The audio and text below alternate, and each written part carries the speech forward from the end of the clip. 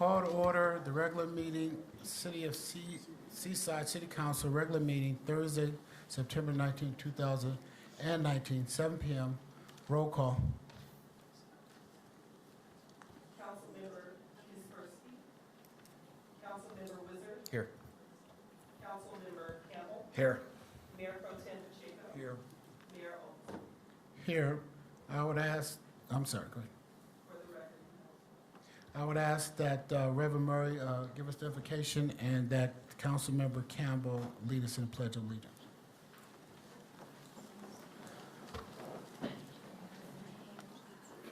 Let us pray. Eternal God, our Father, Lord, how we thank you for this day. Thank you for your many blessings that you have bestowed upon us. Thank you for the mayor and the city council. Thank you for our police department. Thank you for our fire department. Thank you for every citizen of this beautiful city of Seaside, California. We ask that you bless each and every household that resides in this great city. And then, God, we're thankful, Lord, that our mayor, Rubio, Lord, is here on tonight. And we pray a special blessing upon him. Look upon him and continue to strengthen him. Thank you for his presence. It's in Jesus' name that we pray. Amen. Amen.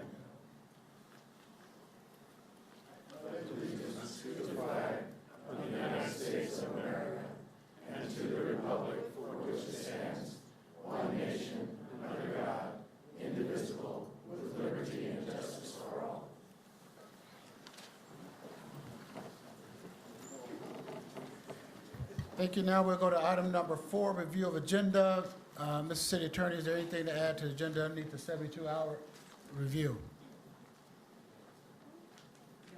Thing from City Attorney. Okay, and Mr. City Manager? No.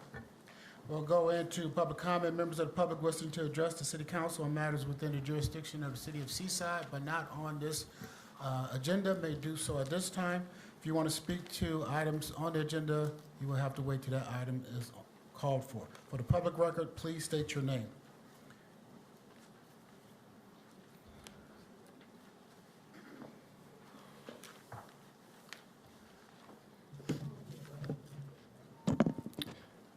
Good evening, Mayor Oglesby and council members. Stephen Cry, 65 Laguna Grande Court. I want to start out by thanking the council for the recent work that you have done to clean up the corner of North Fremont and Canyon Del Rey Boulevards, and especially the southern wooded area of Laguna Grande Park. I realize the challenge that this area creates and appreciate your efforts. Unfortunately, there is still much more work to be done. Over the past few weeks, I've spoken with 2 other parties of Laguna Grande Regional Park Joint Powers Agency. They both have named their representatives and alternates to the JPA. I'm asking tonight that the City of Seaside do the same and name their representatives and alternate agency members if you haven't already done so. While speaking with the Monterey Peninsula Regional Parks District and the City of Monterey, it was brought to light that both parties have reached out to Seaside to set up a date for the JPA to meet, and that Seaside is reluctant to do so. After considering several reasons as to why Seaside would not want to set up a meeting, I boiled it down and came up with 2. Either you don't know what to do about the park and keep kicking the can down the road, or you're content with the status of the park and don't want to do anything about it.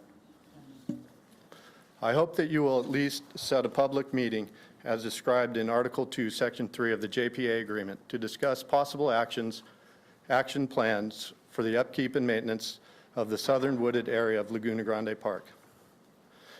It is part of a critical watershed and deserves to be treated as such. Allowing the destruction of the natural riparian forest by the homeless population was never the intent of the park's general conceptual plan. In closing, I'd like to submit for the record 2 letters of failed past efforts the JPA has taken to maintain the park in hopes that they will serve as guidance for future efforts. I'd also like to submit a copy of the JPA agreement so that we're all on the same page regarding the responsibilities of that agreement. Thank you.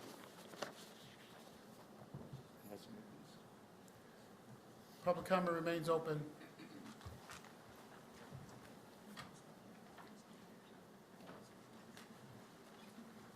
Good evening, council, everybody. I'm Wanda Parrott, excuse me, Seaside resident. Last time I was here, my hair turned purple.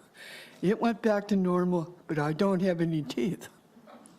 So I hope you can hear me without saying yes. I want to thank you for the wonderful dance today, especially since I couldn't eat. And Sally Shea did a great job fixing me a special plate that had like 2 twice-baked potatoes. And it was really, really wonderful, and the music and everything. But the real reason for being here, I want to just thank Don Freeman. I have a little card for him. And do I give it to him over here or to here? Thank you so much.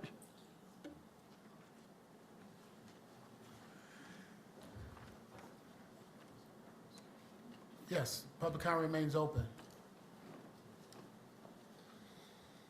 Hello, everyone.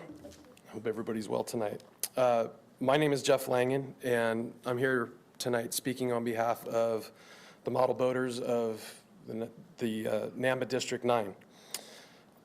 First of all, I want to thank you for hearing me tonight. And not sure if you guys know, but we've been racing boats for over 40 years at that lake, Roberts Lake over there. So we want to thank you all for your support during all of those years. We appreciate it. The last time we were here with the Audubon Society to talk about the herring gull that had nested up on top of McDonald's, and they ended up building the island and all that good stuff. We've been working with them the last year, and we've had success. We actually had our first boat race in August, and we're happy to report that there were no spooked birds and no runaway boats, and everything turned out really well. It was kind of bittersweet. It was car week for us here, so it was really, really busy. So some of our boaters couldn't come down because there were no hotel rooms. But it was also pretty cool because we had some people see the fast boats off the freeway and come and talk to us, and we might have some new people. It was a great time. We had two small issues. One was wind, which made for some animated boat racing, which was awesome. And we also had, we noticed that on Saturday, some of the homeless that live around that area were starting to come down and use the porta potties and the porta toilet, or the porta sinks, and using the soap and the paper towels and all that stuff. But they didn't bother anybody. It really was okay. And our friend Del came down with his cool 54 Chevy truck and sold us delicious hot dogs, and it was really nice. But more importantly, we're excited to announce that District 9 has been awarded to host the national event for our model boat racing in 2022. We're really, really excited about this. Our district voted for it. We're going to have people coming from all over the globe. Though it's a national event, we have people coming from Canada, from Thailand, from Germany, from Switzerland. And so we're really, really excited to be able to potentially host this. It will also be the 50th national event of our organization, so it's extra big. We've had 3 national events here at Roberts Lake before, 1972. And I'm sorry, 1979 and 1972. So we're due for another one. We're really excited about it. Could be 5 to 6 day event, between 300 and 500 boats. So it's a really, really big event. Moving forward, as soon as we get details, we'd like to get back on the calendar and come and talk to you about approval and logistics and things like that. But in the meantime, we want to invite you guys all down. We're having our final race of the season in October, Saturday and Sunday, the 19th and 20th of October. We would love to have everybody come down and check out the boats and come witness the camaraderie and the sportsmanship and the family atmosphere. We have a class where people can just come and show up and arrive and drive. We give them a boat, we give them insurance, and they go have fun for the day. And we also have a program called Kids Are Boaters too. And so the kids can come out and we can do the same thing. So come talk to us, and we'd love to talk about our toys, but we hope to see you all there. We're really excited about the national event. So thank you very much. Thank you. Public comment remains open.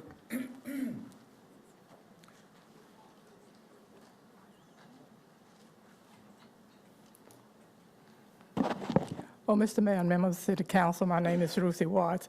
First, I want to thank Attorney Don Freeman for serving as our attorney for the City of Seaside for so many years. We're going to miss you.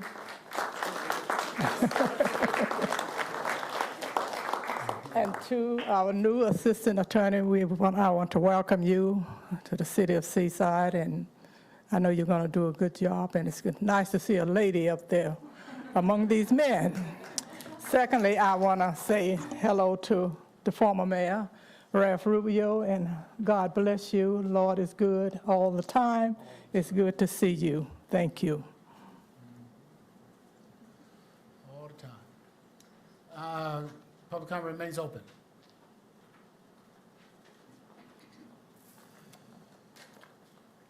Hello, my name is Ray Bearden, and I would like to speak about the homeless. You brought up the subject last time about giving a license for people to park in parking lots, a designated parking lot. And after looking at that and speaking with a bunch of people in the neighborhoods and things like that, we have a recommendation. There's a beautiful yard right out here that the police live right underneath this building, that you should fill it up with homeless people. You could watch them, we could give them bathrooms, showers, and they're on city property then to maintain. We can control how nice it looks. The drugs would be curtailed by our good police officers. The fire department would come by and do their inspections. And we wouldn't have no problems in the neighborhoods. Because everybody last time was worried about the parking and them bringing their cars in, things like that. They could park their cars somewhere and live in tents like they've been all over California. Donald Trump's going to get involved. He's saying that, and we don't want that to happen in Seaside. But we were dead serious about this, because that big yard out there is never used hardly. And we pay for that. And so why not use it for good use until the homeless is taken care of? All the facilities are here. And you know what? We would all be much safer. Just a recommendation from a few of us that feel very strongly about it. So that's all I have. Thank you. Public comment remains open. Good evening. My name is Kathy Bawaya, and I am at Laguna Grande Park. My daughter has a bees, and this is the honey that she made from the park. It's got a taste of blackberry because there's so many, but her bees have done amazing things down there. As have your public works guys. They're on it. Couple of times here and there. We went to the regional parks meeting. We were supposed to be on the agenda, and we weren't. And I'm just hoping that everybody is still, we don't want to have it fall off. That would be my concern. I don't know why regional parks didn't have it. They told us they would be expediting the Laguna Grande Park because of safety issues. So that's a little concerning. I'm hoping that, as Steve had mentioned, the GPA can be utilized. So thank you. Public comment remains open. Seeing no more, public comment is closed. Mr. City Manager, did you hear anything you want to make comments on? Sure. The idea that the city of Seaside is reluctant to meet to improve any property is faulty. We're very happy to meet any time. And the representatives of the JPA are actually meeting here at Seaside City Hall on September 30th at 5:30. And everyone's welcome to attend. Could you repeat that date again, please? 9:30 at 5:30. Yeah, everybody just need to take the time to speak right into the mic so everybody can hear. Madam City Attorney, did you have anything? I don't know if there was. No, Mr. Mayor, I did not have anything to add. All right, I'll just go back to the JPA between Monterey, Seaside, and the regional parks. I don't know who told anybody what, but Seaside's not afraid to meet with anybody to talk about what's going on in Laguna Grande. That's the first thing. We're leading the charge there. So if people want to meet, we're ready to meet. But again, it's not Seaside's total responsibility to clean up the park. But I think everybody knows we just spent a significant amount of money to clean up that park, and we will continue to spend the money to clean up the park. So meeting anybody is not the issue. That's the first thing I wanted to say. I want to thank Wanda Parrott for what she said about the senior events. I was not there today. I think it was just Dave. Dave was there. Mayor Pro Tem was there serving today, and I understand Dan. Where is he at? The recreational superintendent, director. Wonderful job. People really appreciate that. I think it was good. And I was listening to the young man, I guess he's a little younger than me, but talk about the boat racing. I thought that was wonderful that we were able to push that forward, and we see the success now that they can have a championship here in the next couple months, I guess. To be clear, the city attorney, Don Freeman, is not going anywhere yet. The changeover has not happened yet. It's on the agenda that the effective date of the changeover will be December the 28th, 2019 or before. But he's going to be the city attorney until at least that time. And then the last thing about the homeless, I take what the gentleman said, and I understand where people in the community feel. But I want to be clear that safe parking did not allow people just to park in front of your house or anywhere they want, and somehow they have a piece of paper saying they're authorized to do that. So that was put out last meeting, and it seems as though it's still creeping in the back of people's mind. It's one parking lot in the city that has a permit to do safe parking for people that are in the safe parking program.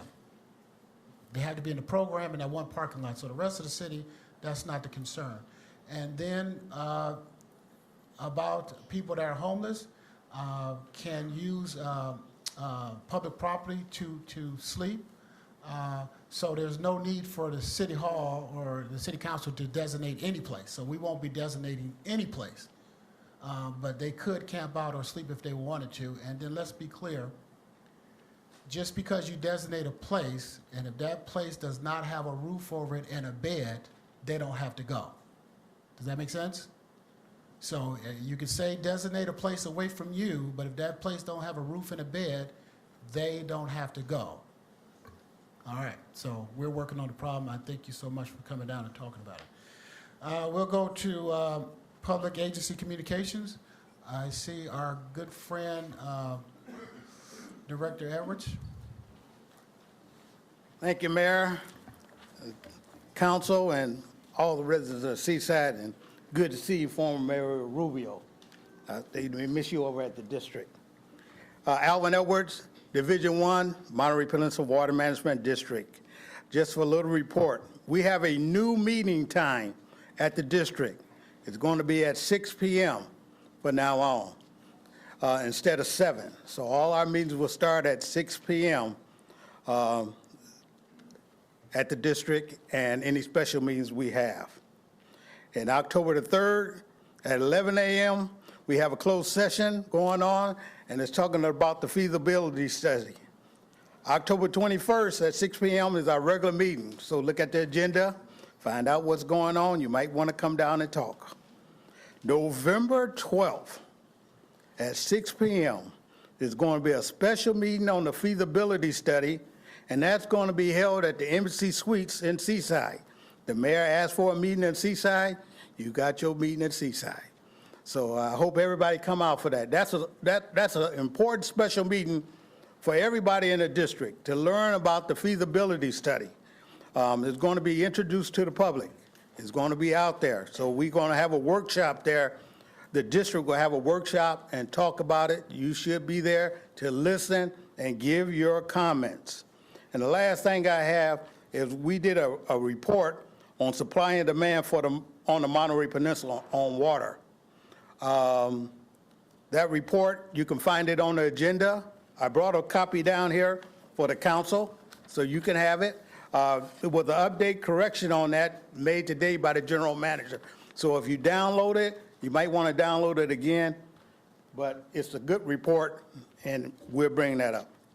I also want to thank the mayor and Councilman John Withard for being at the environmental justice meeting that Marina had today. I also want to thank George Rowley for being over there. Those important meetings with the Coastal Commission talking about environmental justice.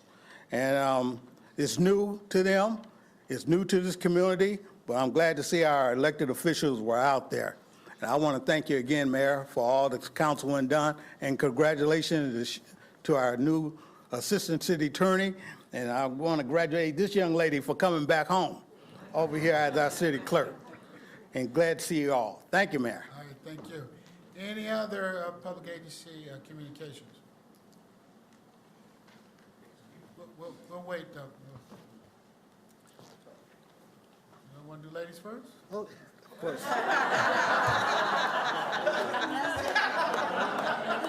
We love our firefighters. We love our firefighters.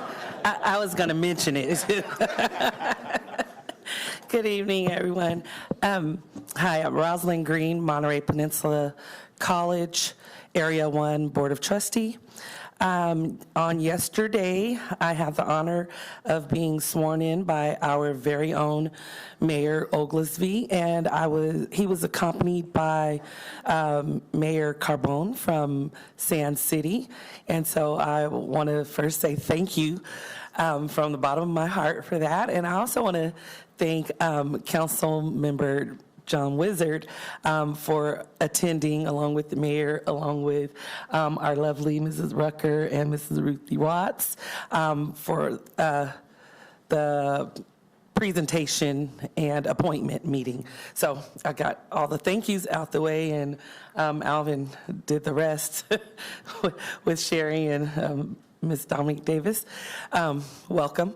So on yesterday, we had a special meeting, and we are looking at the education master plan, and we are just having the discussion now.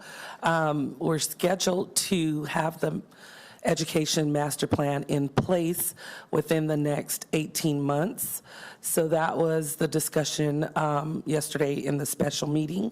On next Wednesday, September 25th, we will have a regular board meeting, and we will continue with that conversation. And I will be back to report out after that meeting. And so that you know, every fourth Wednesday of the month, MPC's Board of Trustees meet at 4 p.m. So it's open to the public, and anyone that's available to come, please feel free to come out. And otherwise, expect to hear a report back from me after that time.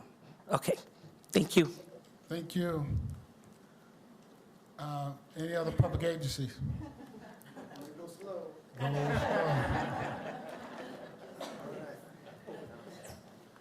Thank you. My name is Rick Meyer. I'm a member of your fire department. I'm here to talk about a couple of upcoming events. I guess first we'll be doing the open house. So October is Fire Safety Awareness Month. Oh, tricking me. Okay. First is our open house. It's held at the fire station, 1635 Broadway. It's October 5th from 10 a.m. to 2 p.m. It's a good event. We're going to have live demonstrations where we demonstrate a sprinkler system and a smoke detector system. You can come and explore the safety house. Walgreens will be there with our flu and immunization shots. Seaside PD will be preparing hamburgers and hot dogs for everybody. Free bounce house. Red Cross will also be doing a blood drive there. And also numerous other safety information. It's a good event. Welcome everybody. Hope everybody comes. The more the merrier. And this is a way for us to show off our fire department and your fire department. So it's a good way to bring us all together. The second event is we'll be talking about CERT, an open enrollment for our CERT team. CERT stands for Community Emergency Response Team.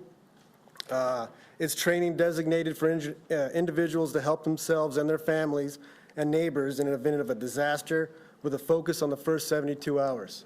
The thought is the 72 hours in a large-scale disaster, with a lot of resources being exhausted and tapped out and going to other areas, help could be delayed within 72 hours. So we kind of preach, help yourselves and help your neighbors, be self-sustaining for the first 72 hours until help can come. The CERT training program that we'll be doing is a 20-hour course delivered on over a span of 7 weeks. Will be held over at the fire station. Our Seaside CERT team is also associated with Delray Oaks. It's a good program. Welcome everybody to come and join. I'm a lot of fun, so it's a good way to help your community. And there's a lot of concerned people, or involved citizens here. I think that would make a good addition to our team. So, thank you. And the sign-up sheet, come by the fire station and put your email down, then I'll hassle you. Okay, hold on a second. Is there any questions from the council? Okay. All right, now I just want to thank you for the presentation. Thank you for doing the open house. So appreciate you so much. Oh, thank you. All right, thank you. Any other public agencies? Okay, seeing no more public agencies, we'll do our presentation. So I'll come down to the well.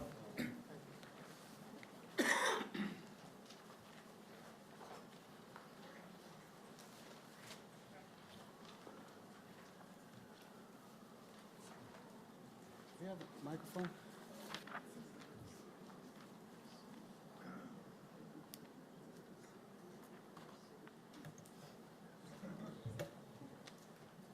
Hey, you guys didn't want to hear me talk? They said the microphone is dead. All right, we'll figure it out. It's not. Yeah, I can. Okay, all right. You ready? No, we'll just do that in a minute. Okay, can I have Mayor Rubio up here, please? Good. All right, out of respect, I usually don't use my glasses, but I want to make sure I see everything because I love you so much. So come on right over here. We're just going to let the people see us, and I'm going to read this to you, to them. You know most of this already, so we're going to talk about you. The City of Seaside Proclamation, Ralph Rubio, whereas Mayor Ralph Rubio is a lifelong resident of Seaside. He attended Seaside schools, graduated from Seaside High School, attended University of California, Berkeley, and whereas Mayor Ralph Rubio was elected to the City Council in November 2000 and elected mayor in 2004, and has contributed greatly to the advancement of Seaside through his retirement in December 2018. All along that time, he contributed to the community.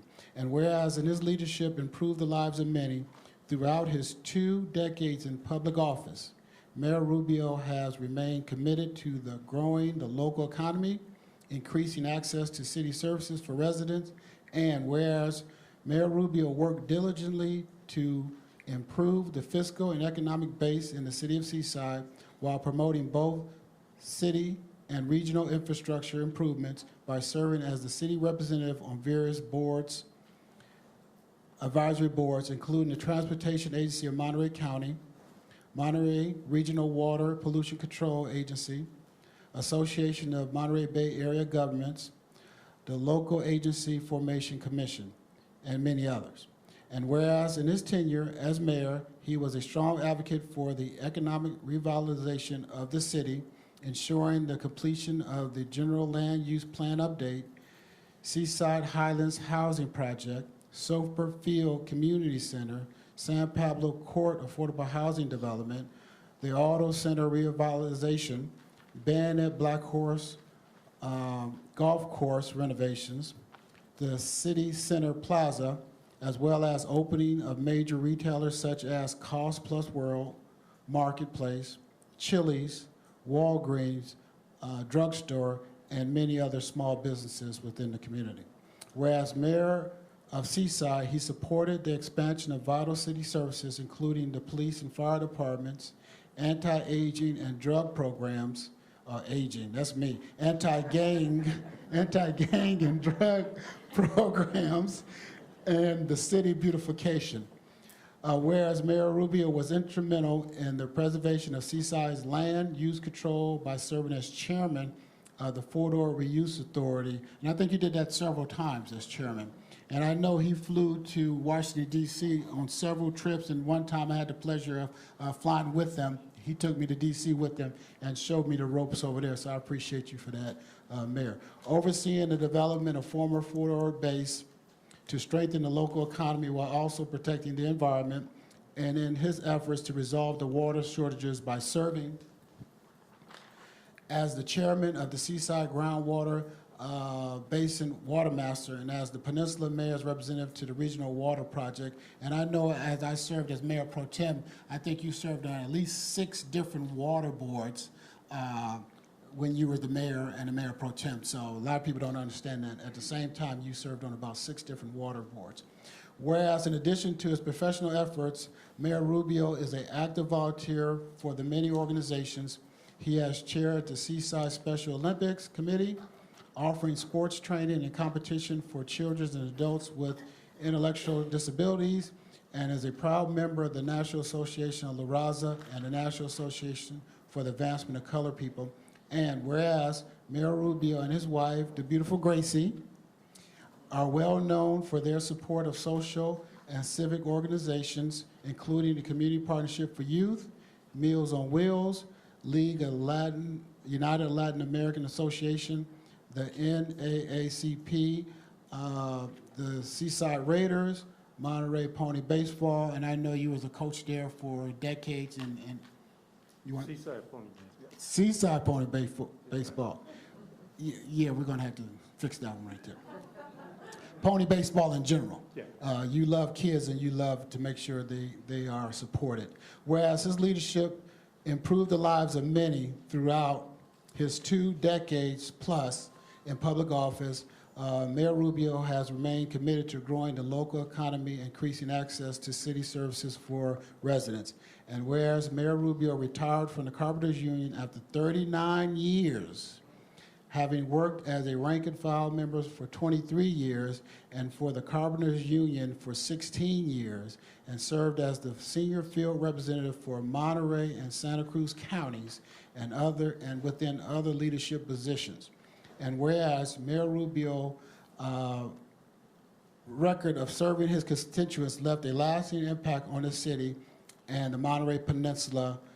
And whereas Mayor Rubio's love of the city of Seaside and its community is only surpassed by his love for his family, which includes his lovely wife, Gracie, his 2 beautiful children, and 5 grandchildren. And a dog. Wonderful new dog. Now therefore be proclaimed that I, the Honorable Ian Oglesby, Mayor of the City of Seaside, California, with the Mayor Pro Tem Dave Pacheco, Councilmember Jason Campbell, Councilmember Elisa Kaspersky, and Councilmember John Wizard, do hereby honor Mayor Ralph Rubio for his long-standing dedication to the public service and his role in shaping the City of Seaside. We commend him on his invaluable work as a public servant for the past 2 decades plus, and his commitment to serving the people of Seaside and the Peninsula, and extend congratulations to Mayor Rubio for his many accomplishments, and honor his contributions to the betterment of this community, and wish him continued success, peace, and happiness in all of his future endeavors. Therefore, we honor him with the mayor's key to the city.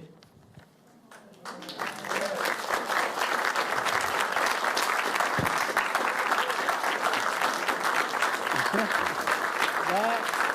was a surprise. That's the new brother. We want to make sure that a life well spent is honored, and we want to make sure you know how much this community loves you and that we support you. So thank you so much for what you have done for us. And that key is yours, and the city is open anytime you want to use it. Just give us a call.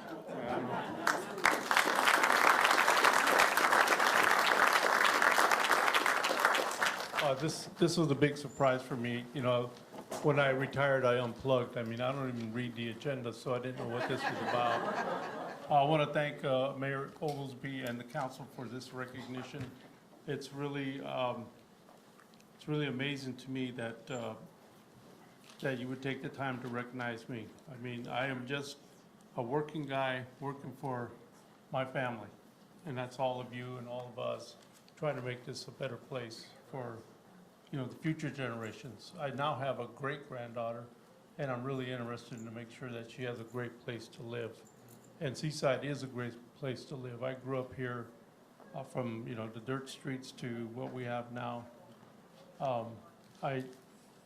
I promised myself I wouldn't come down here on, you know, city council nights and say, well, when I was mayor.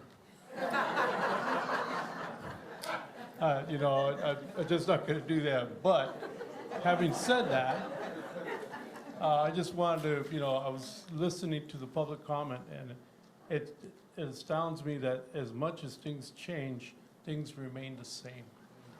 The homeless issue has been with us since I can remember, and we've taken several stabs at it, and without the resources, it's very difficult to handle. The state and the county are the ones who get the lion's share. Well, actually, they get all the money for handling homeless issues, but it's the city who has the direct impact on a daily basis, but has no funds to take care of it unless you, the taxpayers, decide that you want to tax yourself through the city to pay for it. And that's a big ask. The other thing was the regional park. I've been dealing with that for many, many years. And as the city manager mentioned, we had set up meetings with the Regional Parks District only to have them canceled time and time again. So we tried, and we said, well, whenever you guys are ready. And I don't know that they ever called back. And the water issue. Alvin, you're doing a good job up there. Keep it up. I did read the article on the water, and it said that the supply and demand is down, but people tend to forget that we've been under moratorium and rationing for so darn long that people forget that, you know, what it's like to use water. We've been living in water poverty for at least 20, 30 years. And now they're saying, well, that's, you know, you're used to it, keep it that way. I don't think so. I think we need to have the water. But that's my take. So that's my, I'll get off the soapbox now. But, you know, continue with paving the streets. And I want to see my solar panels. But thank you so much for this honor, and it's really been an honor and a privilege to serve you, the citizens of Seaside. Thank you.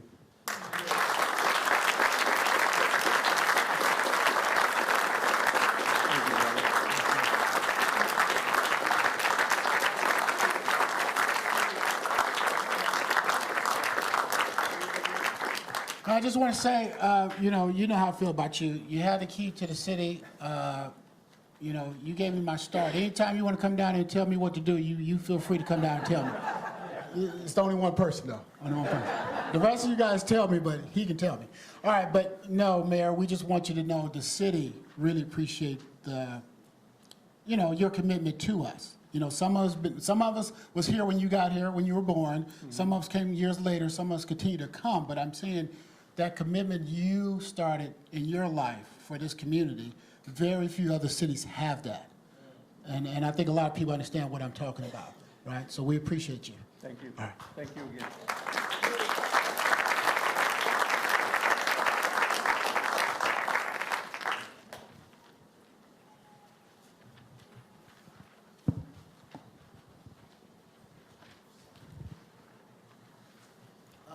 Before we move on, I want to thank the city manager and the assistant city manager and all the city staff for putting that presentation together. They worked real hard to put all of that stuff behind it. It's all right. We'll move on. We'll move on to consent agenda.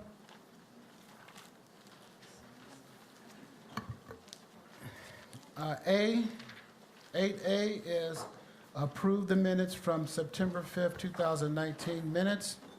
B, approve and file city checks for $2,953,528.32. Approve a fee waiver request from Seaside High School for costs associated with their annual homecoming parade, roughly $775.45. Approve a fee waiver from the Monterey County Bay Baptist District Association for their use of Laguna Grande Hall and Kitchen for the scholarship luncheon, roughly about $740.25. Approve a resolution E authorizing the closure of Yosemite Street between the Broadway and Mendocino for the Seaside Fire Department open house on October 5th, 2019. F, approve a resolution to purchase a water main valve exciser in the amount of $60,478.39. Approve a resolution, G, approve a resolution providing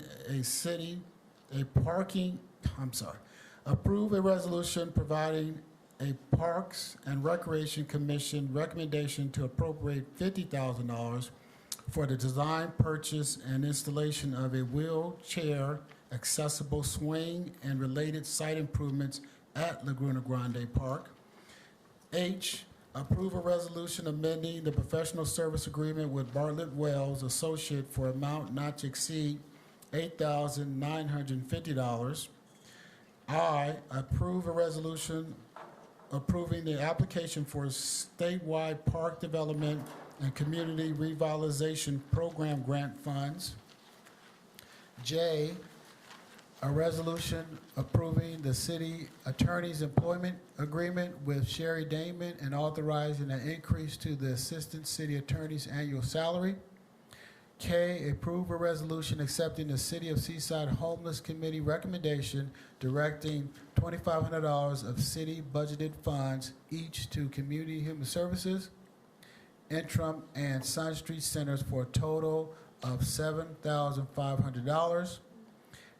L, resolution authorizing new hire bonuses of $30,000 to attract lateral police officer candidates. That's the reading of the consent agenda. Is there anybody from the dais who wants to pull something from the consent agenda? Anybody in the public want to pull any item off the consent agenda? Here, yes, ma'am. Which one? L. You want to pull L? Okay, anybody else? Bringing it back to the dais. Sue, what did you want? Wanda, what did you want? Number K, I would like to know Uh, what Sun Street Center is. That's all. Okay, we won't pull it. We'll just answer that question if that's okay. All right, so bringing it back to the dais, what's the will of the council? Mr. Mayor, Yes, Councilman Wizard. move approval of items A through K. Second. Okay, that includes K? Okay, thank you.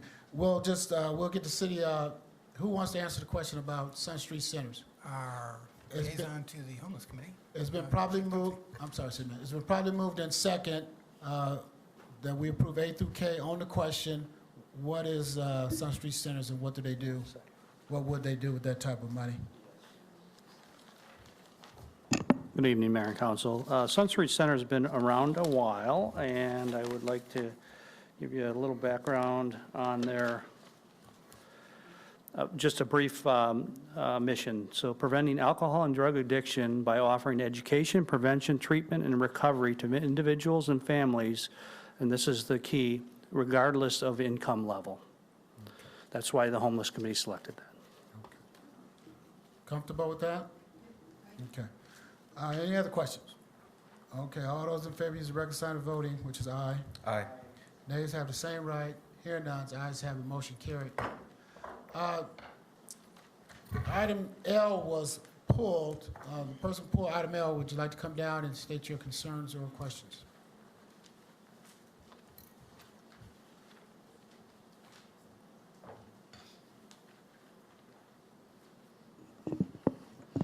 Thank you, Mayor.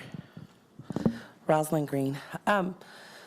My concern with item L is I'm not sure if it's a good idea to dangle a $30,000 bonus, what I call a carrot, out for what we say lateral police. To me, it seems as if lateral police officers were already seasoned in their own precincts, if that's a proper way to say that, then I'm not sure why they would want to leave their already established department to come over to our department.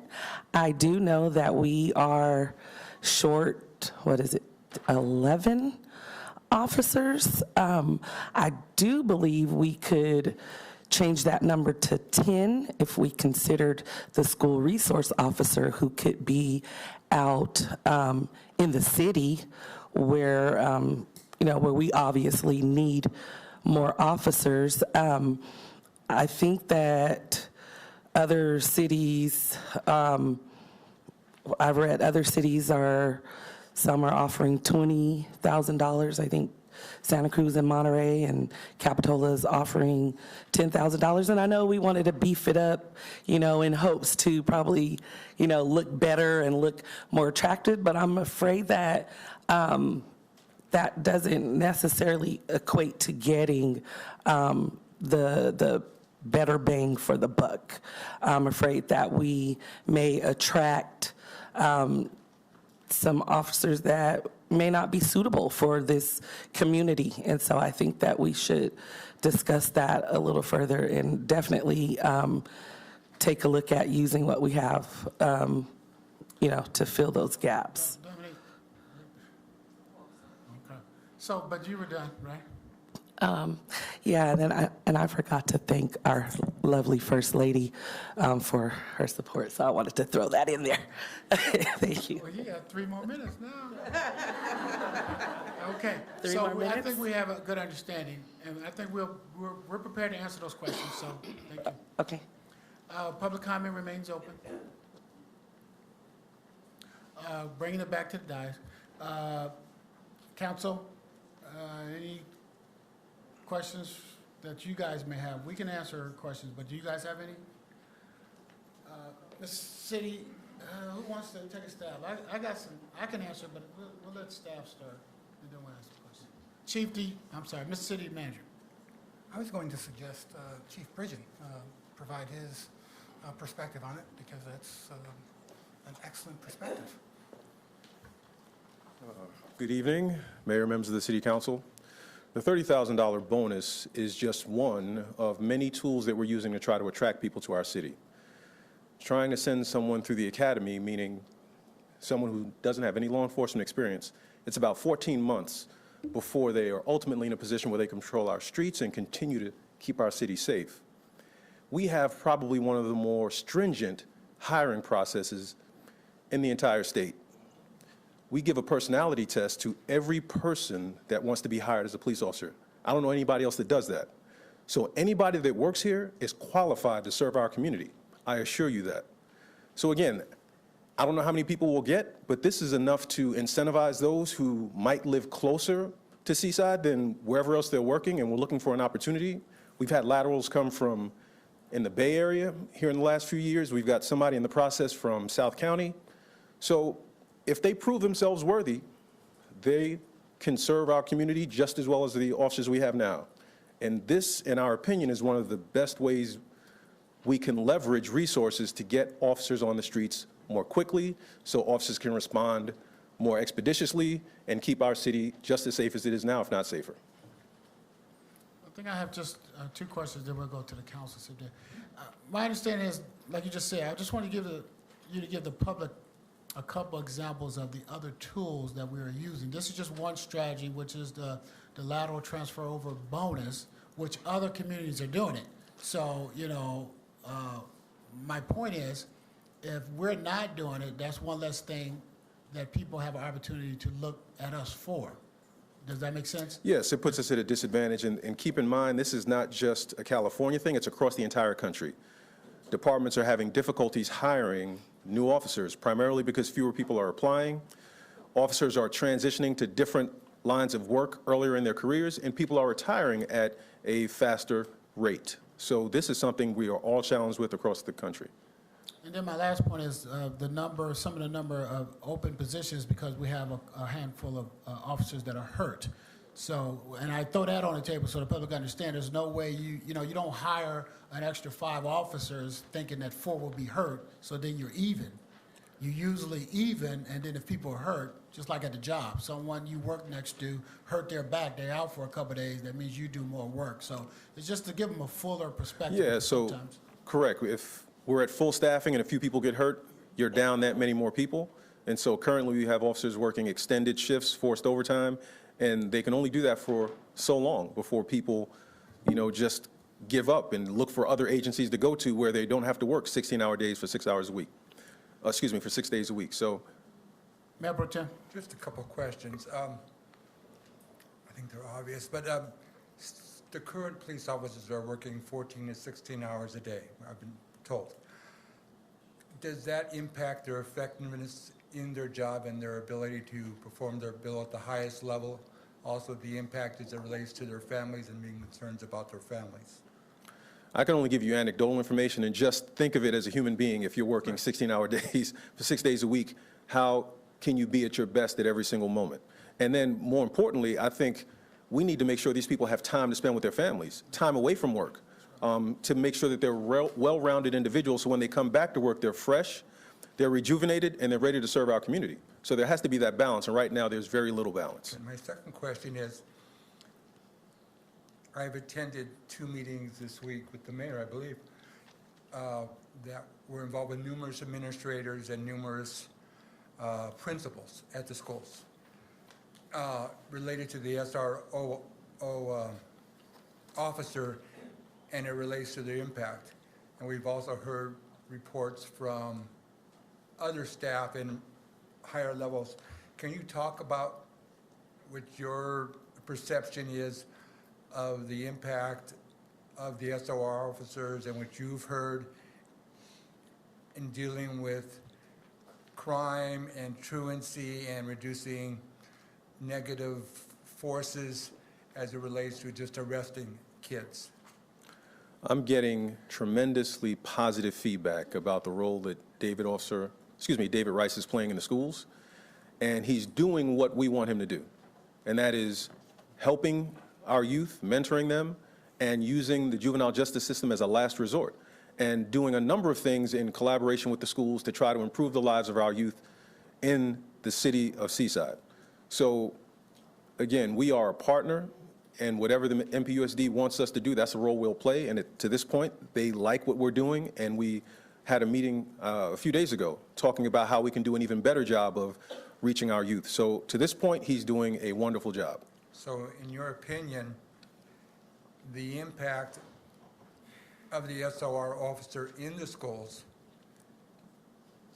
in return potentially lowers the criminal activity by youth in the peninsula because they're able to reach out and touch somebody in a positive way through positive activity and positive services. Is that a fair statement? So it's interesting you mentioned that, and I was just talking to Officer Rice yesterday, because the impact he has where people don't do things that they would have had he not been there, we don't know about, because the things don't happen. So I'm certain that he's changing the decision-making process for some of our youth who ultimately would have done something that would have gotten them in trouble, just because of his presence and just because they feel comfortable enough with him to share information and he's able to guide them on the right path. I know that's happening. Let's leave it at that. Thank you, sir. Councilmember Campbell. Thank you, Mayor. Thank you, Chief. You mentioned that it's potentially more expeditious to hire someone laterally than run them through the academy. But also, I believe it's in the staff report or in the report, there's also the financial trade-off if we hire. I mean, there might even be a figure in that staff report how much it costs to actually run somebody through the academy. So it's really not a $30,000 premium. We're saving money on the other end by not providing for that training, if you can. Yeah, that's a great point. So it's roughly $25,000 to $30,000 to send someone through the academy. That's 5 or 6 months. And that's if they make it through the academy, and that's if they make it through FTO training. where we're providing an incentive of $30,000 for someone who has already gone through an academy, has already been with a police department in the state of California, and understands the laws, and only needs to acclimate themselves with how we do business here in Seaside. So it's a much more efficient way to do it, and really, we're gaining money in the process because we have somebody that has experience that we don't have to train from ground zero. Councilmember Wizard. Thank you, Mr. Mayor. Thank you for sharing your thoughts on this, Chief. I did notice yesterday, or Tuesday rather, I was coming to City Hall and I saw an officer who, the last time I saw him, he was a detective. And I was curious to know, he mentioned something about coming out of the detective unit for a month at a time or some kind of rotation like that because you guys are so short-staffed. Does that extend to all the special assignments, or is it only the detective unit? So right now, we've got the detectives who are coming in and assisting with patrol responsibilities. We haven't done that with the SRO because we know the importance that the SRO plays in the schools, and we have not done that with the motor officer, but we have done that with an officer who's assigned to a task force, Peninsula Regional Violence and Narcotics Team. For 1 month, he leaves that team and comes and patrols. So we're doing everything that we can to fill those gaps, but there are far too many gaps for us to fill effectively. And just through the mayor, very briefly, you mentioned we're not sure what Officer Rice has prevented because it hasn't happened, which made me think that it's been some time since we last had an update about SRO activities. So if we could see, the next report, just to get an update about what's going on in the school, that'd be great. Yes, sir. Thank you very much. Councilmember Campbell. I would like to move to approve item 8L, please. Second. It's been properly moved. And let me just go on the question real quick. For me, I don't want to alarm the public, but for me, I don't like my detectives coming off detective work to do patrol. But I appreciate your professionalism where you said it needs to be done. That just tells me this council has to do more to give you more resources. So 30,000 may not be enough. I'm not saying we're going to raise it today, but I want the public to understand that we're trying to use everything within our power to convince qualified, experienced officers to move over here. And I agree with the statement from the public person that pulled it. We don't know how many people will come over. We don't know if it's going to work. But what we can't do is say we're not willing to use some money and resources that we have to see if that could be a positive influence. So thank you so much, Chief. Thank you. On the question, all those in favor use the record sign of voting, which is aye. Aye. Nays have the same right. Hearing none, ayes have it, motion carried unanimously. And I think all votes this evening have been unanimous. I'm declaring it now that all the ones prior to were unanimous. Looking at my city clerk over there. All right, so we'll go to number 9, which is public hearing. 9A, submission of the 2018-19 Community Development Block Grant Consolidation Performance and Evaluation Report to the Department of Housing and Urban Development. Mr. City Manager. Thank you, Mayor. Staff has a brief presentation. Sharon, take it away.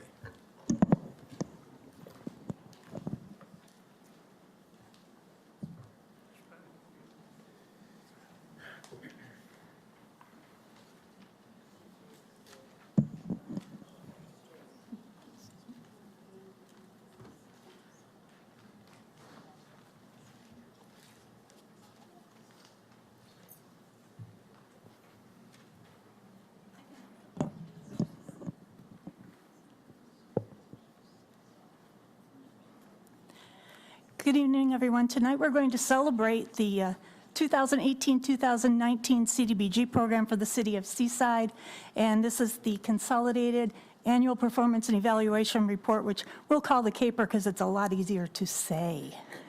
The year in review, we are a CDBG entitlement community, and this was the 4th year of our 5-year consolidated plan cycle.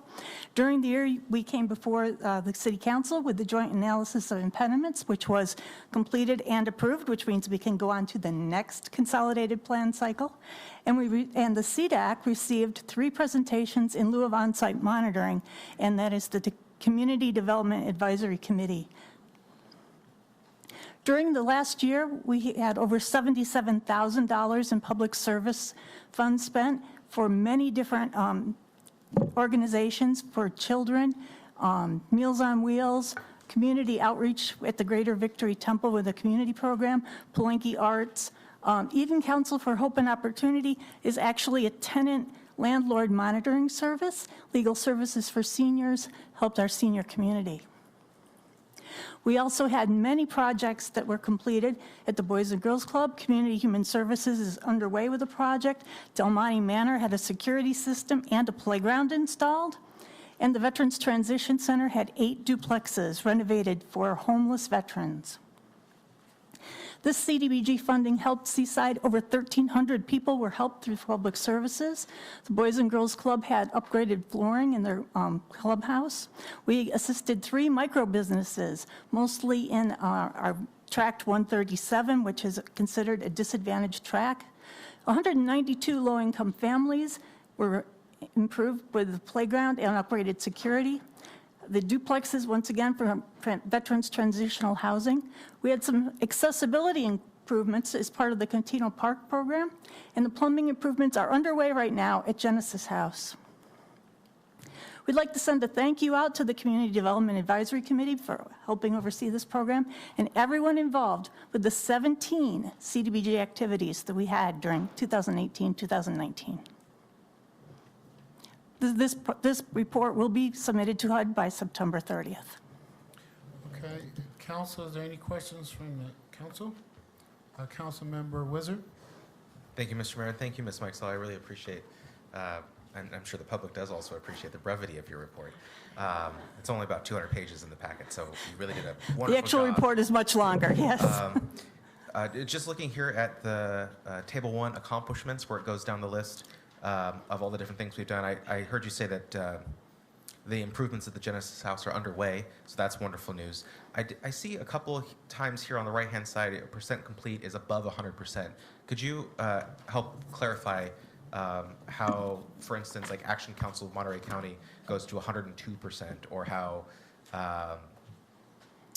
Legal Services for Seniors goes to 102%?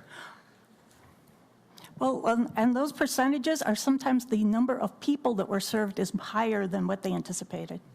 So it's not necessarily that there was a cost overrun so much as they just Not did extra necessarily. good They work. did more outreach and affected more people than they anticipated. Perfect. And do I remember hearing, if, Ms. Davis, could we go back one slide? Oh, sorry, can she do it. has the, excuse me. It says, Is it the slide you wanted? yes, accessibility improvements at Catino Park. Is that the City Seaside Engineering Catino equipment installation? Does that sound familiar? Yeah, that was for ADA accessible bleachers and water Perfect. fountains. So that money's been spent, but not necessarily the money for Wanda sidewalk The repairs? Catino Park improvements, there was a problem with some of the equipment that had to be sent back, so the actual payment came in later than when the cutoff date for this report is. So it actually has been done. That'll show up on next year's report is when it was actually expended. And the other project is the Wanda Sidewalk project, and they've been kind of busy with some of these other projects. This one is coming up, and I'm working with them to make sure that those funds are expended in a timely manner, although it wasn't exactly in this fiscal year. Okay, so then it looks like all of the entities have spent or are about to spend their allocation. And that's a great question, and HUD does track everything, and if they're not, if some movement hasn't been made in 270 days, they let me know, and so I can make sure that everyone stays on track. Great, thank you very much. Thank you. Anyone else? Mayor Pro Tem? Just very quickly, I just wanted to thank you and the committee for all of your hard work on this very large volume of information that has to be prepared and goes out, and the impact of all the benefit that goes back to the community. I think it's done professionally. There's been a dramatic improvement over the operations over the years, and I think you're a large part of the success. And just thank you and the committee for all your hard work. Thank you.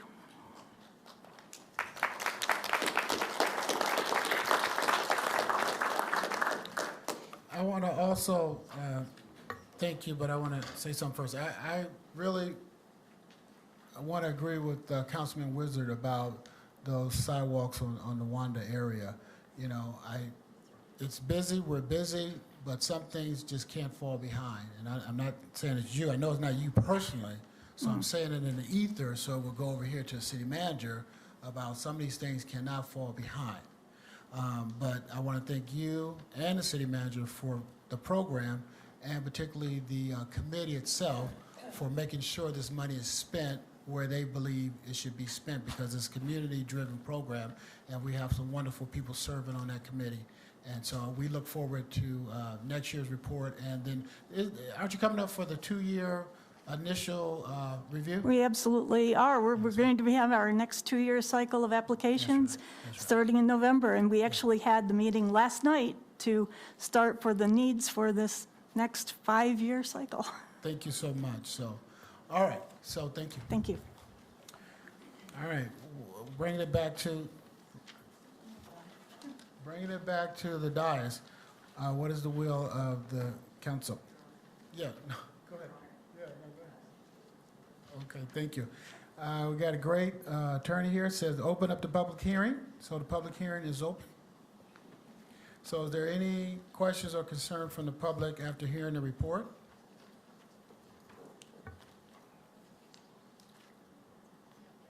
Okay. So we're going to close the public hearing. Bring it back to the dais. What is the will of the council?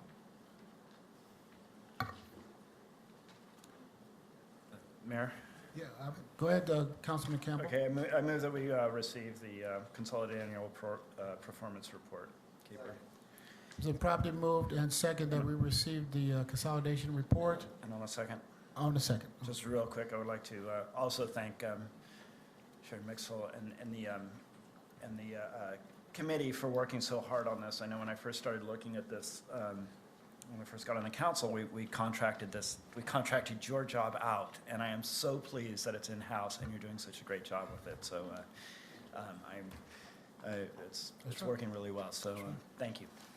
Yeah, I remember, I think that might have been something, your suggestion that we do that years ago, and so it's been working out wonderful.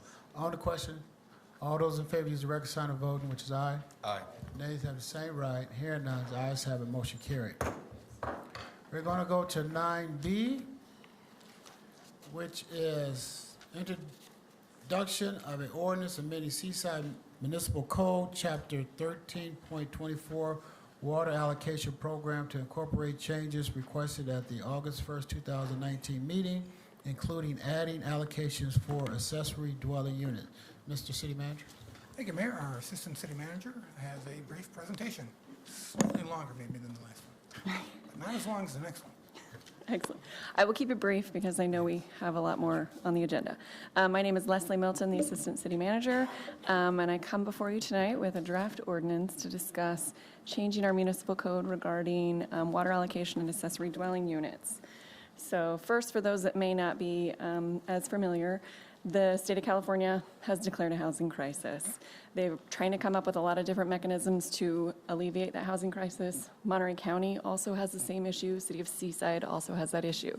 It's one of the reasons we were talking about homelessness tonight. There is a lack of affordable housing. There's a lack of housing throughout the state. So this is one mechanism that the city council and the state have discussed as something we should prioritize. So as an ADU, an accessory dwelling unit, is something, it's a residential dwelling unit that is on the same zone, it's on the same parcel as another residential unit. It can't exceed 1,200 square feet. A lot of people can refer to these as granny units, or you can do a garage conversion. It's two different residential area units that are on one property. They are an incredible way a cost-effective way to increase housing because the infrastructure is already there. The water, the sewer, the electricity, a lot of the infrastructure is there. So the cost to add that additional housing and the benefit to the homeowner, it really helps. It's a win-win situation. One of the challenges to creating the ADUs locally is water availability. There is no water. That's why we have a lot of vacant parcels. We don't have water. We talk about water a lot around here. So on August 1st, 2019, the City Council reprioritized what the water allocations were for the city, and they allocated a specific portion of it to be set aside for accessory dwelling units. The way the code was currently written, we did not have that as a potential use for our water. So the first step that we have to take is to establish a mechanism to be able to distribute that water. The draft ordinance is included in the packet, and these are the major key elements of it. The last time this was updated was in 2001, and so it referred to all the different water allocations and a lot of it basically as Attachment A. It was very difficult to find Attachment A, and if I had a hard time finding Attachment A, I would imagine the public would have a hard time finding Attachment A as well. So the first thing we did was incorporate Attachment A into the municipal code. So what you'll see, the majority of that is not new. It's almost primarily exactly what Attachment A was, establishing the criteria for the water allocation for the city, the different elements to allocate toward industrial and commercial. So that goes to the second, first we'll go to the second point. The second major change to the municipal code, as it currently says, is water allocation rates are established by resolution. Previously, you would have to come before the council and have it incorporated into the ordinance. Again, the last time we did this was in 2001. We wanted to make it a lot more effective we wanted to make it more responsive to whatever the needs that you determine are for the city and whatever your priorities are. The third item is it had listed in there that the Water Allocation Committee, the third member, was a member of the redevelopment agency. We no longer have a redevelopment agency. So the third person associate appointed to that, the recommendation is that it be a city manager or his designee. It's up to you if you would like to change that as a policy perspective. And the last change was, and this is the majority of it, is the addition of a residential accessory dwelling unit category in addition to the industrial and the commercial category. So there will be a third category. And these are the primary elements of what it does. Adding 13.24.025 allows water to be allocated to ADUs to encourage development as a source of affordable housing. So it says you can allocate water as a council for ADUs. The second thing is it sets a mechanism that prioritizes that allocation of water. I mean, we could have just said first come, first serve. We could have done it that way, but we took your direction that you really wanted affordable housing. And so tonight we need to discuss what level of affordable housing do you want that to be. So this, as it's drafted, sets forward a prioritization of affordable housing over market rate housing. So here's an example of what it would look like. So if an applicant requested water, and that the water was used for a personal use or a market rate use. So if they wanted to create an ADU for one of their children, or if they wanted to create it to rent it out at market rate, and if they put in their application for water allocation, they would be charged a fee that's established by the city council. And we'll do that at a later date. We're not discussing that today. If an applicant agrees to deed restrict their property and promise that it will be affordable according to whatever standard we set. In the ordinance, it's written at moderate or lower, low, extremely low, if you wanted to make it lower, and they deed restrict their property for 45 years, the way it's written is we will allocate that water with no fee. That's the way we will encourage them to take on the burden and the cost of creating the accessory dwelling unit. So one of the questions that I know would come up, and this is what came up in my mind, is I always wonder, what's considered affordable? And I just wanted to break it down a little bit. And I'm not an expert in the affordability. I'm not going to claim to be that in any way. I know we have experts, and we are hiring a housing program manager in the very near future who can explain this much better than I could. But just as an example, so affordability is established according to income, according to HUD and the Housing and Community Development. So as an example, in Monterey County, a low-income family of 4 earns approximately, if they earn $71,000 a month, you can't spend more than 30% of your income on your housing. So an expected low-income Rent that would qualify for low income would be $17.75 a month. If that helps some people wrap their mind around what is affordable, what's considered low, very low, and what people can afford. So the entire purpose of this ordinance is to establish a structure and a mechanism to increase housing in Seaside. I welcome any questions you have on the structure, any changes you have, suggestions. Anybody from the council? I couldn't hear you. Okay, good, thank you. Okay, well, you want to do that before we go out to public? Let them hear what? Okay, we'll have discussion. Thank you. Go ahead, John. Thank you, Mr. Mayor. So I was just, when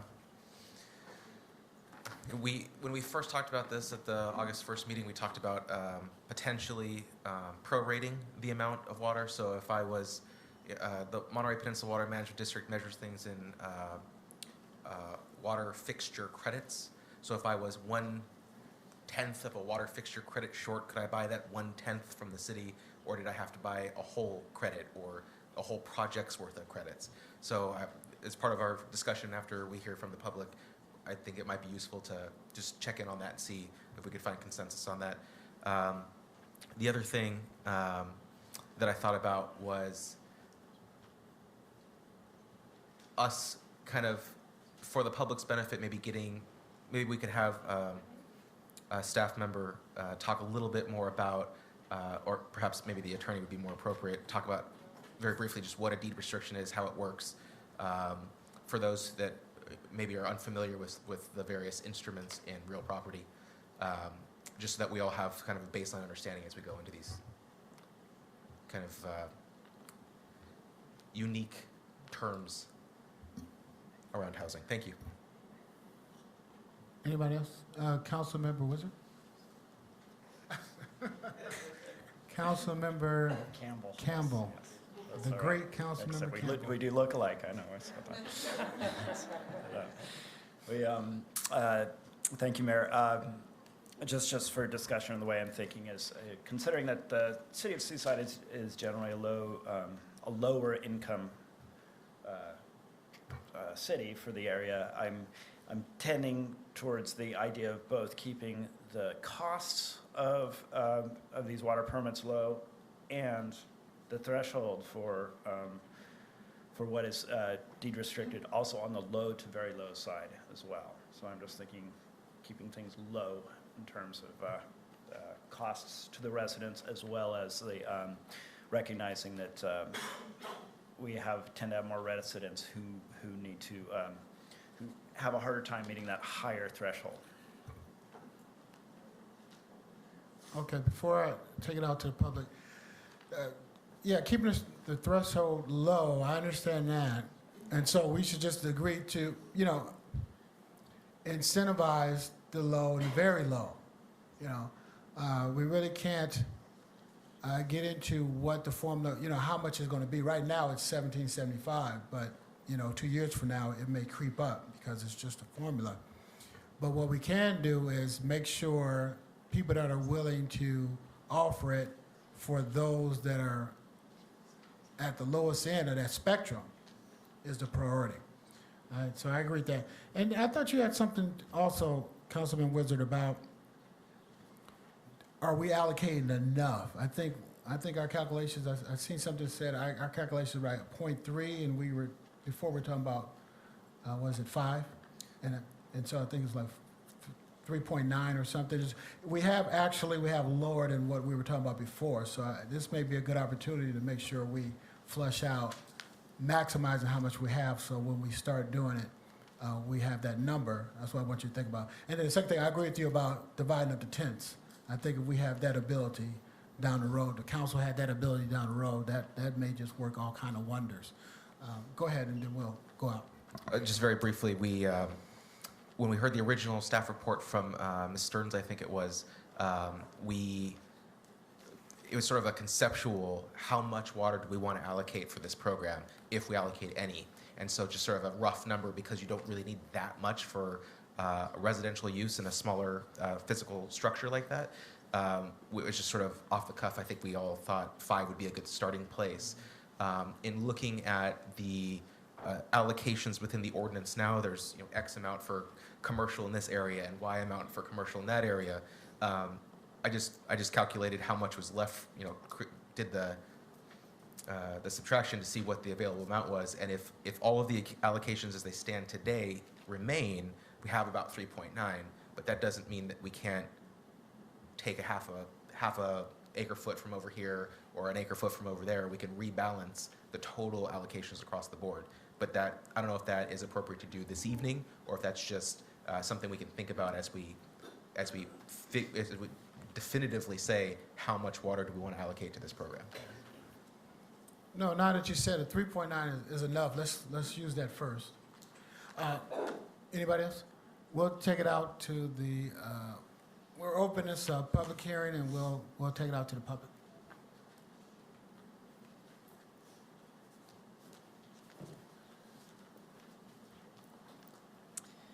Good evening. My name is Nina Beatty. This sounds very interesting. As a resident of Monterey, I'd like to take this back to Monterey and say, please consider this. I have a question about the accessory dwelling units. If they would be, there would be a specific restriction, they would not be allowed for short-term rentals. And how would that be policed? Because these would be very attractive as to be turned into short-term rentals if there wasn't some sort of mechanism to keep them in long-term rentals, which is what the city and the county so desperately needs. Thank you.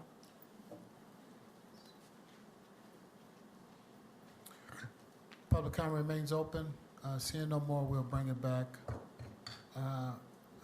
The city manager. With regard to short-term rentals, that's a separate program and separately permitted.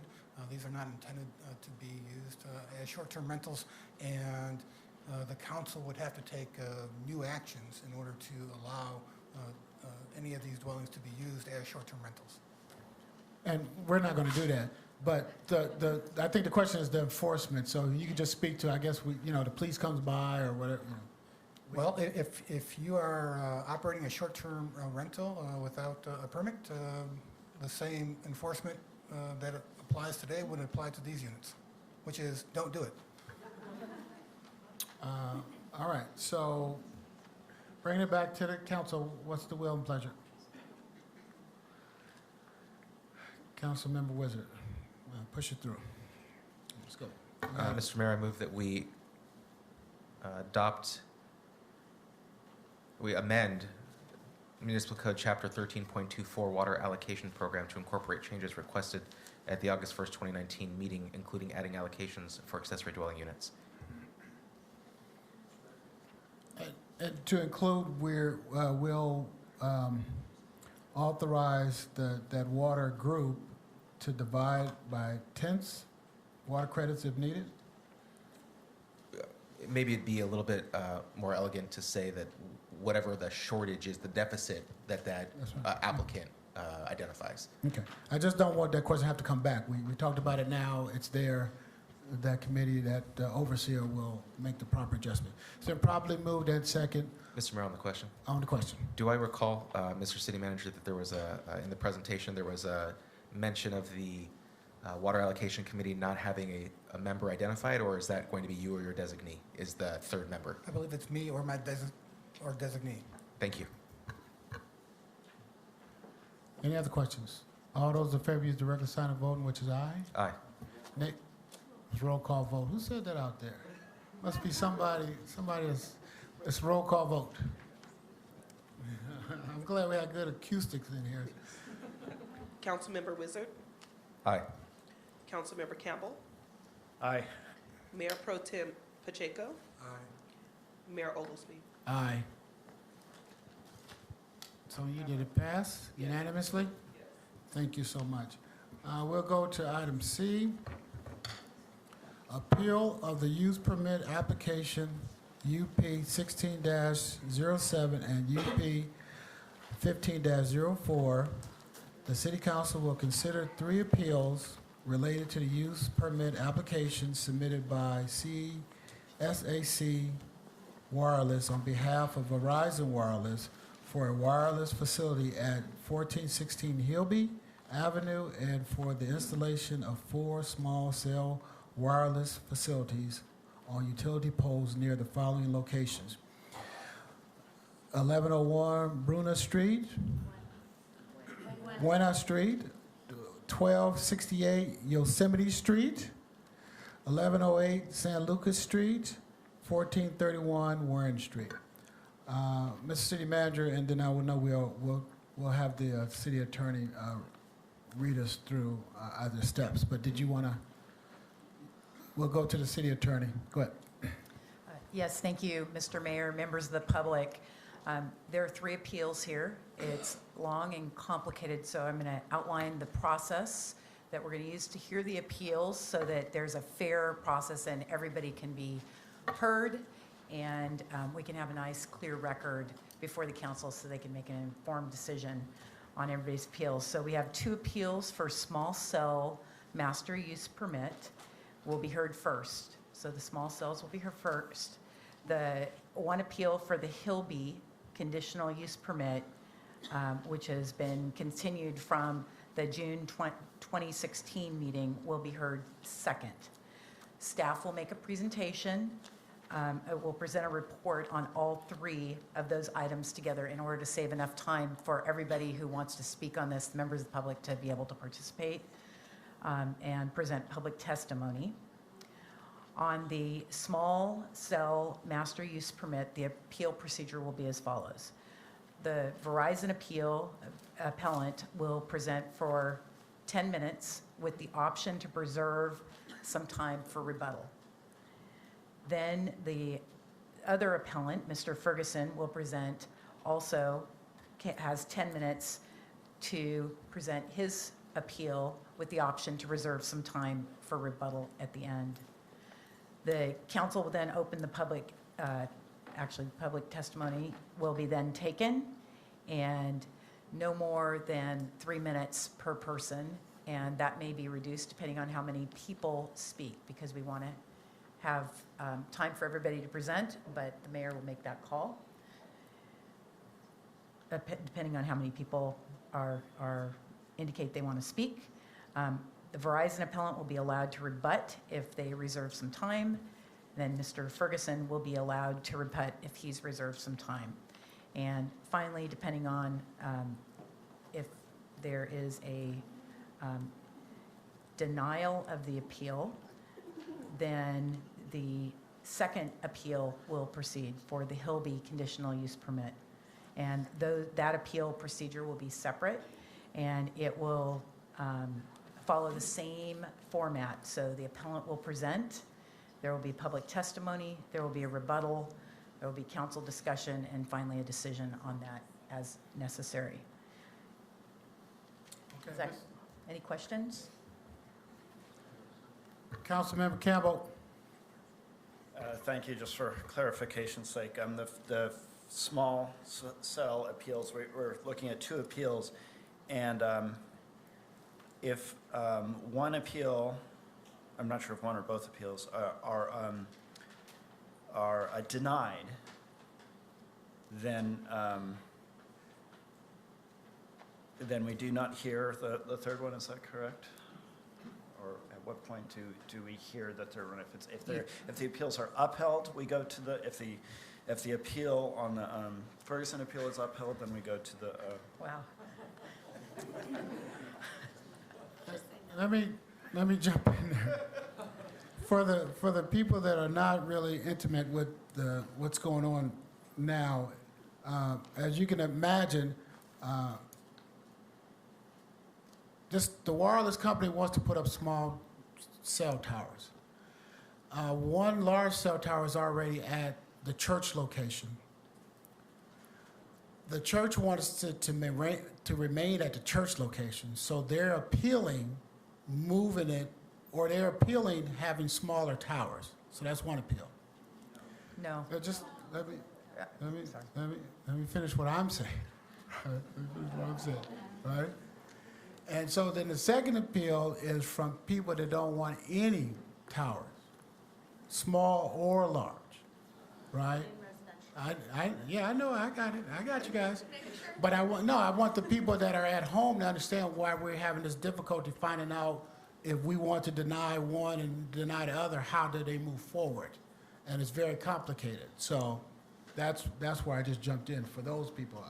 I'm not taking away from what the legal team says, how we're going to operate, but it's just to give everybody an overview on why it seems as though it's disjointed, because it's 3 or 4 people want to appeal 2 or 3 different things. So, okay. All right, so we're going to move forward. All right, so Mr. City Manager. Thank you, Mayor. Our staff has a somewhat complex presentation. Mr. Medina is going to introduce our special counsel on this topic. Mr. Mayor, members of the council, the 2 applications is use permit 1607, which represents the small cell application, and use permit 1504, which is the macro, and that's at 1460 Hilby.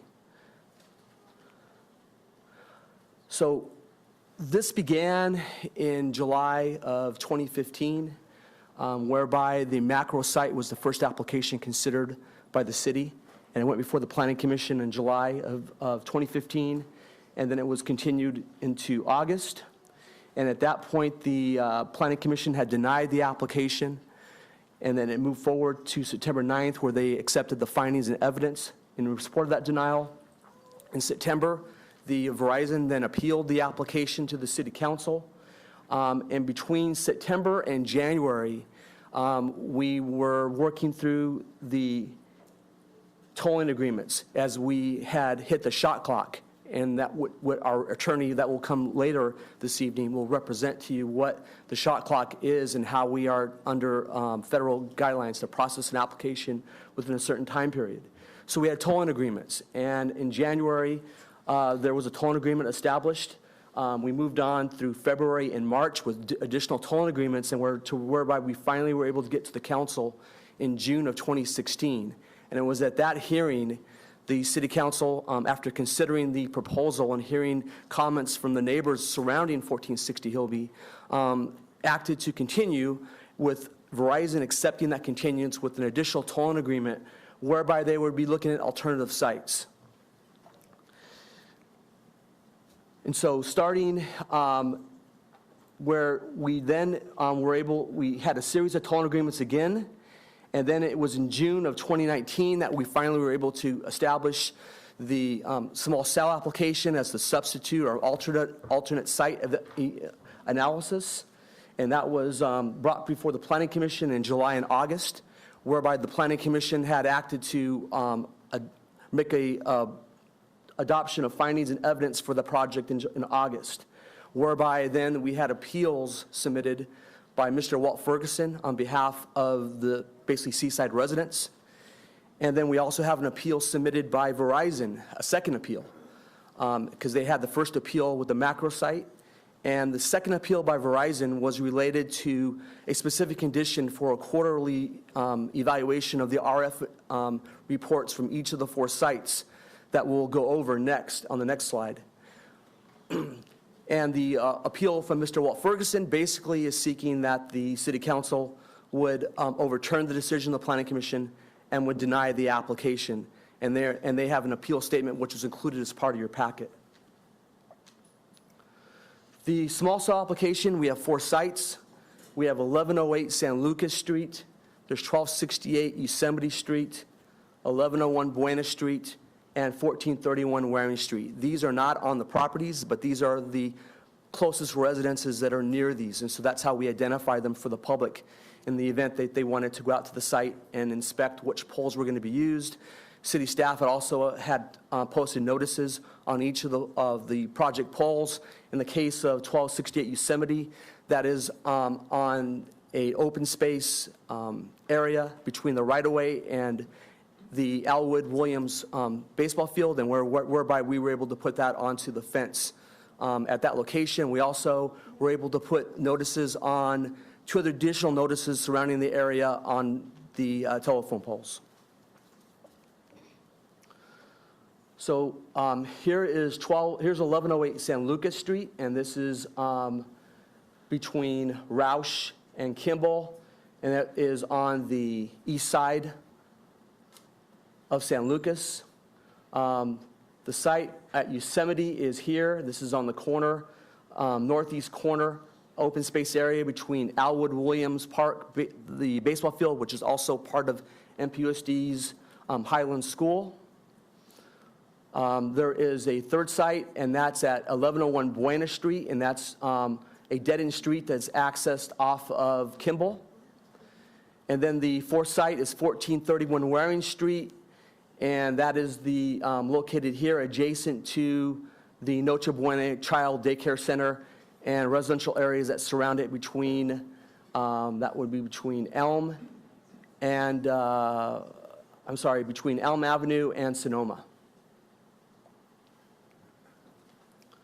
The first site is 1108 San Lucas that we'll describe, and this is going to install a 4-foot-tall omnidirectional radome that would go on top of a 39-foot utility pole.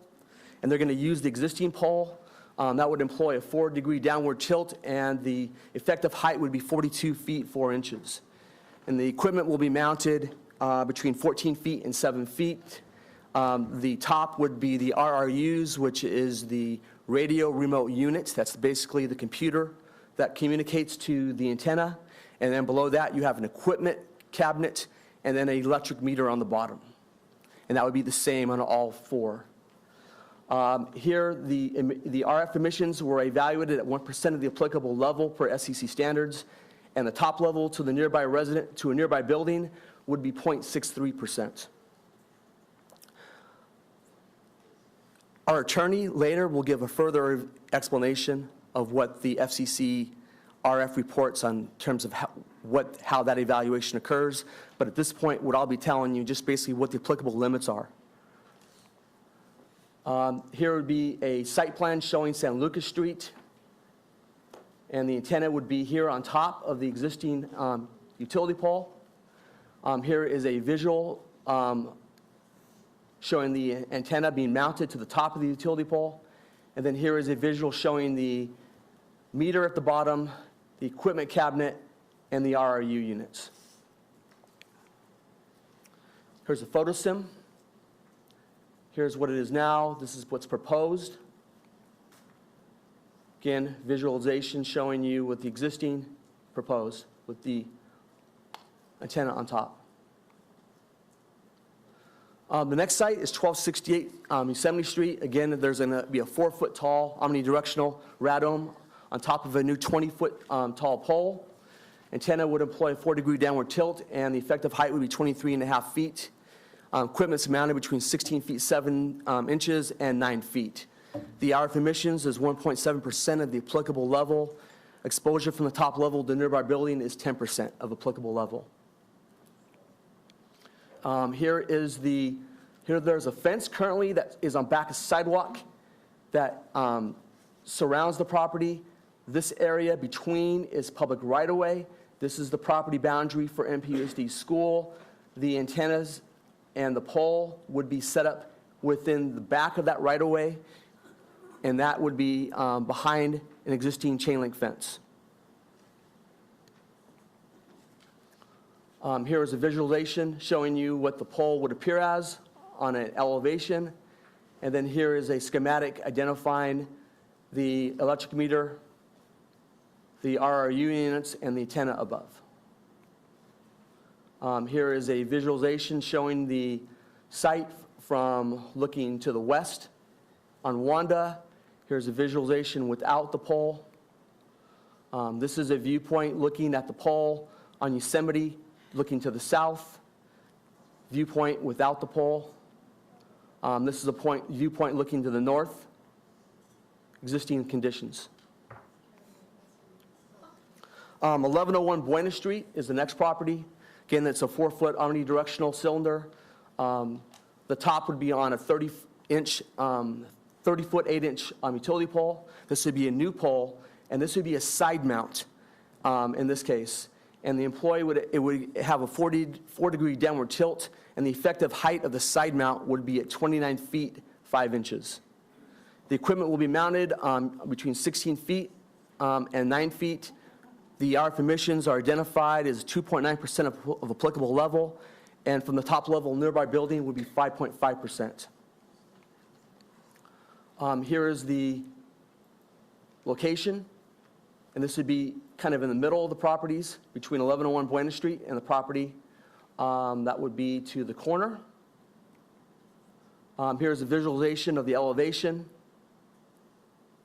Here's the side mount design as compared to a cylinder, which is proposed on the other locations. Here is a viewpoint of the existing pole. This would be the new pole. And there's the side mount antenna. This is a viewpoint looking to the south. The other point was looking to the north. Last site is 1431 Waring Street. Again, so this would be a 4-foot omnidirectional cylinder on top of a 39-foot utility pole. Antenna, would, again, 4-degree downward tilt. Effective height would be at 42 feet, 5 inches. The equipment will be mounted again 16 feet and between 9 feet and 16 feet. The RF emissions identified as 0.54%, and from the top level nearby building would be 0.79%. Here is the viewpoint of where that pole is. This is the site, which is the parking area or hardscape of the former MPUSD school site, which is now a daycare center. And this is the residences across the street. Okay. Corrected, but it's a playground area for that facility. Here's the elevation of the site, showing you the pole, the antenna on top, and then the side view with the equipment and the antenna.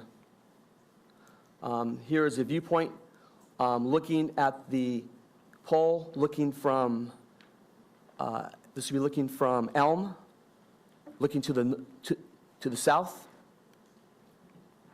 Here's a viewpoint looking at the site from the street below Waring Street, and that would be looking to the east. And this is a vacant lot, which is directly across on that side of that street. Here's a viewpoint looking at the utility pole as it exists now, proposed, and this would be looking to the north. The last site which we'll introduce, this is 1460 Hilby Avenue, and this is a proposal that originally was for 39 feet, 10 inches.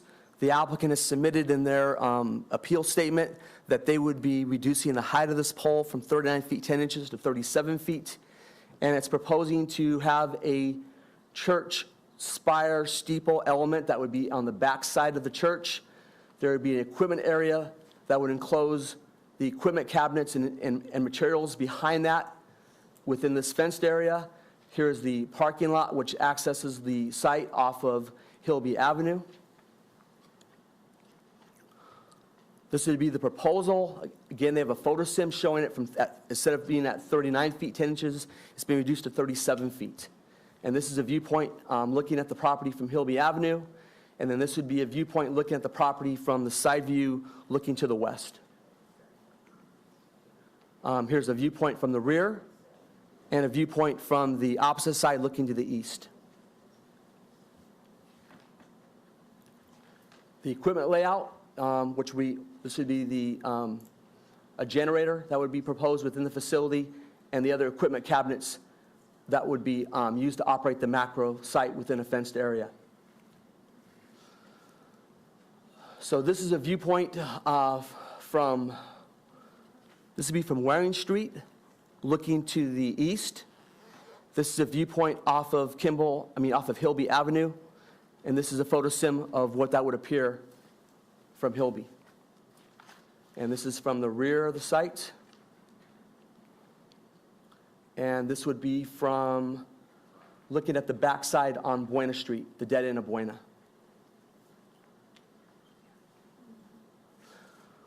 What staff had recommended in the June 2016 staff report was to reduce the height of that tower from a 39 feet, 10 inches, was discussed that this could be, basically we would take half of the antenna and move it to the front of the church in a split sector design. This would create a cupola type of element, which you would see on the front of the church, with the other half of the antenna working off the back. So you, in effect, it would effectively reduce the height and the appearance of that to the neighborhood. and that was a recommendation that city staff had offered as an alternative to the taller tower macro site element.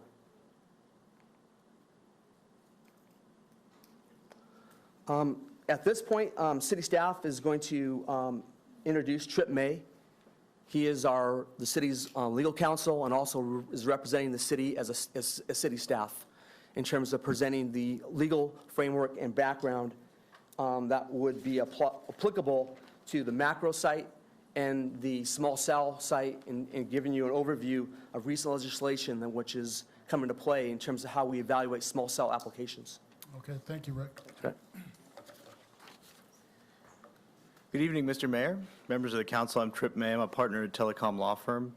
By way of some background, our firm represents the city. We also represent cities all over the country in infrastructure matters. We sometimes represent property owners, but we don't represent carriers. And more recently, we've been representing the League of California Cities in litigation against the FCC for some of the rules that we're going to talk about tonight. So I start with this slide because it's quite possibly the worst PowerPoint slide ever made, but it shows you just the mess of laws that are piling on top of local governments. And the ones that are pretty important for us are right down here. We'll get to these. It's the new changes the FCC has implemented restricting local authority over the siting of facilities, particularly in the right-of-way. We'll start first, though, with state law. So there is Public Utilities Code, Section 7901. It is one of the oldest statutes in California that grants a statewide franchise to telephone corporations, which these days also includes wireless facilities. It's not an unlimited right to use the public rights-of-way. They can't incommode the public's use, and they can use it to the extent that they need it to provide services to their customers. And it comes with a sister statute, more recent here, that preserves local time, place, and manner authority. So this is construction activities and things like that. There was some controversy about whether 7901 preserved your ability to regulate aesthetics under state law. That was resolved in a case, T-Mobile versus City and County of San Francisco.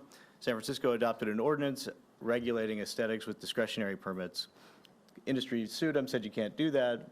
San Francisco won, went to the California Supreme Court, and they upheld that authority. So at the very least, we know that we have state rights to regulate the way these things look and to keep them from incommoding the public's use of the right-of-way. The takeaway, though, is that we do have to reconcile this with restrictions under federal law. So the bedrock federal law, Telecommunications Act, Section 332, has 3 substantive limitations and 2 procedural ones. Substantively, you can't prohibit or effectively prohibit the provision of personal wireless services. You can't unreasonably discriminate amongst functionally equivalent service providers, so treat like and like alike. But most controversially, oftentimes, is you cannot regulate these facilities on the basis of the environmental effects of radio frequency emissions when those emissions are compliant with the standards that the FCC sets. That is essentially a poison pill for decisions that would be otherwise upheld, because if you look at the procedural requirements, you need to act within a reasonable time, but also have substantial evidence for the denial. If you have all the substantial evidence in the world, but part of your findings include something having to do with radio frequency emissions that are compliant with the FCC rules, the whole denial would be overturned. Substantial evidence has a specialized meaning. It means whatever amount of evidence a reasonable mind would accept to support a conclusion. So it's not a high standard, but it does require that you point to a provision in your local code authorizing that evidence for use as a basis of denial. So a good example of this would be if you have a height limit and it goes over the height limit. That's all the evidence you need to say you have substantial evidence. But if you were going to say that it's too close to a fire hydrant, but you don't have any regulations about distances between fire hydrants, then you might have, or fire hydrants and other things in the right-of-way, you could say it's too close, but it wouldn't be substantial evidence because you can't tie it back to a specific provision in your code. So when you're thinking about your decisions tonight, those 2 important factors, what's the evidence to support your rationale, and what's the provision in your local code that authorizes that as the basis for your decision? There are additional statutes for telecommunications facilities, very similar. You can't effectively prohibit the provision of telecommunications facilities, which is becoming less and less relevant because those two statutes are merging. And they're merging through FCC rulemaking proceedings. So in August of last year, they issued an order that addresses two unrelated issues, but the most important for you to understand is that they preempted moratoria on telecommunications and wireless facilities. So if you dropped a formal moratorium on these facilities, that would be per se illegal. They also preempted de facto moratoria, which means just delay, delay, delay without ever saying you're not going to approve it.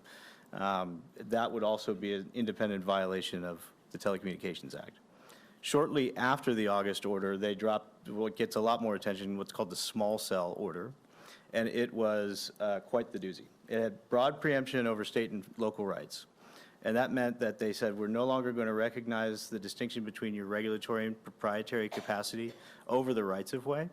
So whereas you might have been able to make decisions about not allowing certain facilities on infrastructure you owned as an owner of the property, they said, no, you have to have those decisions be judged under the same regulatory standards we talked about just a moment ago, about effective prohibitions and things like that. They also restricted compensation to costs, which wasn't that big of a deal in California because our fees were already cost-based. But they rewrote the judicial interpretations for an effective prohibition. This was a big one. They also made shot clocks shorter and made you have to do more things within those shot clocks, gave you new evidentiary presumptions against you and stricter remedies for noncompliance. And this became effective this year. So it was partially effective in January, but it became fully effective in April of 2019. So how did that change the law?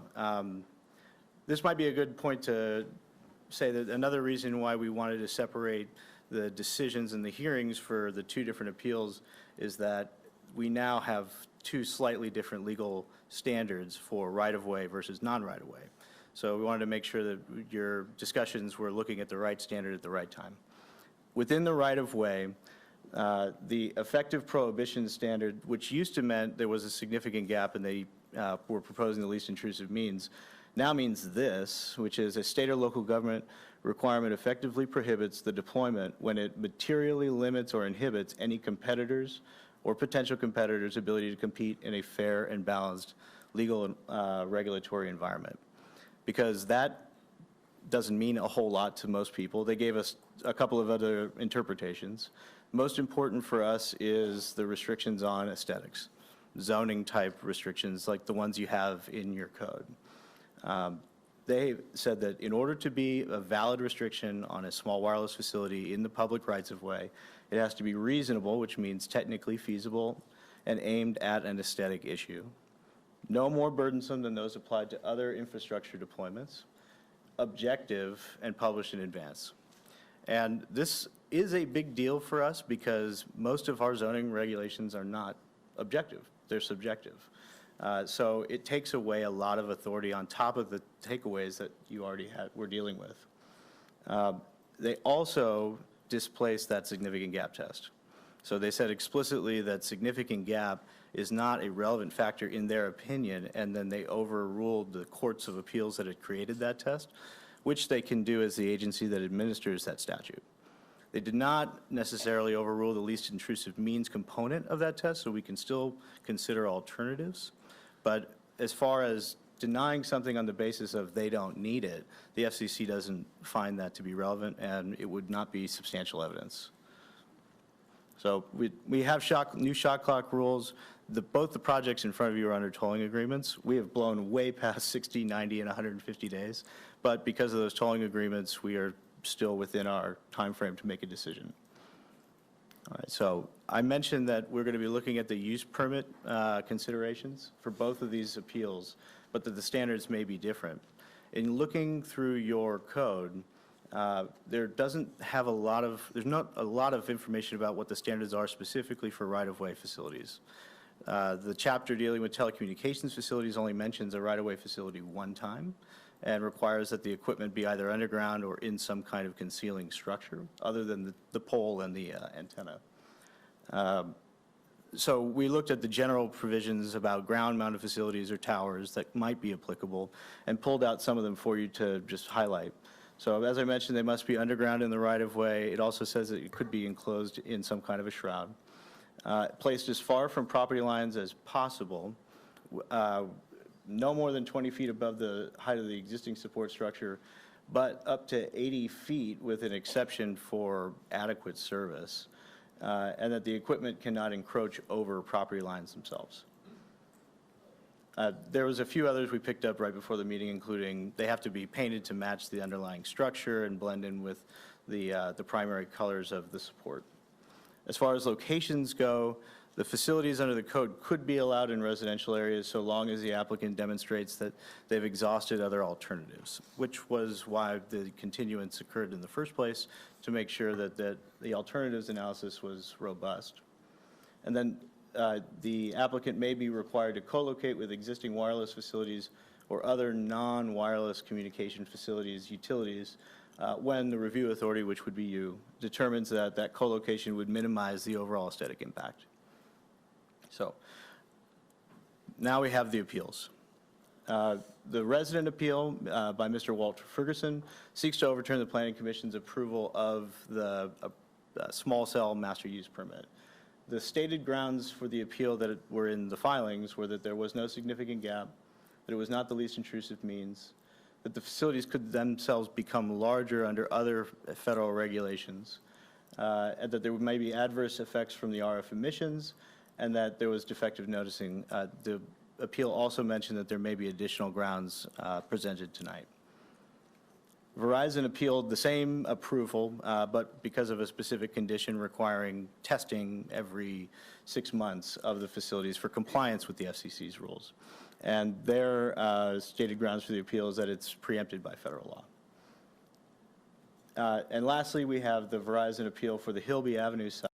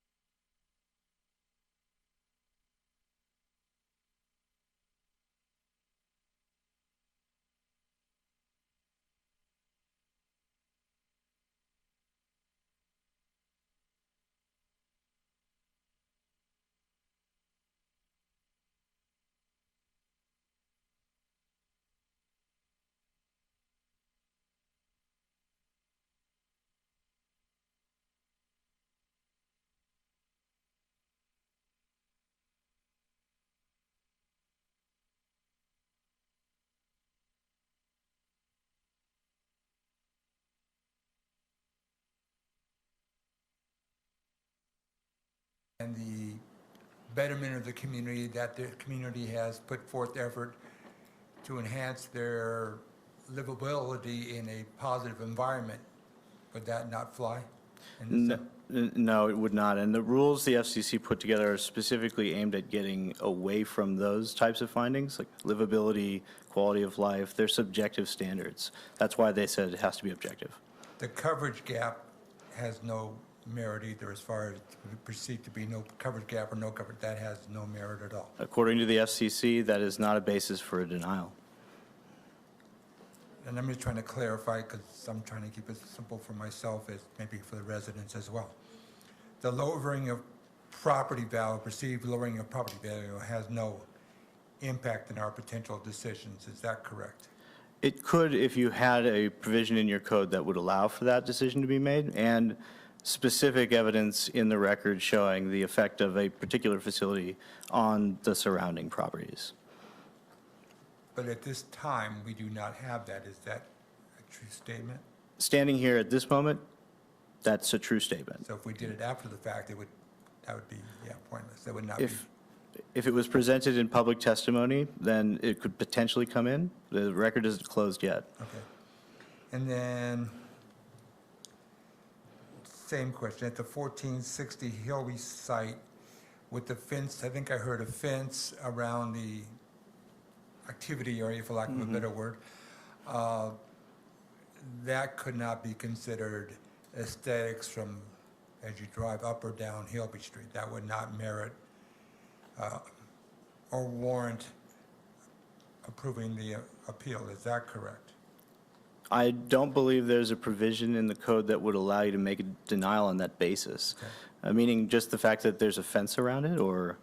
Just the aesthetics as you, the fence and the appearance into the neighborhood as for the benefit of the residents Right. I mean, that drive that street. So an objective standard would be no fences, right? So, but if we just have, it affects the quality of the visual, visual quality of the right-of-way, that's subjective. And so we wouldn't be able to deny it without something more objective in the code, frankly. So keeping it real simple, according to you, there's extremely minuscule wiggle room in this decision. That's right, you're being boxed in by the federal government.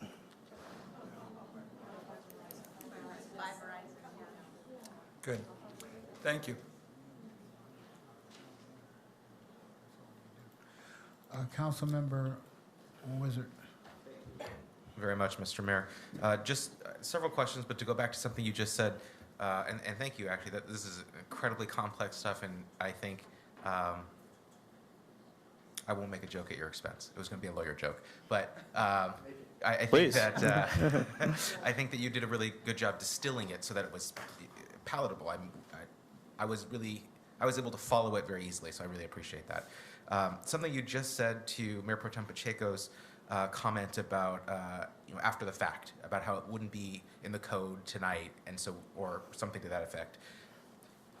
Would it be, in your experience as the attorney representing other cities that are struggling through this, would it be defensible to recommend that staff prepare a resolution finding for approval or denial, whatever it might be, and incorporate testimony from tonight as part of that record and the substantial basis, having information presented tonight that maybe was not something in our collective memory at this exact moment?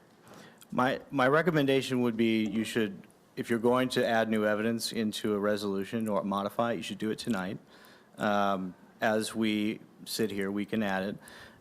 And that's only because of shot clock concerns. Because once the tolling agreement expires. So my question is more to procedure. Would that be an acceptable and defensible practice to ask staff to prepare a resolution for approval or denial, which would include things that were spoken about tonight that are not necessarily code-based, but are still factual statements that don't necessarily belong in a code like real estate price indexes?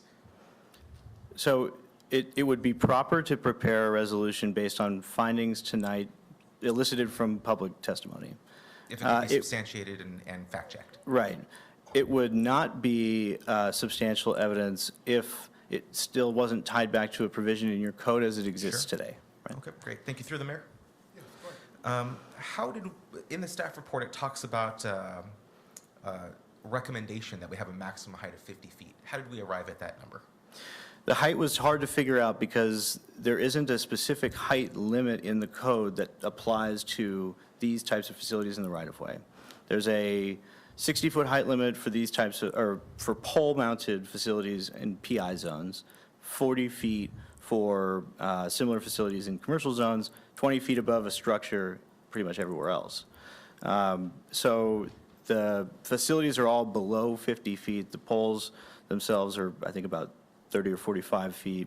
And so adding that 4 feet on top, we'd say under these standards we have, it seems to comply. Okay. So in Municipal Code Section 17.54.060B, it talks about, it has that graph, or Right. rather the picture of all the different heights and elevations and uses. And so I'm thinking, there's 60 foot for the PI, the public institution zone, and 40 foot for the commercial zone. And since we don't have one that explicitly calls out residential, if just at face value, and this is my opinion, and perhaps it gets litigated at some point in the future, one of my goals in life is to not have my name attached to case law, it's my opinion that a school or a fire station or a city hall is not more like a single-family residence than a business, that a diner, a coffee shop, 1-story or 2-story, 3,000, 4,000 square feet, which would be a big house, but City Hall is a huge building compared to a house. Mhm. And so if I were going to compare apples to oranges, I would say that a commercial use, like a neighborhood grocer, which is in our neighborhood zones, our residentially zoned areas, would be more similar to a single-family residence in the R8 or R12 zone than a public institution building. So I would tend to move toward the 40-foot height as the more applicable and appropriate height, which other people can litigate, but that's an opinion I have. And if that's the opinion that I'm going to work from, then it appears as though one of the towers is proposed to be just above 40 feet and would then not be an appropriate height for that residential zone. So that's something that I would hope that if there was a fatal flaw in my logic, that you might share that with us. Yeah. As I mentioned, the code doesn't specify for residential zones. One of the things that it does say in a different provision regarding your overall zone heights is that none of the zone heights apply to specific types of uses, including radio towers. So we are left with this question mark. I think when we did the staff report, the closest thing we could find was what is the height limit for a attachment to an existing structure, and that's what we applied. My concern with the approach of analyzing it the way you have is that it's so specific about commercial and PI, but it's quiet about residential. So we're looking for what's the other analogs that's explicit in the code. And for the purposes of staff's analysis, it was additions to structures. Great. Through the mayor, a couple more. Yes. One of the conditions, health, welfare, safe, peace, morals, all that kind of stuff, for land use decisions. One of the conditions specifically called out a material injury to property. And I'm not a real estate attorney, and I'm not sure you are either, but you're closer to it than I am. Do you find that there is a nexus between an obstructed view shed, or rather a view shed that becomes obstructed due to offsite development, and the speculative value of property, of real property? I think that is a subjective question that you address on a case-by-case basis. Every encroachment into a view shed is going to reduce the quality of the view, right? Whether that has a material impact on the property itself is something that could be substantial evidence, but you need, under the federal law, specific facts about how that specific site is going to impact the view from a particular property. So it can't be just a generalization in order to qualify for substantial evidence. The last question I have has to do with the RF emissions that cannot be part of our analysis not the basis for denial, so long as they comport with FCC rules. I'm curious to know the engineering report talks about occupational limits and public limits on exposure. In the superficial research I did to prepare for this evening, I found that there were actually several definitions used in the Occupational Safety and Health Administration's determination for exposure. And they, among others, they include permissible exposure limits, recommended exposure limits, and threshold limit values. Does the FCC is the modeling done by the engineer one size fits all, in that their identification of public and occupational limits, does it comply with all of the OSHA rules as it relates to those different measures? So the FCC preempts the whole field. Congress has given them plenary authority. OSHA issues recommended guidance for workplace safety. But the engineering reports that you have in the record were using the FCC's limits for occupational and general exposure. And so the numbers produced by the models in those engineering reports identify ground level, constant irradiation at ground level and at constant exposure at ground level, and two-story height or something. There's a specific term that's close to it. But having been a firefighter before, I've been up a ladder once or twice, and do you know, or do you recall the FCC ever covering whether a firefighter's turnout gear is good enough protection when up against 1 foot away, 3 feet away, 8 feet away at a downward angle? What is the exposure limit occupationally for someone who's closer than on a 2-foot structure within the general vicinity? So a firefighter would actually fall into the general population standard.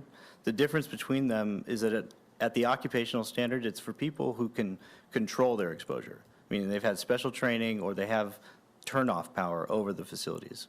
Everybody else is under the general population standard. So that standard is 5 times lower than the occupational standard. I really couldn't answer the question about whether a firefighter's gear would prevent them from being exposed to emissions that exceed the FCC's rules. But I can tell you that as you move away from the tower, away from the emissions, every time you double the distance, you reduce the power levels by a factor of 4. So it falls off pretty quickly, and the rules themselves also are time-based. So if it's averaged over 30 minutes, so if you stood in front of the tower at distance X for 30 minutes, and they would measure how much exposure you would receive and determine whether that was within or outside the limits. So if you're moving around, it's very unlikely that you would be exposed to emissions from a facility with power levels like this that exceed the FCC's limits. Yeah, I guess my overall concern is while the Workers' Compensation Code, actually maybe it's the government code, stipulates that there are some presumptive illnesses that will cause cancer for our first responders, that doesn't mean that we should put them in those positions unnecessarily. And so, if a firefighter is going to climb a ladder to do some work on a pole that, maybe it's arcing or it's sparking, there's a fire or something, they shoot some water up or some AFFF foam to extinguish the fire, and then they need to go up and ensure the fire's out. I don't know that there's still not power to that facility, because is there an emergency cutoff switch somewhere on this pole? There are. And how far up is it? How close do you need to get to the device before you can turn it off? It's usually with the power meter, which is at On the about ground. Either on the ground or at about 5 feet. Okay, so those are some concerns I have. I'd love to hear some information from the applicant about how that works. I appreciate that you represent us, so I don't expect that answer from you. I think those are my questions for now, Mr. Mayor. Okay, I'm gonna talk to you for about 2 minutes, and then we'll get the applicant up. But I want to make sure we're clear on what we're trying to do. I see, first of all, I'm going to preface this by saying the council, as far as my listening to everybody, still has open mind, have not made any decisions yet. We want to hear from everybody, want to hear from the public, want to hear what everybody has to say. So even though some of the questions are focused, I think, well, I know we all have open mind, we haven't made a decision yet. Having said that, you know, as our attorney, I want you to make sure you're listening for the things that are in our code that can be used to make a decision for or against, and you named some of them already, but I want you to continue to hold on to them as we get to each location. And I know we won't get to some if we make a decision before we get to that one, if that makes sense. Yeah. Yeah, okay. And then the second one, I guess, just so you're clear for us on the record, I want to tell the public, once they get up, and I want to make sure the council understands, if you don't think that cell towers should go forward, don't waste time talking about the health benefits. Because if we use that, and if that's all that's on the records, people are going to use that on the record to say that's how we made our decisions. So don't fall for that one. There's other things you guys should talk about. The federal law says we cannot use it, so you can be articulate as you want, but if it's overwhelming just the environmental health and FR minutes, then people can use that to say we didn't have a base to make our decision. So let's not fall for that trick. And so I would just ask people, say what you want to say, but we cannot use it for or against. So, all right, thank you so much. Thank you. All right, so then we'll go, are we ready to go ahead, City Attorney. Yes, Mayor, at this point, it would be appropriate to open the public hearing for the appellant and their presentation. And just a reminder, 10 minutes, and to reserve, a reminder to the appellants to reserve some time. If you out of wish. that, if you wish, for rebuttal. Mr. Mayor, a parliamentary inquiry. Go ahead. Do I understand correctly that the applicant will make their presentation within the 10-minute time limit? If they choose to reserve time, that's their prerogative. If we have questions of the applicant, that doesn't count against their 10 minutes. Is That's that correct. Okay, thank you. Thank you so much. Thank you. I didn't know who you was asking, right? So, okay. So, all right, go ahead. Good evening, Mayor, council members. My name is Tricia Knight, representing Verizon Wireless this evening. Mr. Medina and Mr. May did a really good, thorough job. That was a lot of information, I'm sure, for you to absorb, and we're gonna keep going. I don't think there's anything immediately. I'm going to give my time to Mr. Paul Albritton, who is legal counsel for Verizon, to respond to a lot of the same issues that Mr. May brought up, and then we're going to reserve the last couple minutes for rebuttal after public comment at this time. So unless you have anything super specific, I think I will go ahead and turn it over to Mr. Albritton. No, that's fine. Okay. We have, yeah, okay. Good evening, Mayor Oglesby, members of the council, Paul Albritton, outside counsel for Verizon Wireless. I haven't been back here since 2016, so it's nice to see you all again. And I want to set the stage for all of this. Verizon Wireless 2015 identified that it had a gap in its service in Seaside. So we came to you with a church design that we thought was attractive and would fit the neighborhood. The Planning Commission disagreed. We appealed to you, and we put in information showing that we had a significant gap and that the church was the least intrusive means of filling that gap. And we felt we'd met the burden for the federal law to preempt the local law and say, yes, we can put in that facility. But instead of exercising that right, we went forward and received direction from you to try and come up with a small cell network that would solve our problem and reduce the aesthetic impact. So we have spent the last 3 years coming up with small cells. We looked at 48 polls. Our first set of polls were actually rejected. There was a memo by a telecom law firm from earlier in 2018, middle of 2018, directing us to put facilities in the PI zone because it's preferred by your code, and that's where the facilities are today. I'm going to quickly touch on first, I want to simplify our appeal. We didn't want to do measurements every quarter because there's case law that's not allowed. The facilities, once they've been measured, and we've got Raj Mathur, the Hammett Edison engineer who did all the studies, once you take the radios and the antennas and the maximum output that can come out of that, there's no way you can crank it up or turn it up or change the amount of RF emissions. And so testing regularly doesn't make any sense. I think there is a condition of approval that we certify every year that they're in compliance. We'd rather that be every 5 years because it's just as a paperwork exercise. But that's our appeal, and it's been resolved in terms of a condition of approval by the staff. With respect to the Ferguson appeal, I want to touch on that very quickly, and it, I think, addresses some of the concerns you have. The first is he's concerned about aesthetics. And I have to say that's why we came back with the small cell facilities.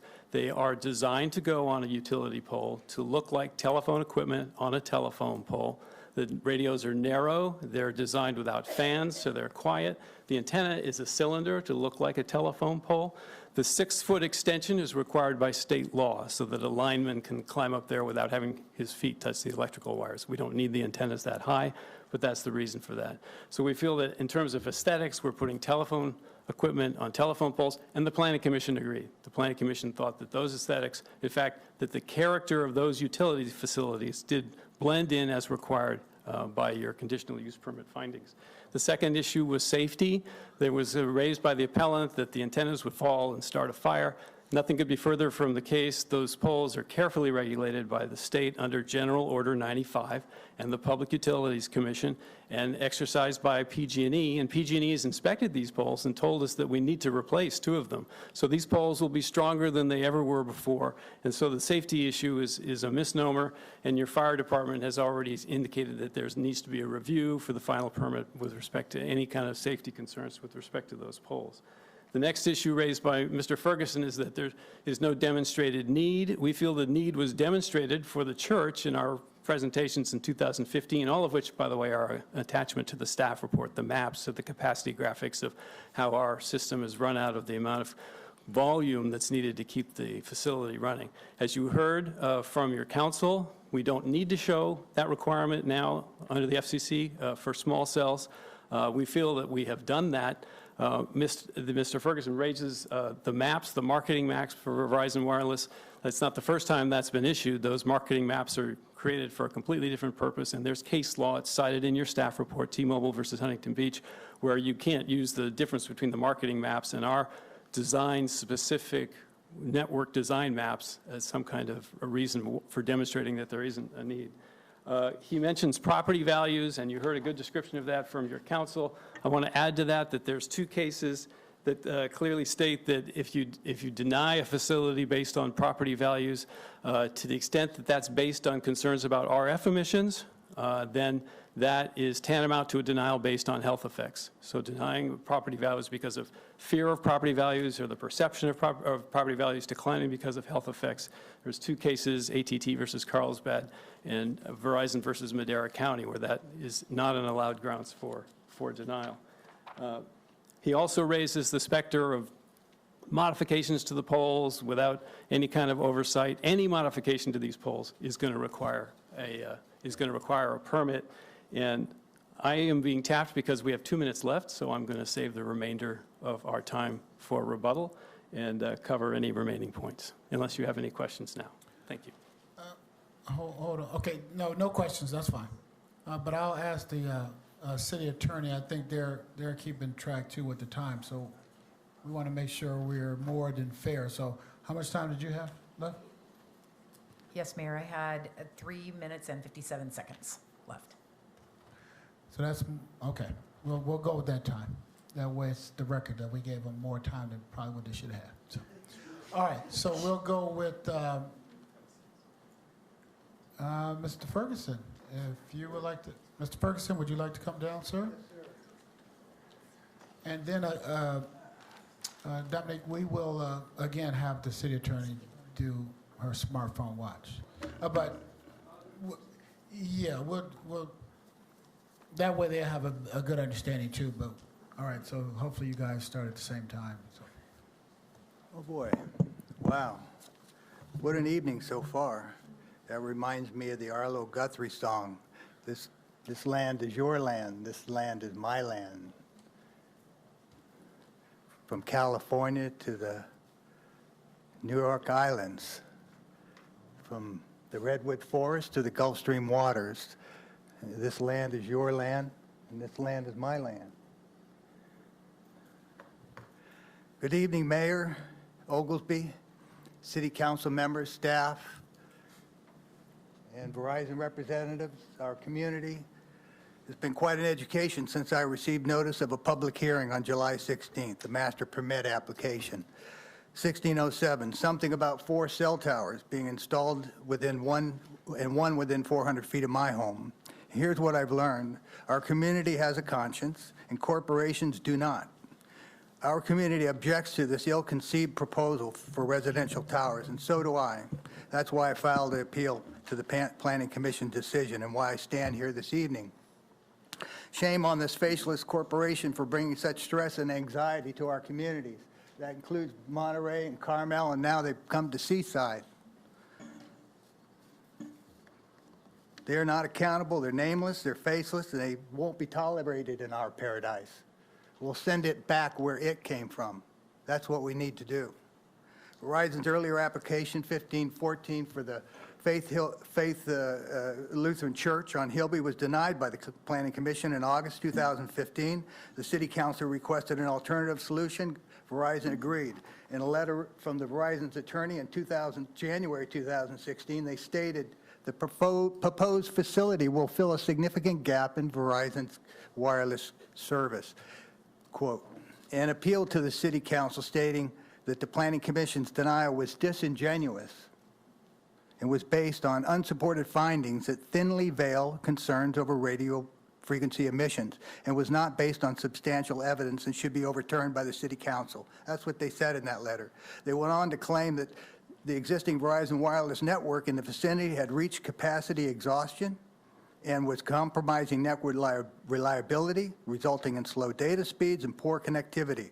Their attorneys went on to say, quote, in short, Verizon has identified a significant gap in coverage. They included Exhibit D, and I'll present this. Exhibit D, prepared by Verizon's own wireless radio frequency engineers, called the cell site necessity case. If you look at the analysis in this report, the Verizon network should have collapsed over 2 years ago. Under federal law, the only way that Verizon can preempt local statutes if they prove that by clear and convincing evidence that they had a significant gap in their service and that it exists. And they haven't done that. Here we are 4 years later, surprised. Why isn't the significant gap that you identified in 2015 more significant now? The only gap appears to be the gap in Verizon's story. There's no existing coverage gap in the area to be served by these facilities. And I ask the audience, how many of you are Verizon customers? Raise your hand. Verizon customers, and I see there's Mr. probably maybe 3/4. And how many? Ferguson? Yes, sir. Please talk to the council. Yes, sir. And how many in the audience experience a significant coverage gap? Please raise your hand. Nobody raised their hand. There's no gap. At the Planning Commission's meeting on July 24th of this year, Verizon again stated there was a gap in coverage in our area, and that's why we needed this 4 small cell tower permit. At the same meeting, Verizon representatives with no proof claimed their network would be over capacity in the future, data speeds would be reduced, phone calls dropped. Verizon also noted they identified 42 what they called alternative sites, just in case we didn't like the first 4. But what they didn't tell the Planning Commission is that the 42 alternative sites are for future 5G network. Now, who's being disingenuous? Telecommunications Act, which is the right to all they could do is they have a right to an expedited appeal before a judge after all city administrative appeals are exhausted. That's all they can do. We'll follow the process, and we can push back on this corporation. Monterey recently stopped 13 towers. This week, Carmel denied Verizon's appeal, and we can do that too. Carmel, Pacific Grove, Monterey, Seaside opposed Verizon's aggressive behavior and onslaught of misinformation. Each city is now fending for themselves. I believe they should band together. They were the chemical companies in the 1960s, DDT, Agent Orange, promising us more at less cost. The pharmaceutical companies in the 1980s brought us Vicodin and OxyContin. They created the highest profit margins of any industry. And now we have the data resource distributors. In the name of progress and the promise of more, better, and faster, these corporations are on the march to gather up as much territory, personal data, technology, public right-of-way as possible before the government can regulate them. In fact, concerns over decreased property values are a huge issue, especially when you add anything new around a residential property. That's why we have the permit process. In fact, citing the National Institute for Science and Law Public Policy 2014 survey, the question was, neighborhood cell towers and antennas, do they impact the property's desirability? Over 1,000 respondents surveyed. 94% reported cell towers and antennas in a neighborhood or building would impact their interest in the property and the price they would pay. And 79% said under no circumstances would they purchase property or rent a property within a few blocks of a cell tower or antenna. And 90% of the respondents said they were concerned about the increasing number of cell towers and antennas. For the record, I submit a report prepared by Burgoyne Appraisal Company dated March 7, 2017 on the impact of communication towers and equipment on nearby property values. In a recent California Supreme Court decision, T-Mobile West versus the City and County of San Francisco ruled that cities may regulate their location of wireless facilities based on aesthetic impacts, where these towers can go and where they can't. The Verizon Corporation can accuse our city leaders about thin veil concerns over the health issues. There is no thin veil. Let's get real about it. It's a concern. Why take the risk 24/7 exposure to high-frequency microwave radiation that has not been proven to be safe? Why place any cell towers near homes and schools and churches? Even the FCC does not assure safety from exposure. If you allow corporations and the federal government to decide how you will live your life, then all is lost. But how can that happen when the former attorney for the Verizon is now the chairman of the FCC? How can that happen? We have a right to our privacy, our health concerns. We have a right to our future and our family's future. We should be deciding our fate. Should we be deciding our fate by the fear of lawsuits? Or should we be deciding it on the health concerns, decrease in property values, the visual blight that it brings to our neighborhoods and our homes? Do we have to pull our window shades open only to see a cell tower in the front of our house? Do we have to sit in our backyards and gaze up at a bird on top of a cell tower? Or be greeted in the morning when we go out and look up at the day and there's no bird on the cell tower? Corporations have no name, they have no face, they have no conscience at all. They're not human. They're only created by humans. Because if they were human, they wouldn't be doing this. They wouldn't be doing this to us and our community. And I know there's a lot of people here that feel the same way, and I hope they keep bringing you the information that you need to be able to push back on this corporation, because it's not good for our community. It's too much stress, it's too much anxiety. So I'll finish with that, and thank you.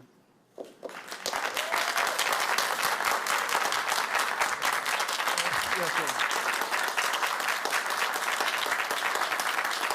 Okay. All right.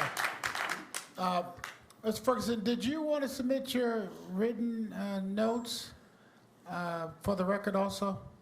I think that may be beneficial for the council. Well, okay, I think it's all in here. There's Yeah, I a mean, few it's scratch you're on marks on TV there. anyway, Yeah, but we can do as long as that. there's no cuss words in there, right? No, I didn't do that. You know, I was just listening to it, and again, it was I'll come back to you later. So you don't have any time? Did you reserve any time? Is there any time left? There is 1 minute and 32 seconds left. Okay, you can come back if you want All right. to rebut All right. something that may be said. Thank you. Okay. Thank you. We'll go now to public testimony. Before I set the ground rules for the public testimony, I wanted to make sure you guys refer to the cards that were sent in. We have your posted cards that people are sending the posted cards. Go ahead, hold them up. Could you hold them up, Councilmember Campbell? I think it was over 100. It was over 175 of them. So we have them in our staff packet. We've been reviewing them since they've been coming in, but I wanted to acknowledge that on the record that we do have the cards that you guys send in.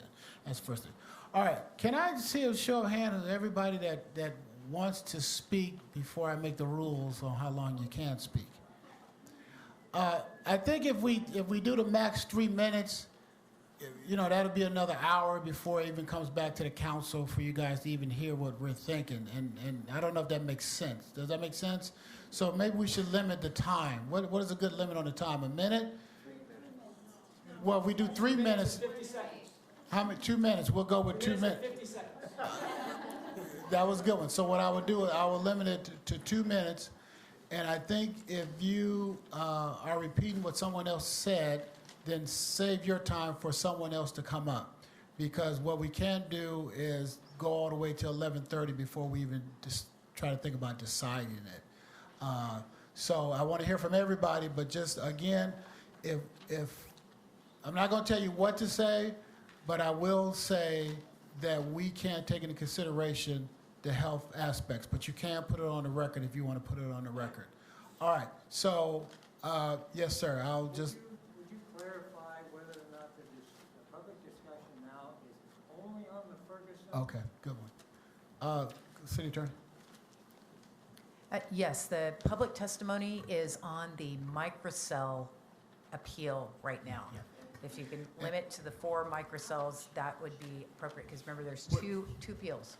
Right, it's to appeal, and if you use your time to talk about both of them because you got to go home, then that's fine too. Your 2 minutes, 2 minutes.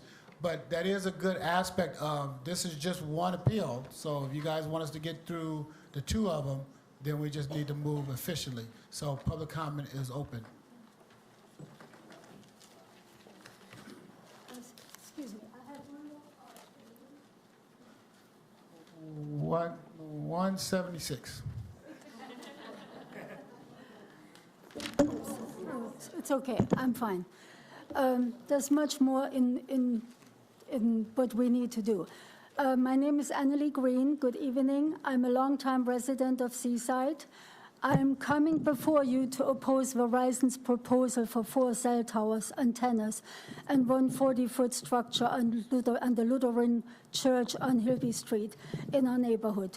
You have many reasons to say no to Verizon. Number 1, it is the American Disability Act, ADA. Second, loss of property value.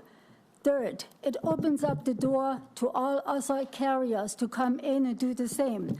Verizon did not look at Fort Ord to put the antennas there. If Verizon gets his way, we are looking at a maze of cell phone towers and antennas, and one will be on your doorstep. We want to beautify our city and not make it ugly. You did a good job with Broadway. There's so much more to do. One more note, everybody has a computer. Look it up, cell towers. For example, Flint, Michigan, they said the water was safe. It was not. Monsanto's Roundup, they say it was safe. It was not. And many, many more. This is urgent. Please say no to Verizon.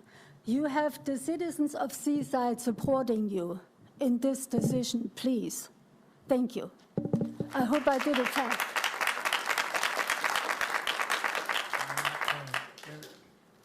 It'll probably go faster if we don't clap, so we know you support. We know you support. Hello. I'm Yvonne Wivert. I'm a nurse. I'm a research scientist, mother of a 4-year-old, Stella, who's a new student of TK at Delray Woods Elementary School, where I'm vice president of the school site council and membership chairperson of the PTA. I'm also a resident of Waring Street, and Faith Lutheran Church is in my backyard. I'm opposed to the proposed towers going up, but I also really wanted to just address Verizon to say that the service gap is actually in a different neighborhood. It's over by the Frog Pond Preserve in Canyon Del Rey. Its calls are always dropped on General Jim Moore when you hit Canyon Del Rey Boulevard, and that is where the actual issue exists. That's all. Thank you. Thank you. That's okay. My name is John Ahern. Mr. Mayor, council members. I live at 1265 Yosemite Street, which is across the street from the proposed tower. My main concern is that apparently the tower is going to be erected in the playground of Elwood School, Elementary School, which I don't know that much about cell phone towers, but I don't think that's a good idea to put it in right behind the backstop of the baseball diamond. There's giant hills about a block away that my wife and I go up to see the fireworks in July, and you can see all the way from Marina to Pacific Grove unobstructed. These hills are only a block away. The Seaside Water Tower is also up there, so that there's access to the area. The hills are probably twice as high as Yosemite Street. So not only, does it lessen property values, and it may even violate land use policy, it opens up doors for other cell companies to erect towers. And the main thing is that it's going to be in a elementary school playground. So kids eat their lunch right behind the backstop there. Thank you so much, sir. Thank you. All right, thank you.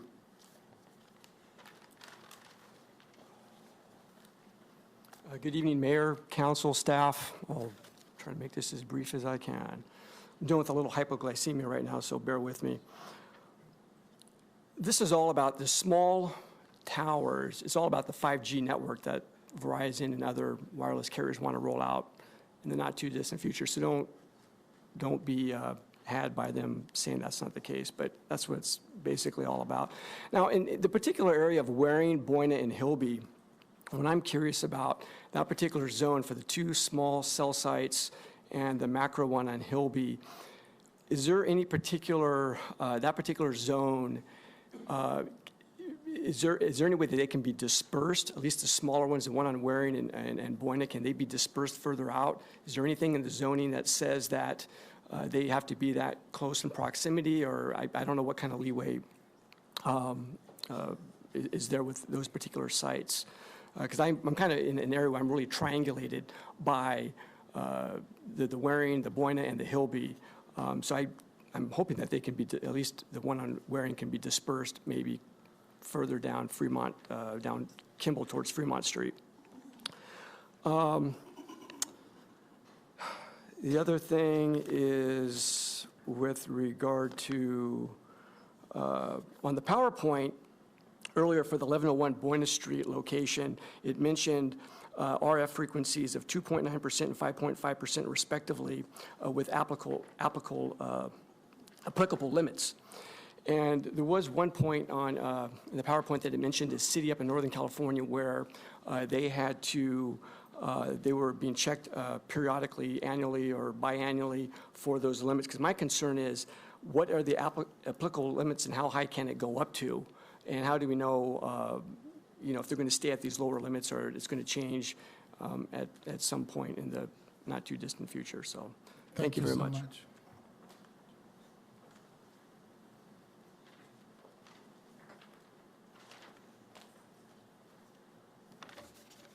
Good evening. My name is Veronica Miller. I'm here tonight to express my opposition to granting Verizon a wireless use permit.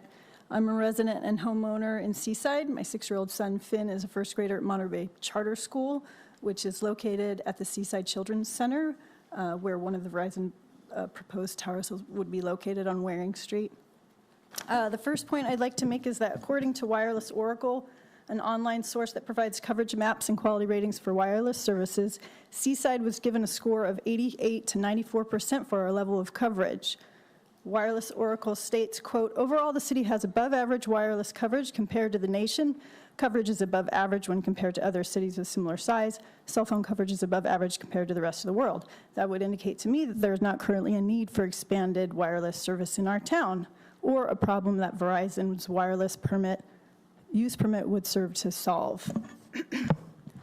Secondly, I asked the council to consider what full-scope 5G would look like for our city once we've opened the door to it. In order for 5G technology to be effective, it would require far more than 4 cell towers that this use permit would grant. According to CTE, the company that the city of Monterey hired to analyze Verizon's plan there, as reported by Cedar Street Times, quote, "Each small cell node in the deployment typically covers an area between 800 to 3,000 square feet, depending on antenna selection and terrain. Doing the math conservatively, this means that for every square mile of 5G coverage, Verizon might deploy 9,292 small cell towers. Our city is approximately 9.5 square miles. Allowing these initial towers in our city is laying the foundation for Verizon to create 5G infrastructure that could lead to many, many thousands of cell towers. As we are all aware, fire is an ever-present danger in California. A simple internet search will show many pages of accounts of cell towers igniting and documentation Thank of... you so much. Okay.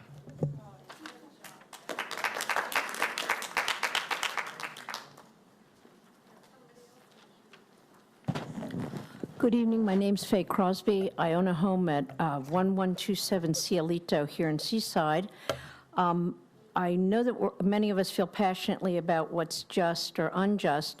I'm only speaking to the legal issue. Legally, it seems to me that the specific micro tower at 1108 San Lucas Street will have a negative impact on the property value that I have in my house.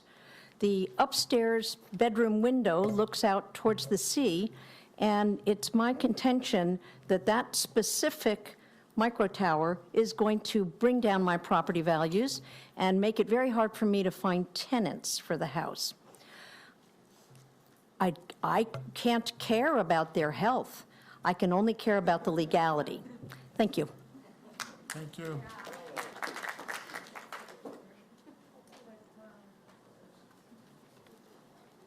I give you my name now? Thank you. Good evening, Mayor Oglesby, council members, and staff. Have any of you been seeing on television the big 5G rollout that's happening with Verizon? The big race is on. So what I would like to remind everybody of is that these are long leases, I take it, that will be signed with Verizon, maybe 10 years. This will be an unstoppable precedent for hundreds of or thousands of antennas to follow. This will cause irreversible aesthetic impacts as a direct result if you choose to allow these into our seaside neighborhoods. If these first 4 Verizon 5G towers are allowed, and potentially the many more to follow, it would violate the following Seaside General Plan codes. And I read these. I love the city of Seaside and their codes for beautification and keeping it a beautiful seaside town count. It says, urban design element imposes standards in residential areas to maintain and enhance the visual character of neighborhoods, calls for alleviation of blight. Antenna towers will create industrial blight in residential neighborhoods, not to mention the boxes and wires attached to them. They're ugly. Excuse me, there is nothing nice looking about them. Next is contribute to the beautification of residential neighborhoods throughout the community, thus enhancing the city's image. Identify a solution. Well, recommend Wi-Fi enabled city to go underground with fiber optic. Then there's no towers. Connectivity is faster and more stable than cell towers. Wi-Fi calls are faster and clearer. It eliminates risk of fire and property damage, also worthy of mention and consideration. The proposed towers locations come with the potential of an even greater risk of fire hazard and electrical explosion, considering their location on the Monterey Bay Tullarecitos earthquake fault zone. Has the city fire marshal inspected the proposed sites and equipment? Thank you so much. I'm done. Thank you. You're welcome.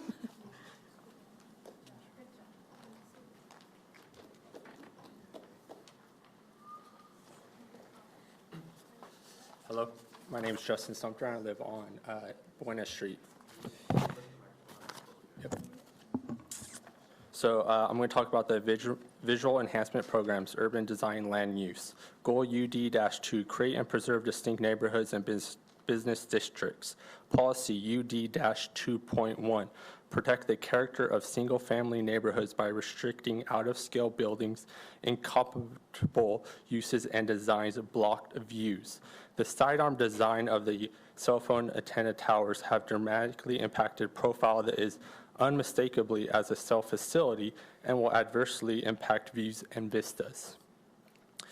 Implementation Plan UD-2.5.6, Neighborhood Improvement Program.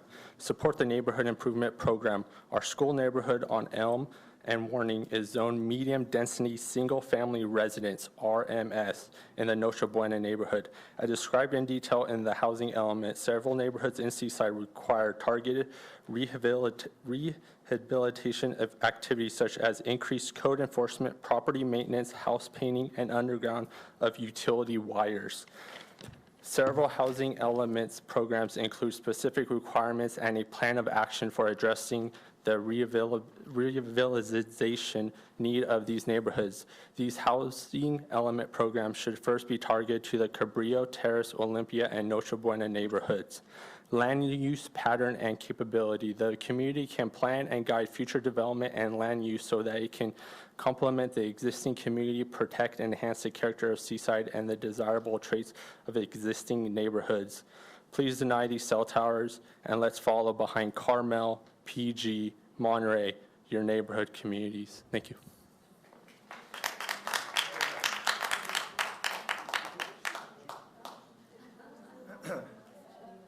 Good evening, Mr. Mayor, members of the council. Appreciate this opportunity. There was a line, but I guess you're there now. Oh, I'm sorry. You're there now. Go ahead. Do it. Your time is ticking. All right, I'll make it really short then, okay? No, take your time. No, I'm going to make this short. Okay. Okay, this dapper and eloquent spokesperson for Verizon spoke we won't about get all personal. kinds of assurances as why we didn't need to worry, right? All kinds of things to think about that was going to be okay on our behalf. Then we had this handsome Verizon gentleman tell him that he already got all his time, only 2 minutes left. And yet our attorney told us that there was almost 4 minutes left. They can't even tell time, and they're telling us that we don't have to worry.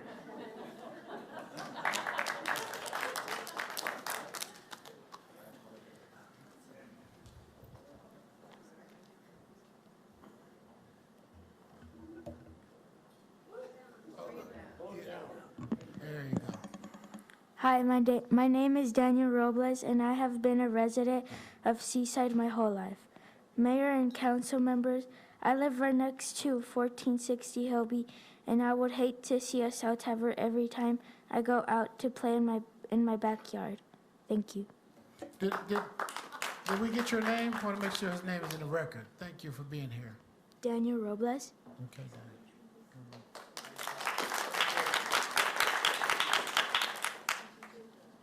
It's a little late, but that's...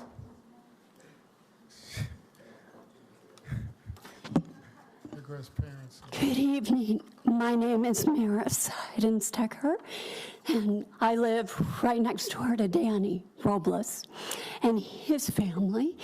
And I live one house away from the proposed 40-foot tower at Faith Lutheran Church. We've been down this road before, 3 years ago with Faith Lutheran. And what I wanted to bring up is that they are benefiting financially from putting the tower on their property. Verizon is paying them a monthly fee.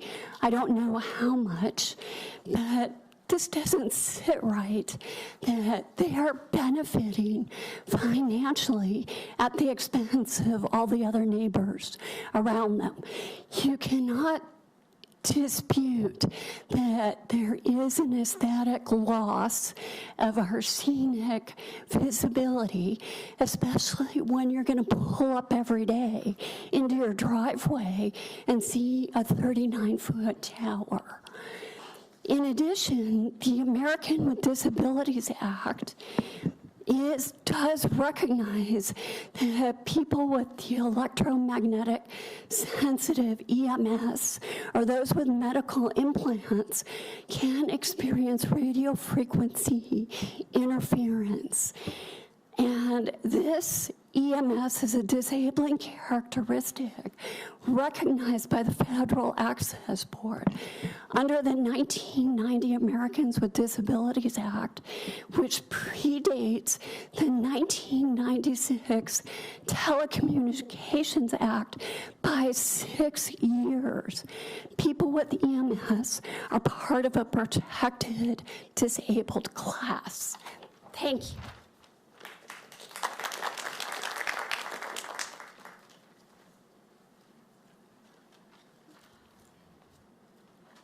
Good evening. My name is Sheila Clark, and I'm finishing up where my daughter left off. Okay. So, as we all are aware, fire is an ever-present danger in California. A simple internet search will show many pages of accounts of cell towers igniting and documentation of fire risk due to overloaded utility poles. If we are to allow Verizon to get a foothold with 5G in our city, which leads to thousands, if not tens of thousands, of small cell towers, what kind of fire risk are we potentially inviting? We may not be heavily forested like Pacific Grove or parts of Monterey, but I'll remind you, neither was Santa Rosa, and they were reduced to rubble. For many seaside homeowners who are fortunate enough to own our homes in this area, our wealth is our homes.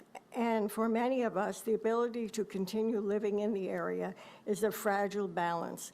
We cannot risk losing the value of our property. Having to disclose our home's proximity to cell towers could lead to a cascade of negative effects with regard to our property values, which would not only be detrimental to individual homeowners, but the city of Seaside as well. Lastly, I understand that Verizon and the rest of the telecom industry purports that these cell towers pose no health risk. In spite of significant international scientific evidence to the contrary, however, there is a precedent in this state for exemption from exposure to cell towers. The International Association of Firefighters lobbied successfully against the practice of putting cell towers at fire stations after firefighters complained of health problems. Symptoms, problems with memory, problems with intermittent confusion, and problems with weakness. A doctor conducting a pilot study on firefighters with cell towers. Thank you so much. You're welcome. Thank you.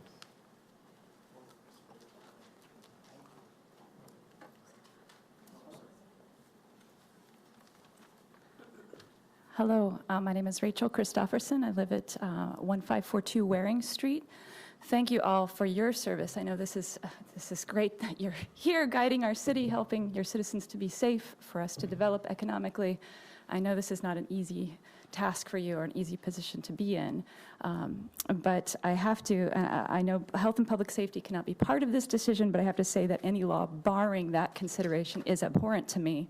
And there have been many examples of health and public safety having been okayed. For example, my husband had asbestos pajamas when he was 6 to keep him safe from fire.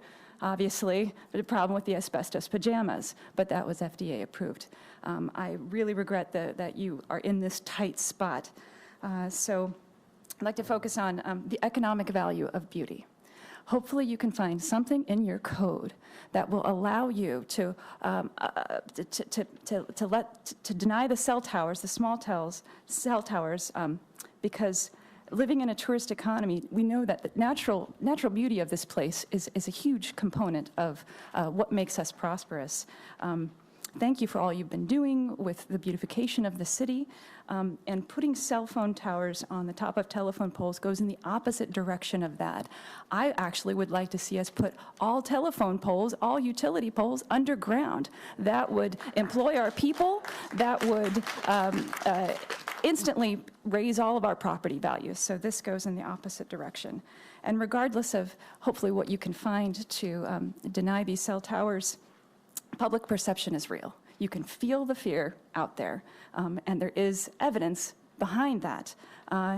And there is no coverage gap. That is our perception.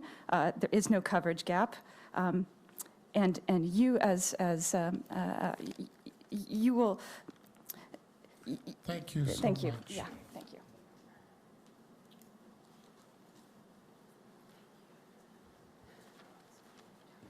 Hi, good evening, Mayor Oglesby, council members, and staff. My name is Andrew Tronick. I live at 1234 Roush Avenue, which is directly closer to the cell tower than some of the houses on San Lucas.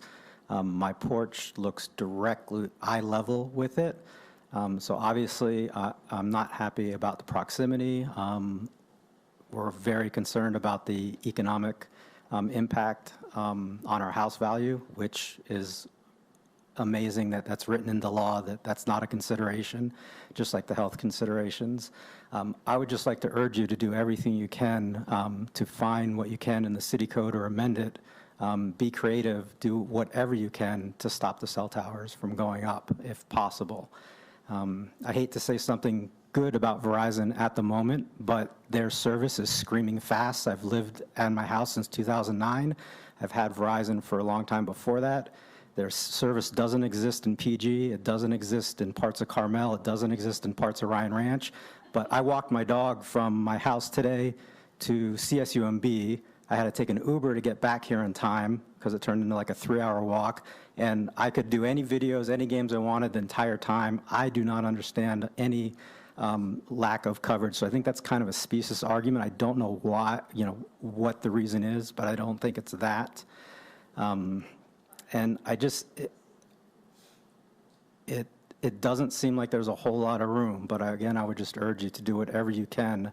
And just to know what we're up against, it's incredibly brazen to see that it can be written into law that you cannot deny an application based on health effects or based on property value. It's amazing that that's part of the law. And so it shows you what we're up against, but thank you for listening and appreciate having the time to speak.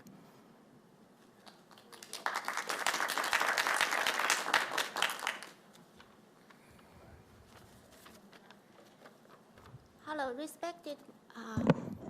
respected mayor and city council members. My name is Lü Yuan Zhao. I'm Seaside resident and DLI faculty. Here is the petition of 110 residents who strongly against the cell tower in our city.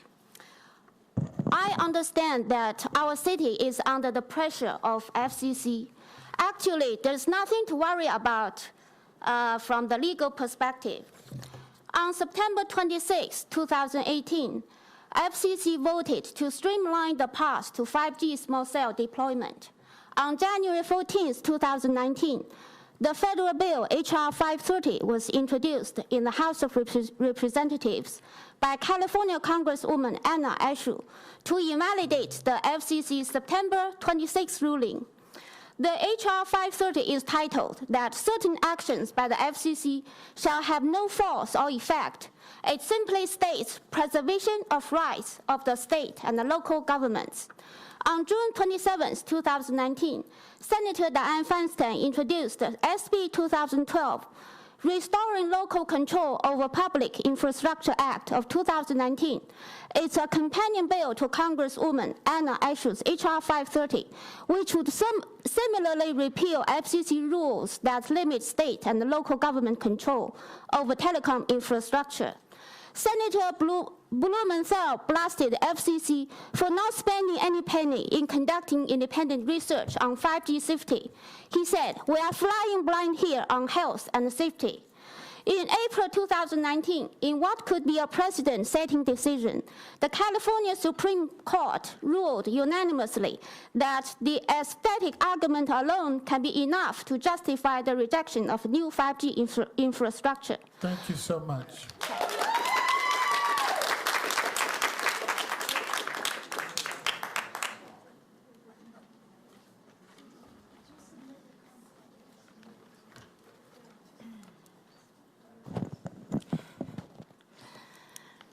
My name is Angelina Ganzuk.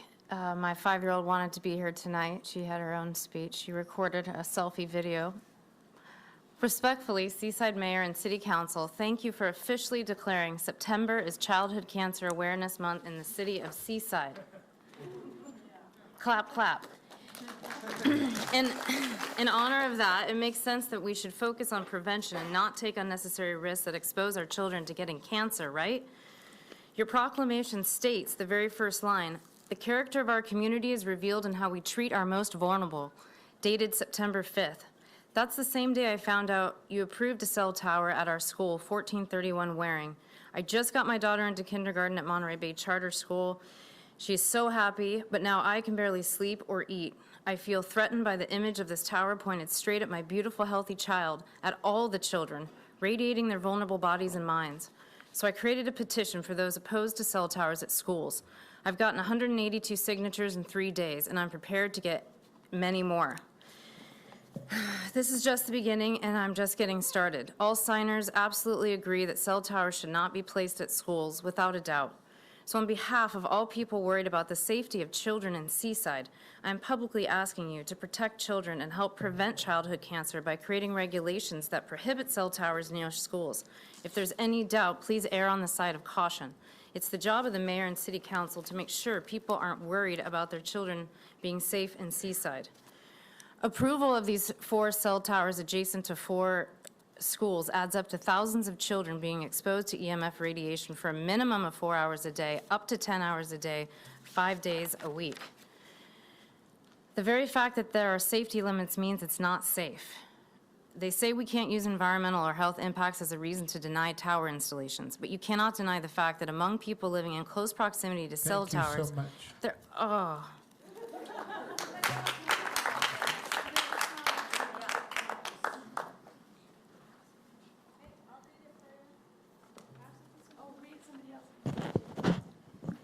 Mayor, council people, my name is Kathleen Randazzo. I'm a homeowner and resident at 1498 Hillby, directly behind the church tower.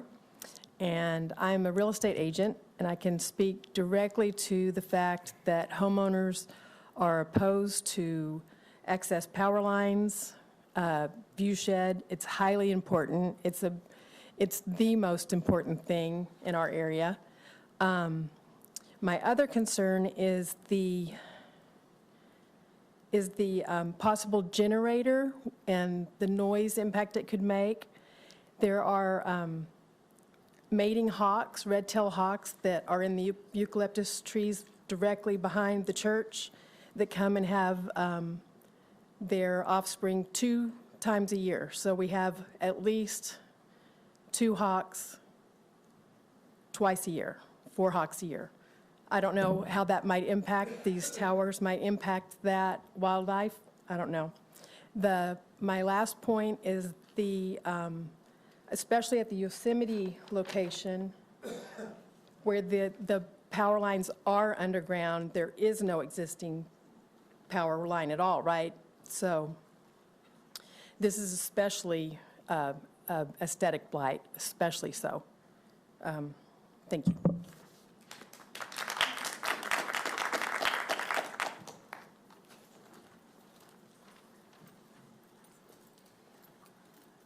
Mr. Mayor, council members, thank you. My name is Paul Bender. I live on 1079 Haviland Terrace, directly across the street from 1101 Buena.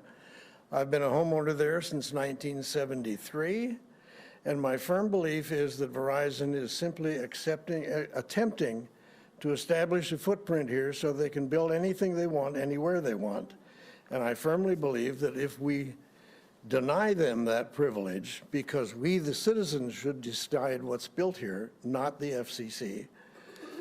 If we deny them that privilege on any basis, then they will go away, because they don't want to spend more money to litigate that.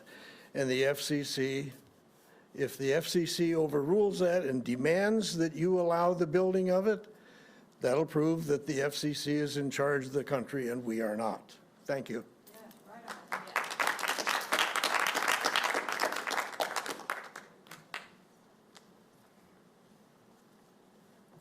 Good evening. My name is Julie Callahan, 1479 Waring and 400 feet from the 1431 Waring proposed cell tower. I also represent my family that's here because we have 3 homes in Seaside, my sister, my parents, and myself, and we are multiple-year residents. I want to take us back to the Planning Commission meeting that brought us here tonight.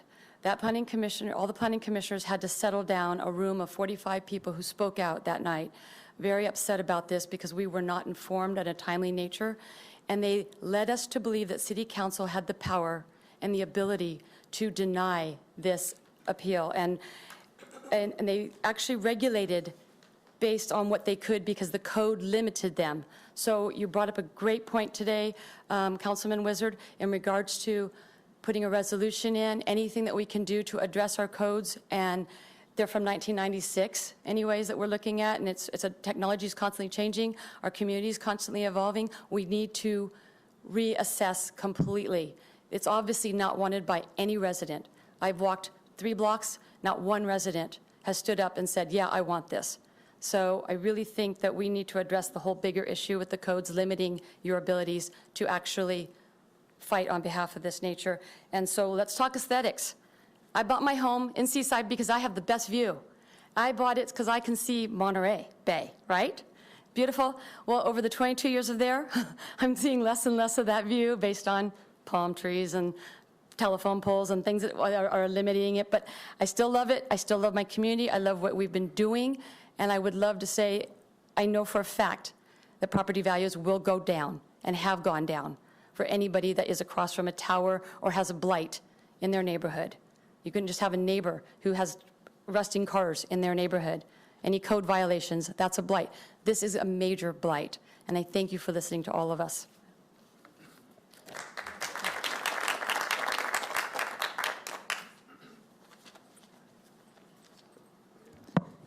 Good evening, Mayor, council members, and staff. I live across the street from the Yosemite site, and like other people have said, that there are no that all of our power towers or power poles are underground, and so I would have thought that that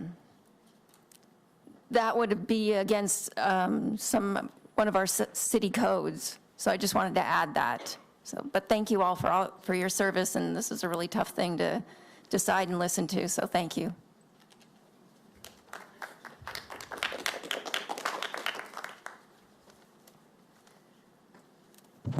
Good evening, everybody. Mayor, thank you all. Appreciate it. I'm finishing off a letter from another lady, and it says, what will Seaside's legacy be? Will Seaside be known for revitalization, quality of life, and keeping our most vulnerable children safe? Or will people think of cancer clusters and cell towers at schools?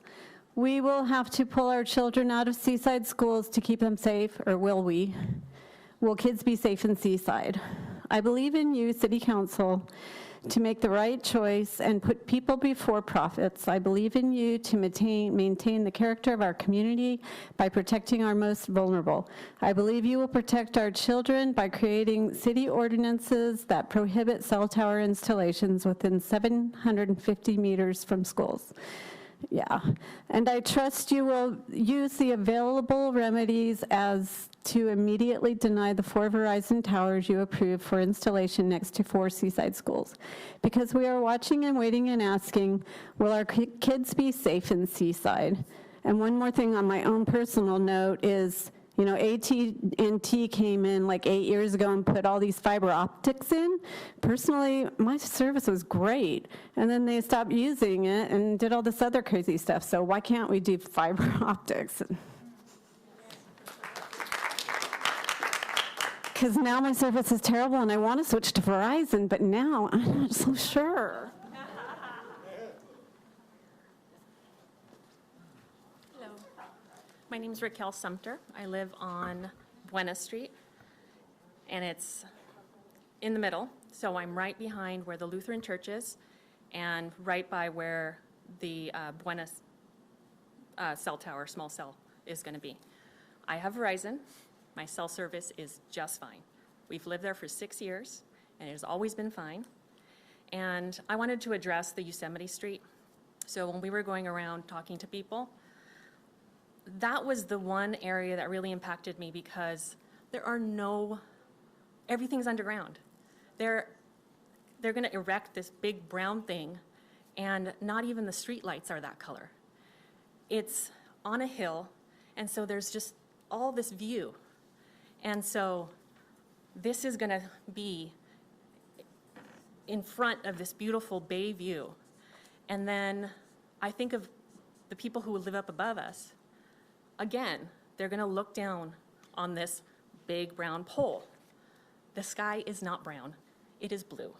And then our beautiful sunsets are not brown. So what I'm saying is, it is ugly. It doesn't match our neighborhoods. It does not look good. Are you going to put a cell tower in front of that little sign where there's a bay view? We do not want it to look like that. This is our home. I've been here since I was 8 years old. I really don't want to see this happen. Thank you.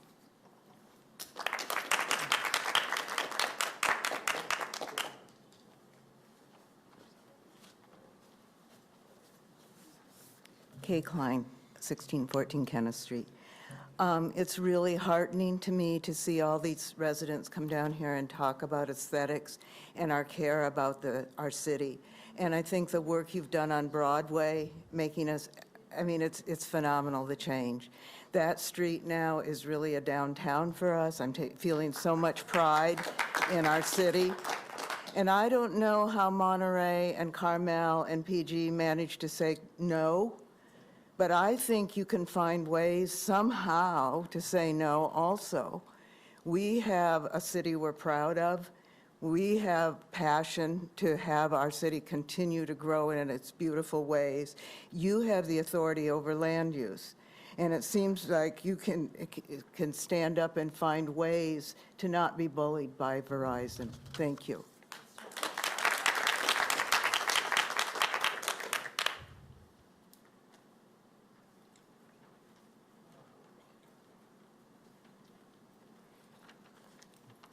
Good evening, council members. My name is Renee Stewart. I'm at 1393 Elm Avenue here in Seaside. I'm making this statement because we are trying to find ways to find answers in order to help ourselves. So I would like, for the record, in case anyone thinks about this, for the Waring Street proposed location that is near the Seaside Children's Developmental Center, I would like the council to know that there are 190 children at that site. For the Yosemite site, which is behind Highland Elementary School, there are 385 children at that site. There are other cities, such as Los Altos and Palo Alto, that have resolutions in place that ban antennas and towers within 300 to 500 feet of school sites. I know we don't have that in place now, but there are other cities who have residential cell towers but do not allow them at churches and school sites. So I just want you to know that information. Another aspect of this process that I would like you to know about, it's my understanding from the card that I received that property owners within 300 feet of the towers were notified. And I'm not saying that this is a violation. I am suggesting that in the future that be expanded. If we're going to put or have plans for something that involves a church or a school, that information should not go to just property owners. Many of the people who live in the area around the Yosemite area for children who attend Highland Elementary and those at the Seaside Development Center, they are renters. The renters wouldn't know that this was going to happen. Thank you so much.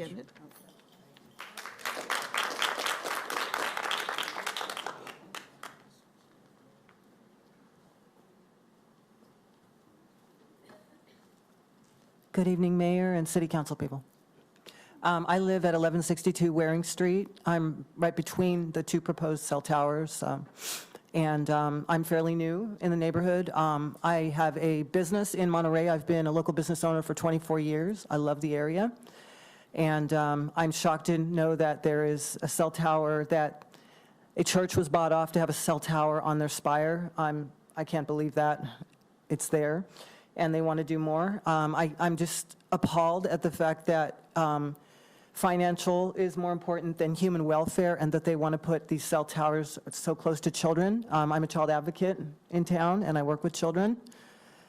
And I also have my own health issue, which I'm very highly sensitive to the EMF radiation that these devices put out, and I'm completely against this. I had no idea. I was very educated tonight, more highly educated on this topic.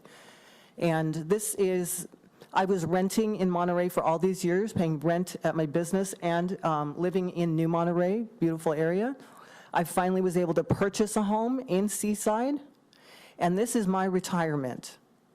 This is it. So, you know, I think it's really important for the welfare of our people that something be done. If Monterey and Pacific Grove and Carmel can find ways and loopholes, whatever, or payoffs, whatever has to happen, I mean, it needs to happen, because our citizens are more important than, you know, this deal. And coming from the FCC, I'm appalled.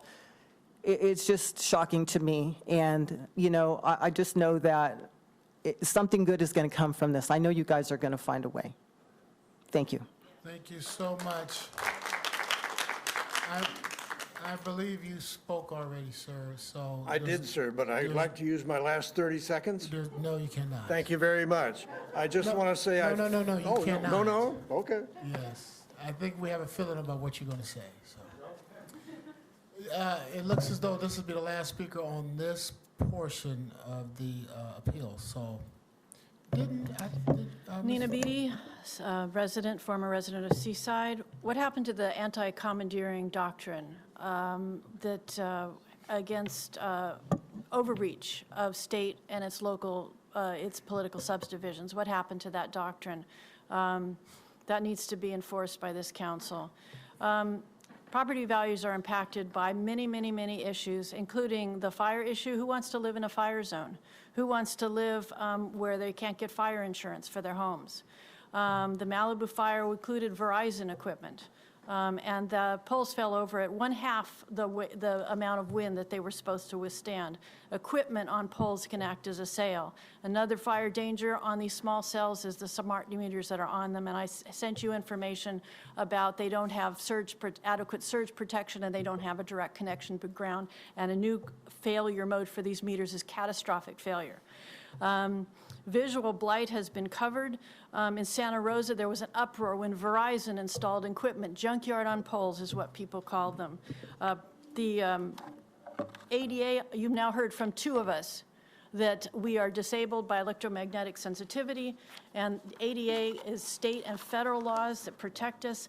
These poles, these cell towers block our access to city streets. Disability has nothing to do with Section 704 on environmental effects. Civil rights are covered under the Americans with Disabilities Act and the Fair Housing Act.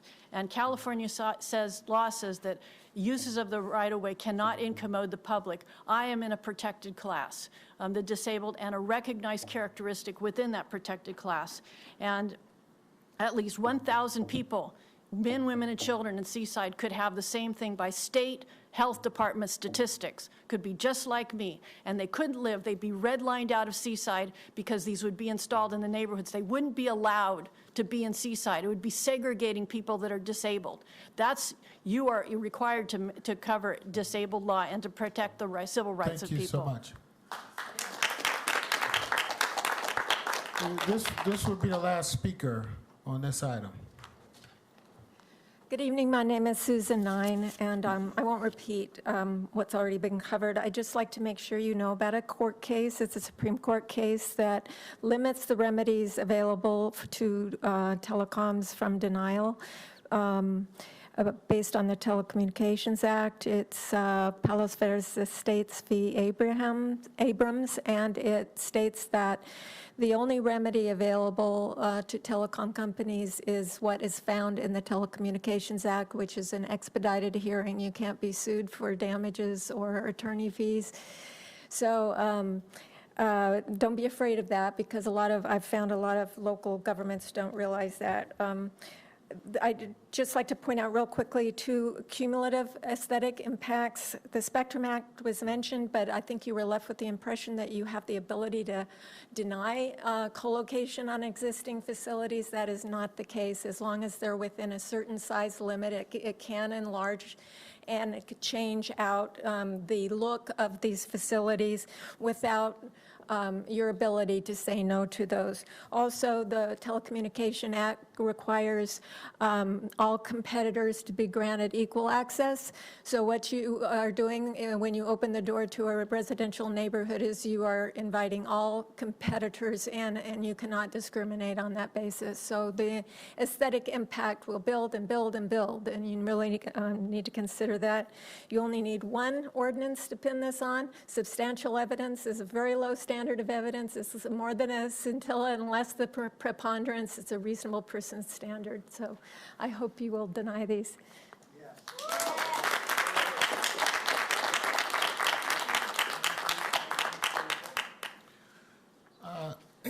Seeing no more for the public hearing will close.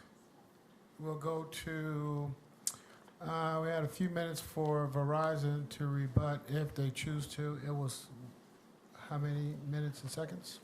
3 minutes, 57 seconds. I believe I ended up with 4 minutes. Paul Albritton, outside counsel for Verizon. Well, it's an emotional issue. We're quite aware of that. I'm sure you're aware that several speakers tonight appear at other jurisdictions and also prepared with these prepared speeches. I'll speak up. I want to say that cell phones save lives. 70% of 911 calls are from cell phones. 57% of households don't have a wireline phone anymore. They rely on wireless service in their house. I guess I have to say, I'm one of those people. I was in Santa Rosa when I had to evacuate the fire, and the power was out, and the only way I received communications was through my Verizon wireless phone, because somewhere there was a tower with a generator that was operating. And that's why Verizon Wireless comes to these communities, is to provide a service that people rely on. With respect to aesthetics, nobody wants to put a utility pole in front of their house either. And what we're doing is using that existing vertical infrastructure in order to try and minimize the aesthetic impacts, following GO95 requirements in order to create a utility pole that fits within the character, as the Planning Commission stated. We submitted in 2015 250 text messages of support from neighbors of Seaside who said that they wanted improved service and needed improved service. You will recall that at that time you approved a church tower facility in the north end of town.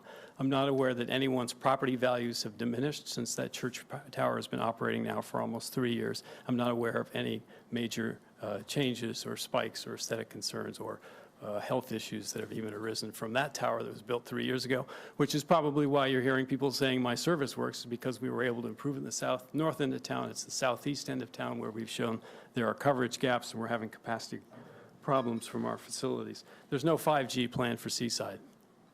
There's no 9,000 towers. We're putting 5G in San Jose, in San Francisco, areas where we already have 500 small cells in San Francisco for 4G, and 90 in the East Bay. Palo Alto, 90-plus poles for 4G. These are areas where you might see 5G, but we need 4G as a backbone for 5G.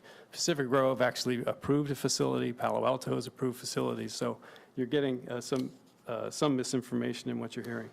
Property values, Silicon Valley Joint Venture put out a report in 2012 where they did an analysis and using local realtors and property values to show there's no relationship between the proximity to a cell facility and property values. In Fortune magazine, 2014, readers said they rated cell service more important than schools and other issues related to purchase of a home. Cell service is incredibly important in terms of the positive impact on property values. I want to reiterate that Raj Mathur is here of Hammett and Edison. He can describe to you everything you want to know about the FCC standard, how it was established, the safety guidelines that are involved, and why the FCC considers this standard to be safe, and you have already heard from your council that we meet all of those standards.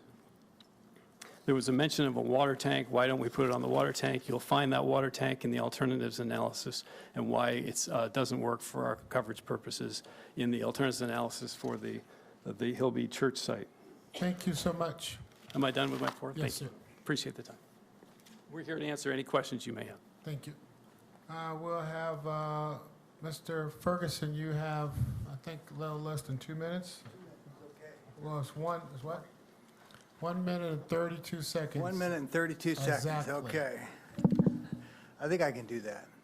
First off, I want to say also I'm a Realtor, and I've been a Realtor in this community for 25 years, and I share the same concerns as the previous speaker, that it does affect property values. I've sold hundreds of homes, and I know what people look for and what they don't look for. So, you know, and I already presented information as far as property values. With regard to the 911 calls, that, again, scare tactics, won't be able to make that call if we don't put this in. Well, they're automatically switched over to another network in emergency for the emergency responders, and they have temporary towers and generators for those.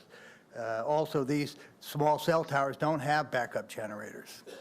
So when the power goes out, they go out. That's it. So there's nothing about this. Boy. Seaside General Plan, Part 1, Urban Design Element. That plan imposes standards on residential areas to maintain and enhance visual character of the neighborhoods, calls for alleviation of blight. Antenna towers will create industrial blight in residential neighborhoods. Seaside's neighborhood preservation criteria projects will beautify the residential neighborhood with underground utilities. That's not happening here.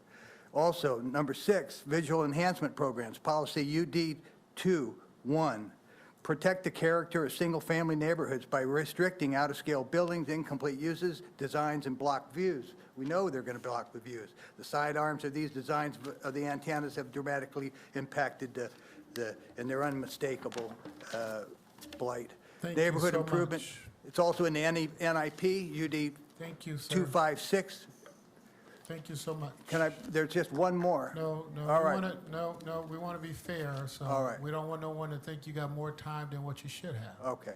Well, we don't want them to think that. do There we? you go. All right. There you go. Thank you.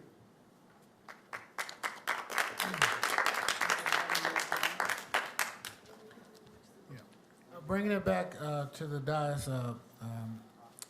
both applicant, well, Mr. Ferguson and Verizon used all their time. Now it's back to the council for discussion.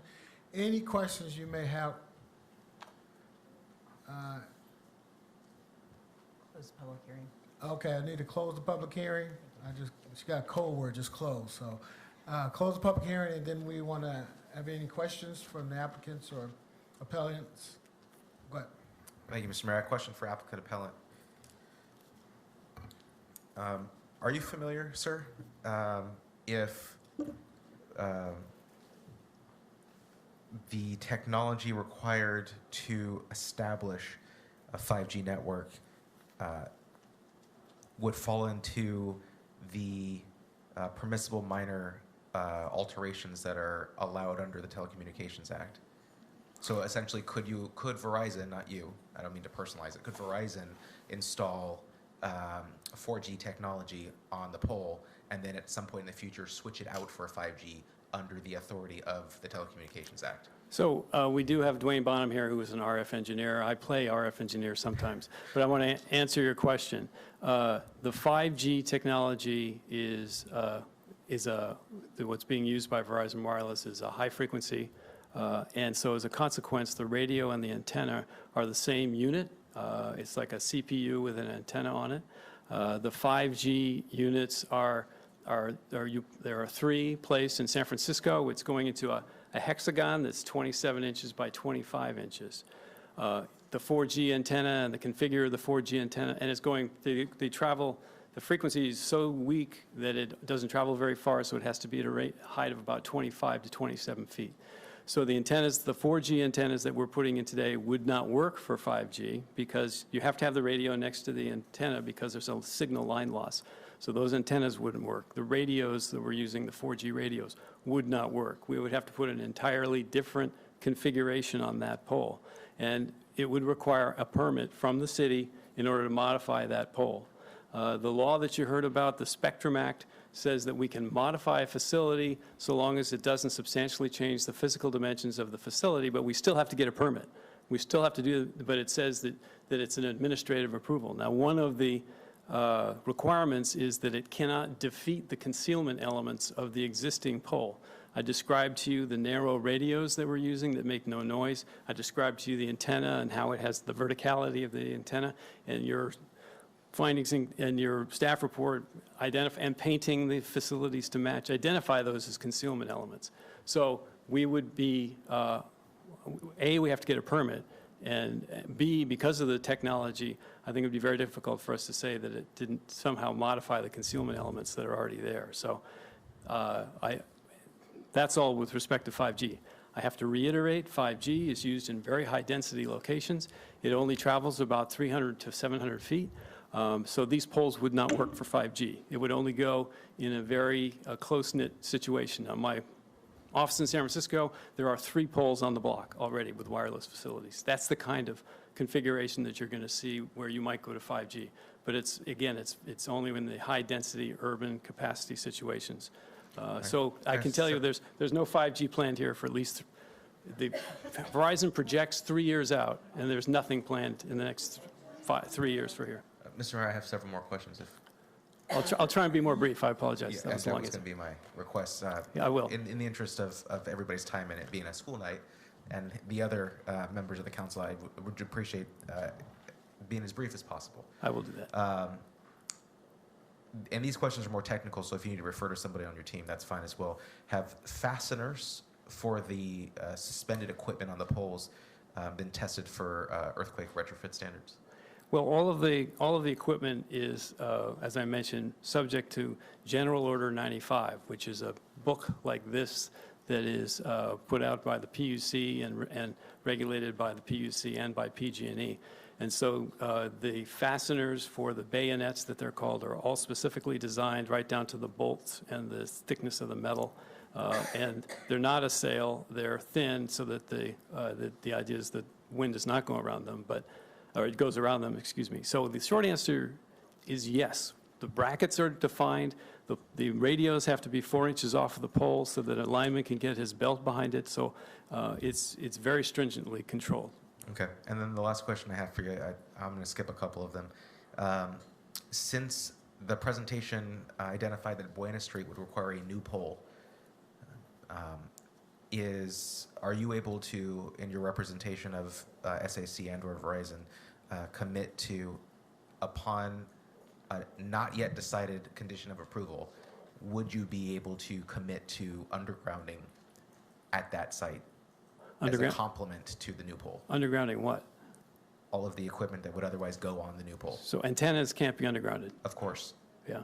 And the short answer is no. Verizon Wireless does not underground its radios, and there are very good reasons. The radios. I'm talking about all the stuff that you're going to underground at Yosemite, if approved. Okay, we're not. All those things. Let me speak about Yosemite, if I may, for just a moment. We're not undergrounding anything at Yosemite, and I do want to say. Last part again?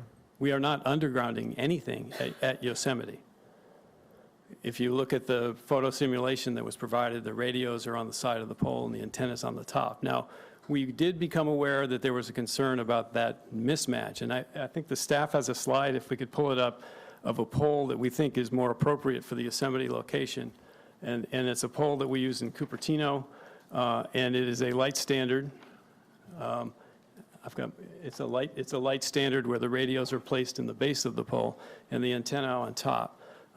And that's called an integrated pole solution. It works better where you only have light standards around you. But Verizon, I can go through why Verizon doesn't underground the equipment. Here, it's an integrated base where the radios are located. And that would be what we would propose for Yosemite if that was of the council's liking. That's sufficient. Thank you. I have hard copies of that if. Okay, are you done? Okay, any other questions? Thank you. Thank you all while you're here. I was speaking with my housemate, and he was telling me, maybe you can explain this, why this happens to him. At work, he uses walkie-talkies, which are rated for something like 12 miles, and he says they actually work really well unless they get close to a new cell phone tower near a school where he's working, and it just completely eliminates the effectiveness of the walkie-talkie. Can you explain why that is? Must be Sprint. I think I'll let Dwayne answer that, yeah. It is due to radio. My name is Dwayne Bonham. I'm a design engineer for Verizon Wireless. It's due to radio overload. The walkie-talkie is receiving more power than it can handle, and it creates interference inside of the walkie-talkie. Cell phones can actually have the same thing. In the olden days, I've been around for a long time, of the old analog cell phones, that was very common. That if you drove by a competitor site and you were in a weak signal area, you would get blown off the air from interference. It would get produced inside your phone from too strong of signals.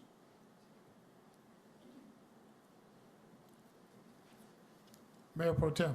Can I ask a question of the attorney, or should I? You can ask anybody any question you want. Can I ask the questions of the attorney, and I'll try to do it. I believe they're quick, I hope.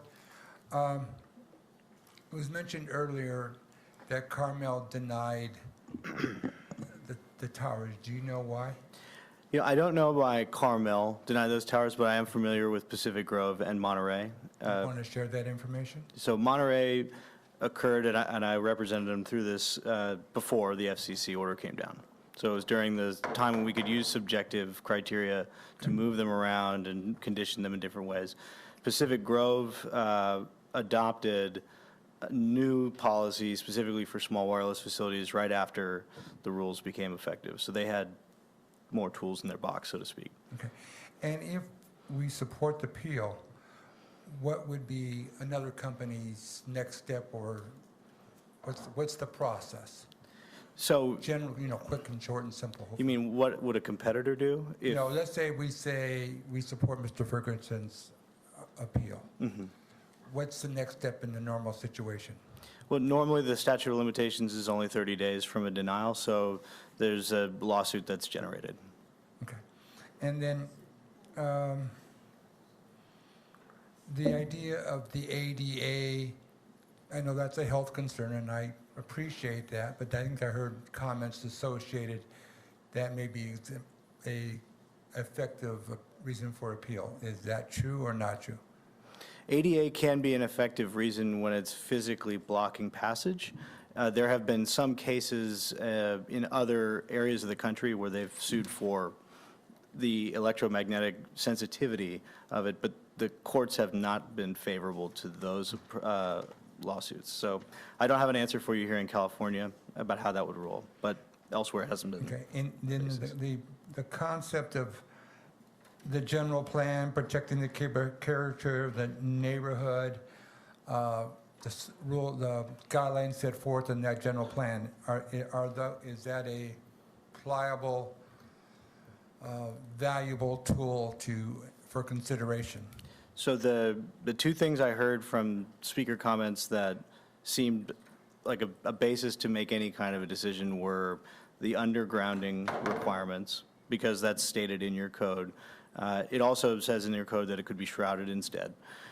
And then also direct view lines. And I think those two kind of go hand in hand.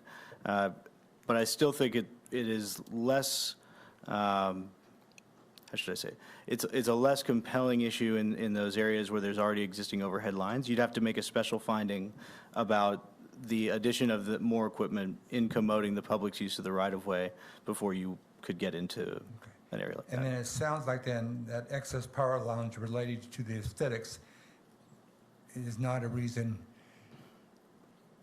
for an approving of appeal, like Mr. Ferguson's appeal. Is that what you're suggesting?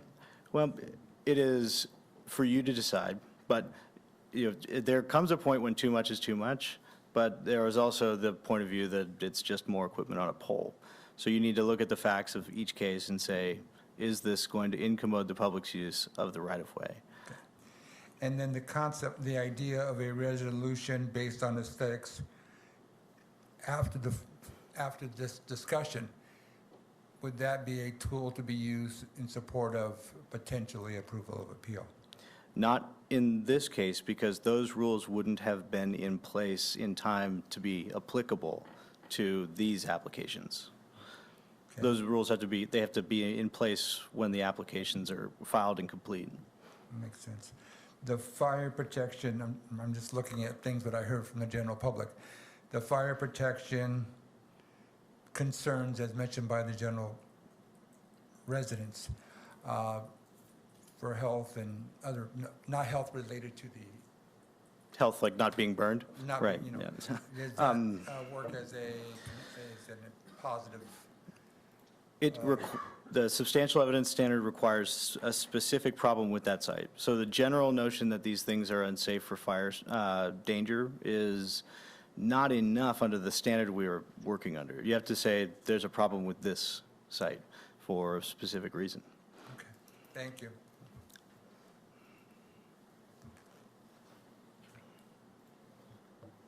Councilmember Wizard. Thank you, Mr. Mayor. So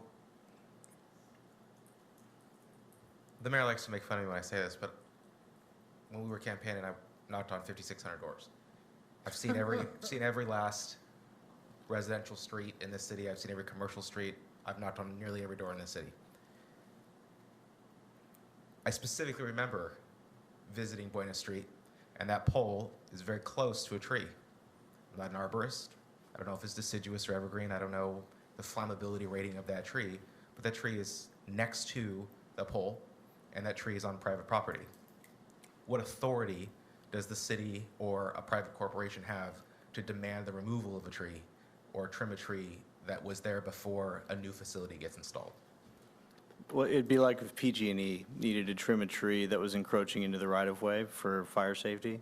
It's a joint pole, so it's for other types of utilities. I don't think that they could easily remove the whole tree without a good reason. But trimming the portion of it that's over the right-of-way is within the power of the city to manage the right-of-way itself. So would you mind, if it's possible, could you pull up the original staff report that has a picture of the 1101 Buena Street tree? Because there's no sidewalk at 1101 Buena where that pole, the utility pole is. And so with the wooden fence and the property line, they're very close to one another. So there may not be a lot of room to trim because the public right-of-way is a narrow sliver at that point, from my recollection. And it'll be a minute before she's able to recover that slide, but I was hoping, there were several things that were said. I was hoping you could clarify in the meantime. Somebody talked about the Americans with Disability Act, and I thought I'd seen something from one of the staff members about some ruling out of the Seventh Circuit or some federal case law that talks about ADA as it relates to certain protected categories. Yeah, so the case law is a little sparse on the particular interplay between RF and ADA. The case that addresses it most squarely is Furstenberg versus City of Santa Fe. And it was a similar situation where there was an upgrade in technology. A person with EMS sensitivity that had been documented by a doctor sued the city, said, you didn't take this into account.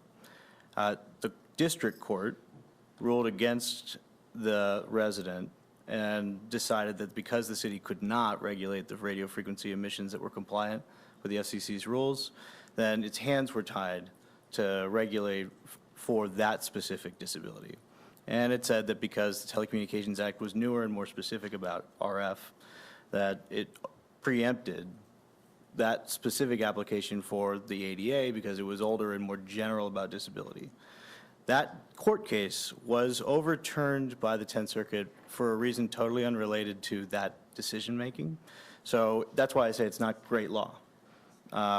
There's another case, AT&T versus Robinson, I think it's out of Kansas, regarding state torts. And the court made a similar decision saying, if the Congress decides that the cities cannot regulate the radio frequency emissions that are compliant with the FCC's rules, they can't be sued for a tort on the basis of EMS sensitivity. So, none of us are court-certified experts in interpreting photographs and digital media, but where that box is supposed to be on the photo simulation is right in the thick of the widest part of that tree.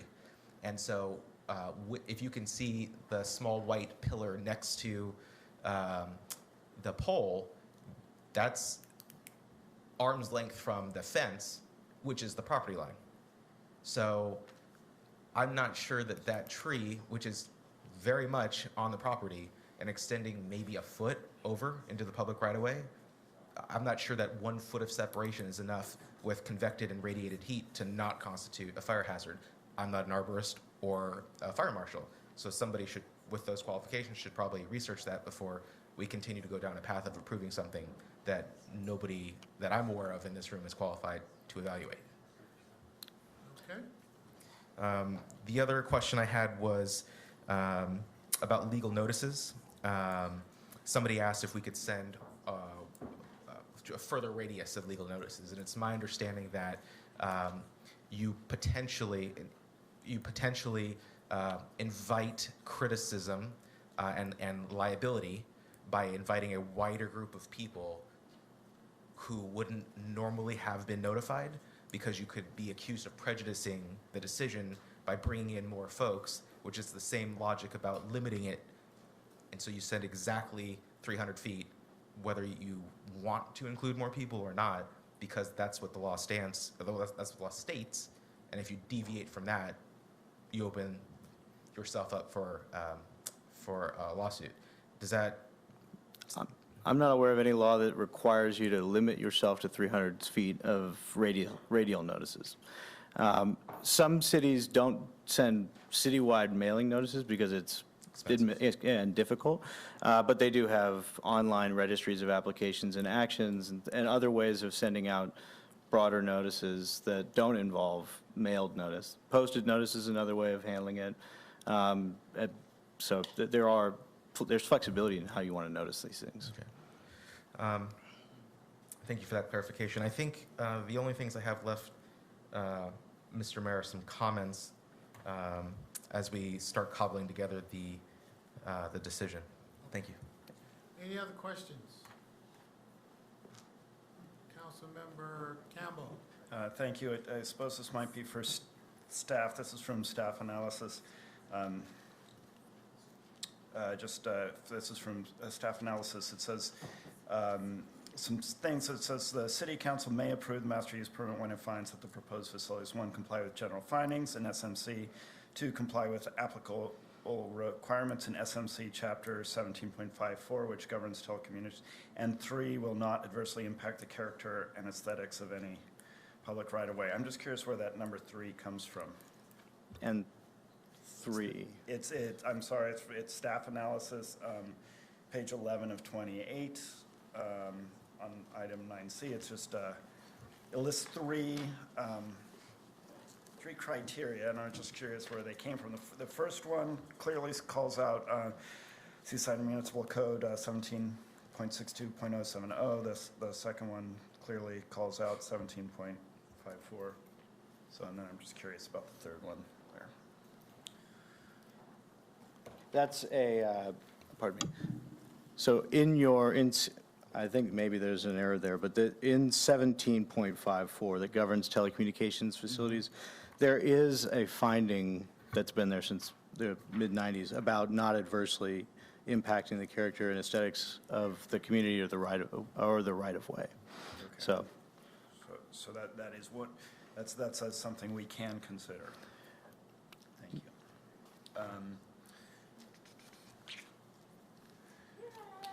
And then something else. 17.54.060. It says facilities must be as far away from property lines as possible and not encroach into any setbacks. Does that mean that facilities? I think you might refer to it as it's not facilities. Use a different word. I'm trying to remember, which is equipment. I think you used, but I think where I found this, it said facilities.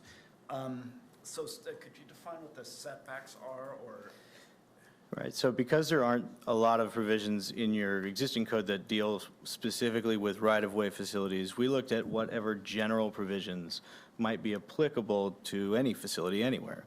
And so there are provisions in Chapter 1754 that talk about being as far away from the property line as possible and not within any setbacks. So presumably that was written from the perspective of being on private property, looking out towards the right-of-way, but the language was general enough that it could work both ways. So we said, let's evaluate whether this is compliant with that standard because we could look at it as an objective standard. Okay, and it's and I guess with the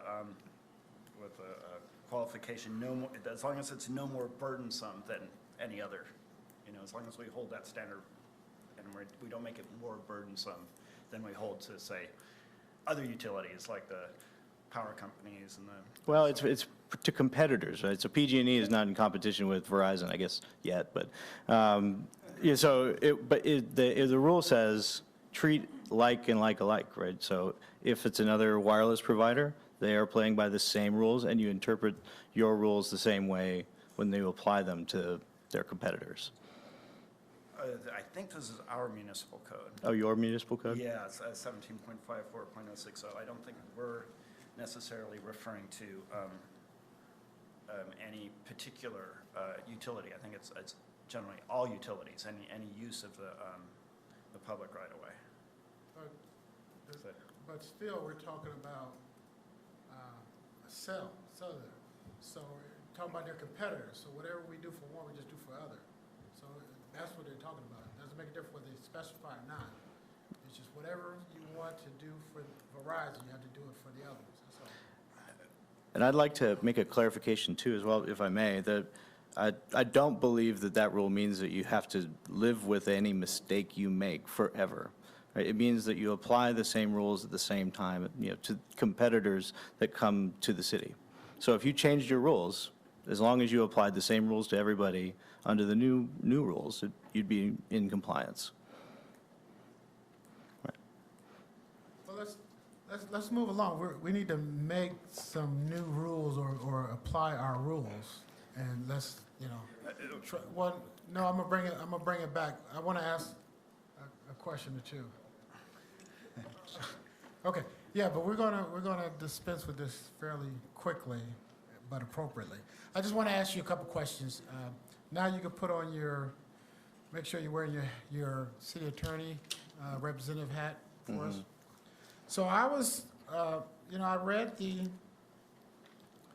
staff report, of course, listened to both sides during the hearing, and then, of course, I listened intently to the public comments, and then, so I have my own thoughts. So let me see if I understand what I thought I heard, and then I'm going to ask you a question. I heard a lot of talk about creation of blight, new blight. These things will create new blight. I heard about aesthetics. The aesthetics will grow because if you let one pole be established, then equivalent services, like be like, will end up growing that pole, affecting the aesthetics. I heard about community character. This would change the community character in a negative way, including the visual character, and I understand that's aesthetics too. I heard about property values, but I want to be clear, the reduction in property values not linked to RF, right? When I heard that, I didn't link it to RF. Some people tried to link it, but I didn't hear that part. It was other people just saying they know for sure these things affect the price. Just when you look out the window, you see an unnatural state, which could be a pole, a utility pole, and the antennas on there. And then I heard, as a city, our code, general plan is supposed to be moving towards undergrounding utilities. And I know certain areas is inappropriate, but we're supposed to be moving towards that. And then I heard about direct view lines. You always hear people talking about how beautiful it is to live in Seaside, and I agree with that, and how they can actually see out to the other places. And then I just came with, these towers will incommode the community And I say it that way because the right-of-way is the citizens' right-of-way. Does that make sense? You know, to you as the not to the public. I'm talking to you. Me and you, right? Yeah. The public's, that's their right-of-way, and at a certain point, they get to weigh in heavily on what they think should be in the right-of-way and what they think the right-of-way should look like, right? The right-of-way is just not a place to put what the city council thinks should be there or what the citizens should think should be there.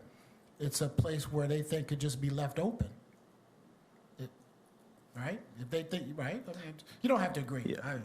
I agree with myself, so. Okay. But I'm putting on the record what I heard from everybody and through my reading of the research and my reading of the documents. And I think in there is quite a bit to hang our hat on for me personally to get to where I think, they may be right in allowing these things does create a big inconvenience in all different type of ways. Thank you so much. Okay. All right, we're going to bring it back for discussion. So I just, who wants to start? We're not going to take a long time. We're going to make sure you get your thoughts out, make sure you fairly get your thoughts out, and do whatever you guys think is right. So we'll go with Councilmember Wizard. Thank you, Mr. Mayor.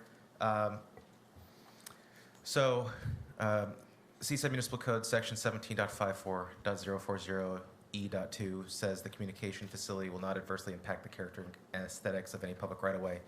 And the Yosemite improvement or siting of the pole on Yosemite, I believe, would add a pole where one does not exist now. We heard testimony from several people who identified themselves as residents of that neighborhood and several who identified as residents of other neighborhoods talk about the visual impacts and in my own personal experience with the visual impacts coming westbound on Wanda toward Yosemite and looking over the horizon line that's currently unobstructed, and adding any facility whatsoever would obstruct and impede the view, the currently unobstructed, beautiful ocean view. Municipal Code Section 17.54.060A.1.d says a ground-mounted facility that's located within a front or side setback or within a public right-of-way shall be underground so that the facility will not detract from the image or appearance of the city. Yosemite, again, would install a new facility. None of it, according to the appellant applicant's representative, would be below ground. He said, quote, "No one wants utility poles in front of their house." And I don't think the folks on Wanda or Yosemite would disagree. The proposed use is consistent with the general plan. There's a requirement that the proposed use be consistent with the general plan and any applicable specific plan. So policy urban design -3.1 says protect private views of significant natural features such as the Monterey Bay, Roberts Lake, and Pacific Ocean, and the surrounding mountains and other important view sheds. The Yosemite Street, again, would obstruct the view of Wanda residents of the ocean, as well as Yosemite residents of the hills out in the former Fort Ord. Policy land use -3.2 says improve the physical appearance of residential neighborhoods, and adding new equipment onto utility poles will not get rid of those poles or any visual clutter and won't improve the physical appearance of those neighborhoods. Goal land use -4 is ensure the new development complements existing land uses and enhances the character of the community and its neighborhoods.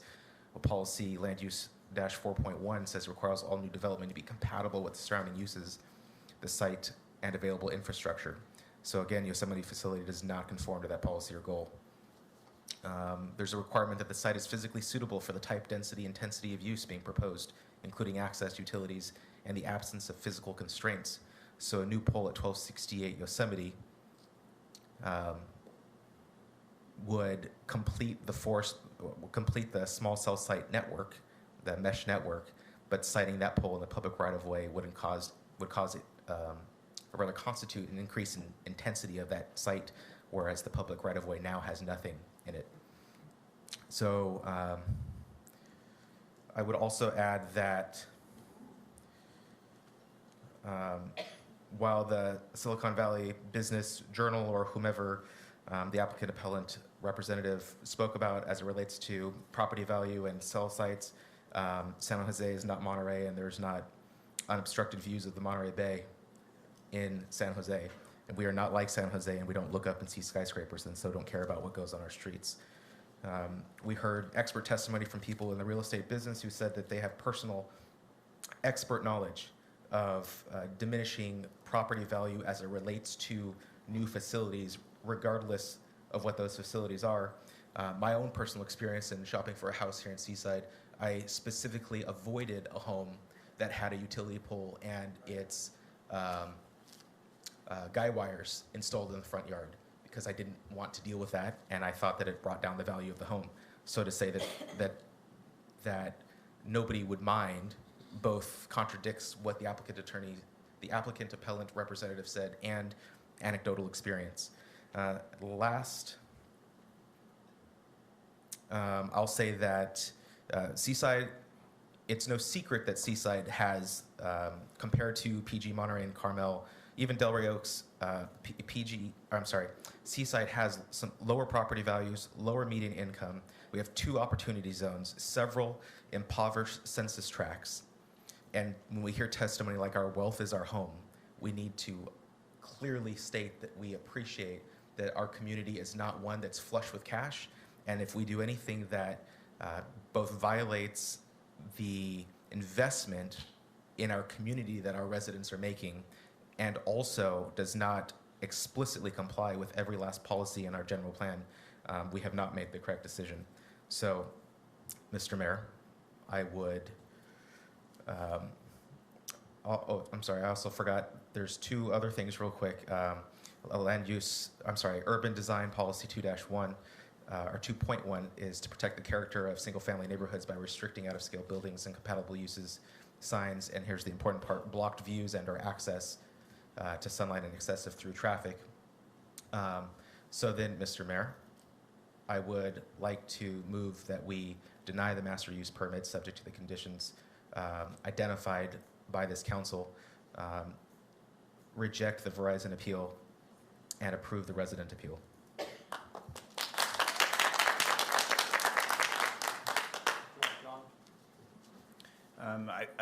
Well done. I second that, but on the second, I'd like to add some things to the record here. Hold on. Yes. It's been properly moved in second, on the second. Thank you. Yeah, no, that was fairly thorough.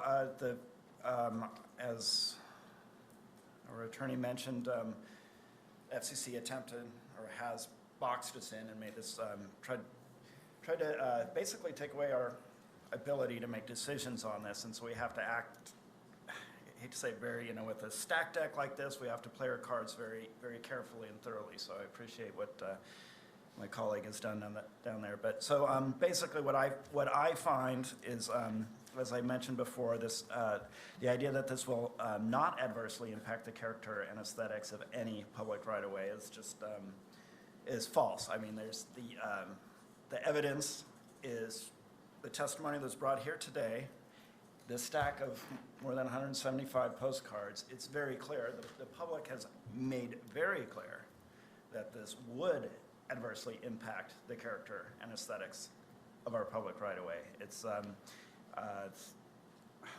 The testimony is overwhelming on this. So based on that, I can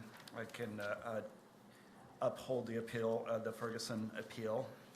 And then also, the facilities must be far from property lines as possible. This is 17-54060 and setbacks. And what I'm finding is I know we're not allowed to discuss the effects of RF, but I'm going to just point out that the RF. Well, what we want to do is, we want to be clear. Yes. If we want, the motion is to deny it. So we need to be clear on the record why we're denying it. Yes. And it hurts us if we talk about the health aspects of it. Correct. So we don't, you say what you want to say. And I very much appreciate the public for self-censoring. It was just amazing. I mean, to see, I know, I understand that we're trying to be boxed in, we can't consider the health effects. And the public, he went so far as to limit their own First Amendment to discuss the health effects. I find that very, very impressive.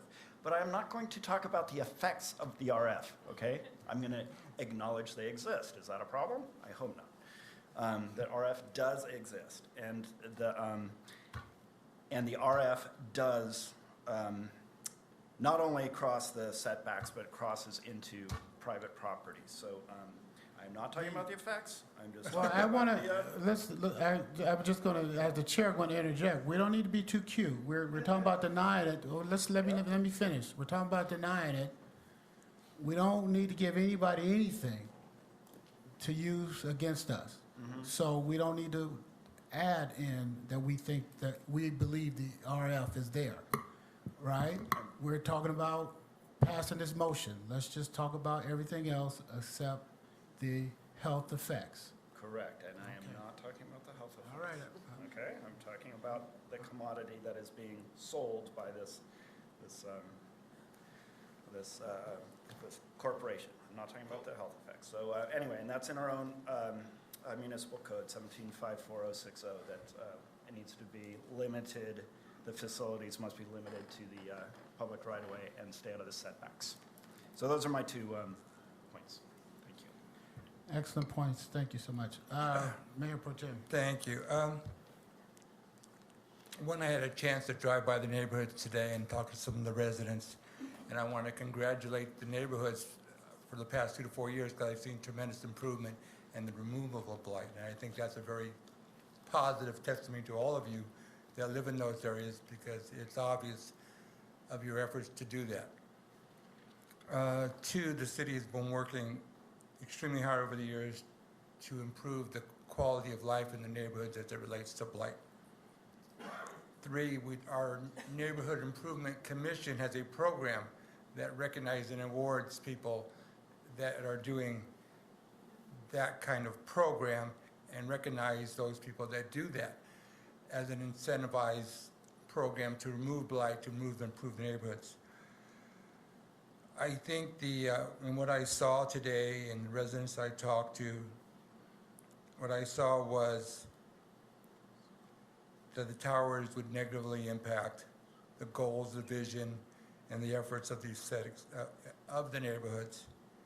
I'm concerned related that the impact as it relates to the general plan. I'm concerned about the blight impact. And obviously, as Mr. We explained, is that the residents' positive contributions in general were very positive, and we appreciate their efforts and their patience with the lengthy discussion. Thank you.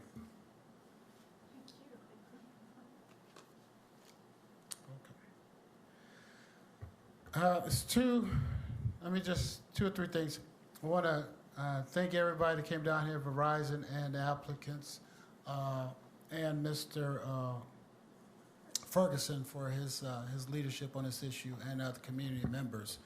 I wanted to be very strict with the amount of time I gave the public to speak, even though normally I let people go a little bit past the red line. But on such an important issue, we can't allow anything to be easily done to undo what we're trying to do tonight. That's first. That's the most important thing. So hopefully the public understood that. And so for me, that's why I tried to say what I said and did what I did. And I just want to keep it clear. And so for me, this is just my wording. So, I have determined that these towers are not needed because they negatively affect with unreasonable aesthetic impact and the physical obstructions to the public right-of-way, and that's just it. I think that's all I need to say. And what we will ask is the city attorney to go back and draw up some type of resolution documenting this denial if it passes. Does anybody have anything else they want to put on the record? Yeah. Okay. It just returned to my mind that the applicant appellant for SAC Wireless not once but twice, reminded us that nothing would be below ground, undergrounded at Yosemite. And so I want to thank, again, the city council for their work and asking the questions and self-regulating themselves. Oh, before I forget, I want to make sure no one leaves here thinking that they did not have, somehow their constitutional rights were violated, First Amendment rights. They said what they wanted to say. I appreciate them sticking to some of the criteria I set down, because those are set down in law, and that strengthened us tonight, what you guys were able to do in your comments. So I thank Mr. Councilman Campbell for that. No other comments. We'll go to the call for the vote. All those in favor use the regular sign of voting, which is aye. This is a roll call vote. Yes.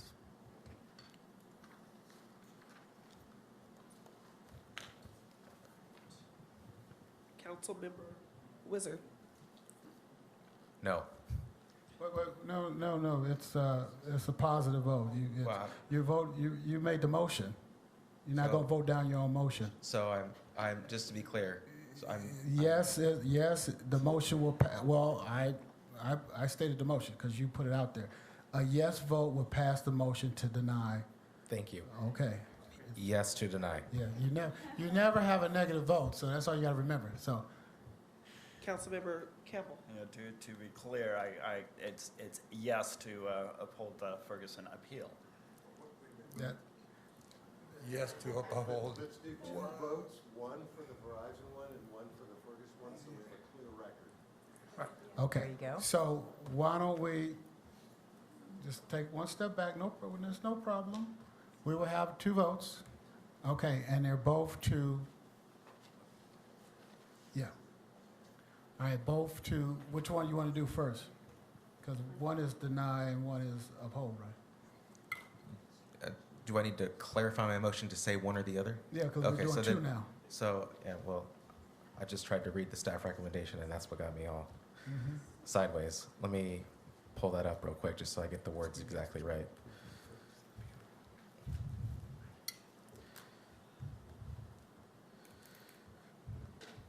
It's a long start for it. So I move that we deny the master use permit subject to the conditions that we've discussed this evening.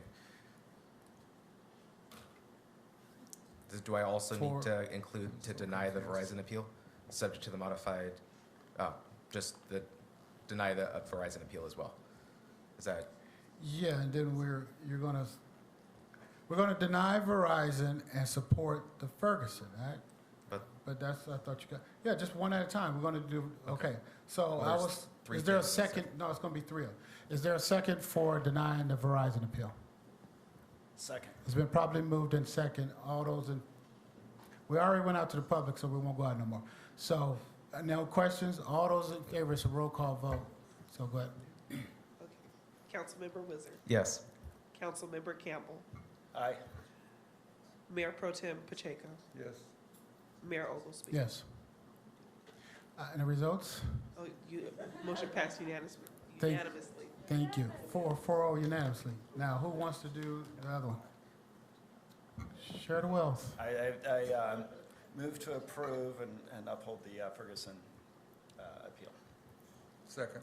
So properly moved second to uphold the Ferguson appeal. It's a roll call vote. Councilmember Wizard. Yes. Councilmember Campbell. Yes. Mayor Pro Tem Pacheco. Yes. Mayor Oglesby. Yes. Your motion passes unanimously. Okay, and the third one?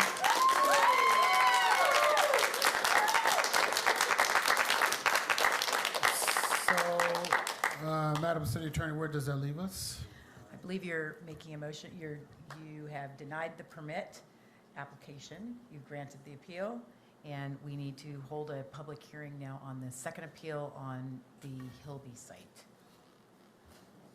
An appellate hearing. It's, what do you guys want to do? It's already, I think, 11:30, and we got other stuff we need to do, so I don't want to rush it. We don't want to rush that one. So what do you want to do? A question for that Okay, lawyer okay. about the shot clock and the tolling. Okay. Yeah, I know where it's the shot clock, but still, we don't Yeah. want to give this a, go ahead. You have to make a decision about Hilby tonight, based on the tolling agreement. So All right, well, we'll open up. Okay, Madam City Attorney, go ahead, read us. Well, this is we're, technically, I don't have to ask for extension because we said we're gonna do all three of them, right? So, no, I know, so go ahead. She's gonna, so where are we at now if we did that? But some people didn't have a chance to public comment on. Right. Right. So the process that was outlined for the fair hearing was the appellant has 10 minutes to present to everyone his appeal on the Hilby conditional use permit. There would be an opening of the public testimony for those who have not spoken already and who wish to speak again specifically to the Hilby conditional use permit. That's the church site and the steeple application. There would be a rebuttal period if the appellant reserves any time out of his 10 minutes, council discussion, and a decision or vote on that appeal. Okay, Mr. City Manager? I believe our staff is ready to make a presentation on this topic as well. So the initial report given by Mr. Medina included the background on this one. So if you have questions about it, we can answer them, but there won't be a separate report.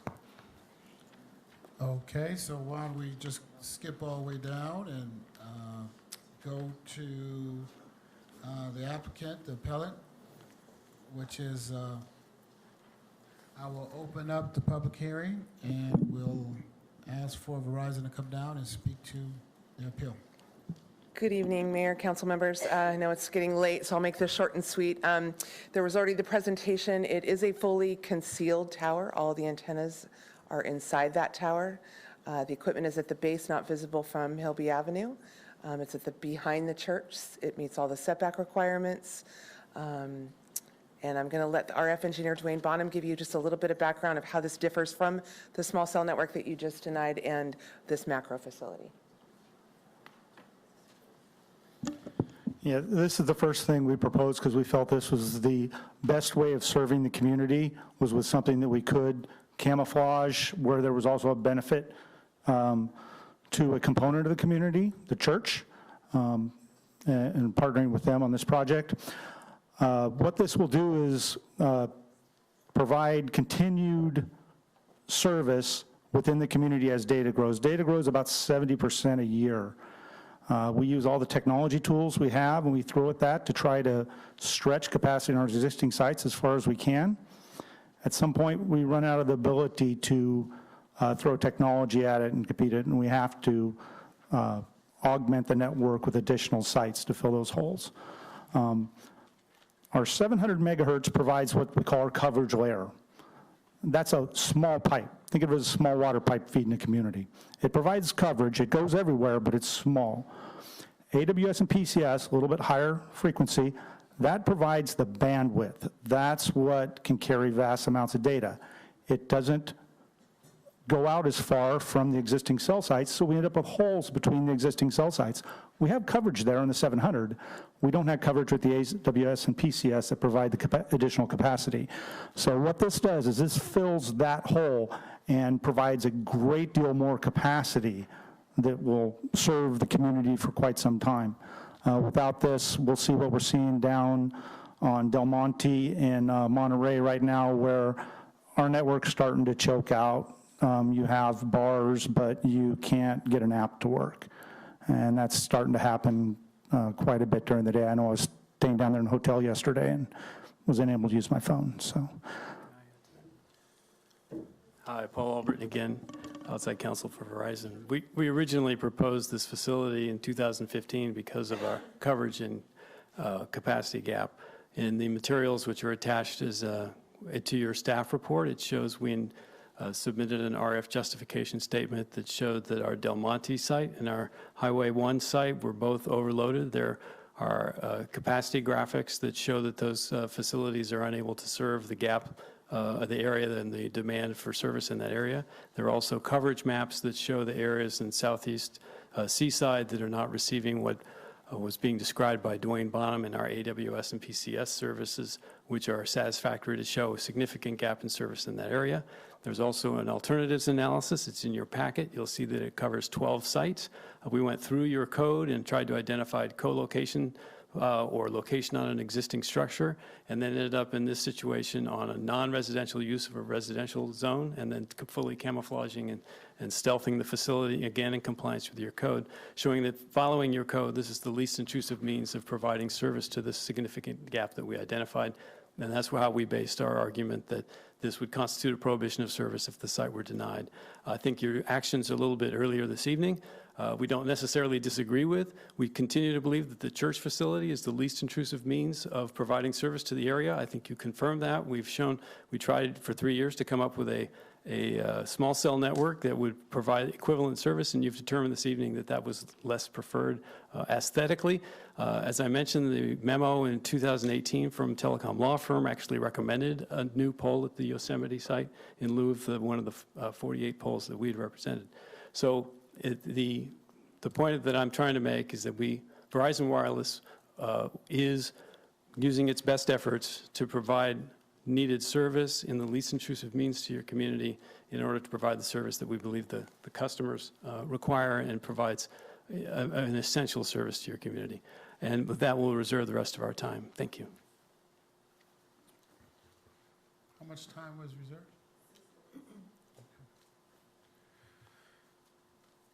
Who was the other appellate? That was it?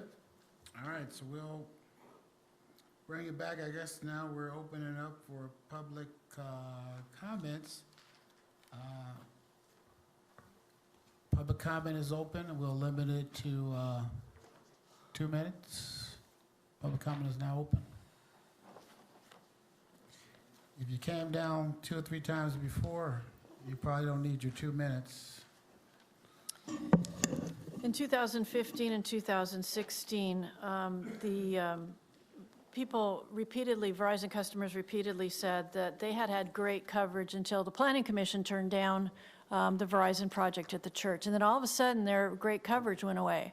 And so there were a number of residents that remarked that they felt the power had been turned down on the cell towers to manufacture a gap in coverage. There were hearings after hearings after hearings canceled. The shot clock kept getting told by Verizon, but now the residents are being told that this can't be delayed to an earlier time for everyone to get a good night's sleep. When the mayor, in fact, finally said in April or February of that 2016 that he was going to give one final time to Verizon to do it, but then that got pushed to next month and next month and next month. So all this, the public's being inconvenienced, but Verizon gets to call the shots. This is not a high-growth area. It's a no-growth area, actually. The neighborhood's all built out. So where's all this demand going to come? Verizon CEO has been clear that they want the cable business, and that's why they're doing this. This is a residential zone takeover. Once you, again, just like the small cells, once you allow one macro tower in this neighborhood, other carriers can come and hop along and find other locations in the same neighborhood. The noise from the generator, again, you have rental income and housing values that will be affected by this. And I ask you to deny this project as easily as you did the other one, because these have many of the same issues and will affect the residents equally as the other ones. Thank you.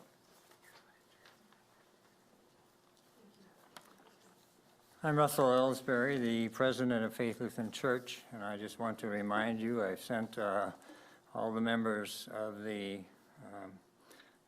for the members of the council, City Council, the relationship of Faith Lutheran Church to this use permit.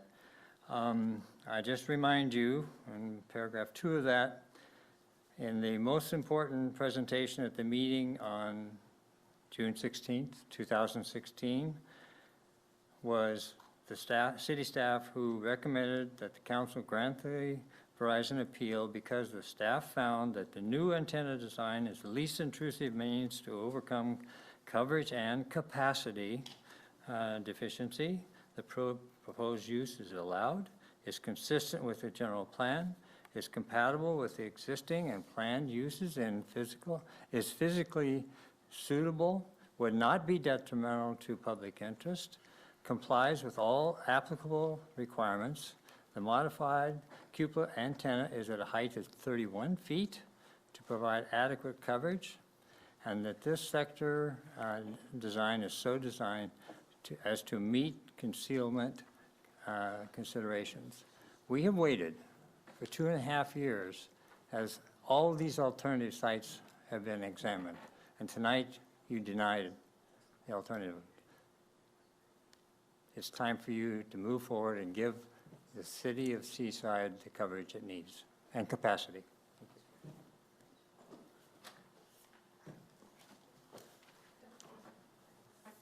Raquel Sumter, I live on Buena, and I'm behind that. I just wanted to state again that my service is fine. For emergencies, I do not need to use apps, and as they stated, when there's emergencies, it goes to a different cell tower. I don't see a need for it even there, and of course the church wants it because they're getting money. So I just wanted to state that. Thank you.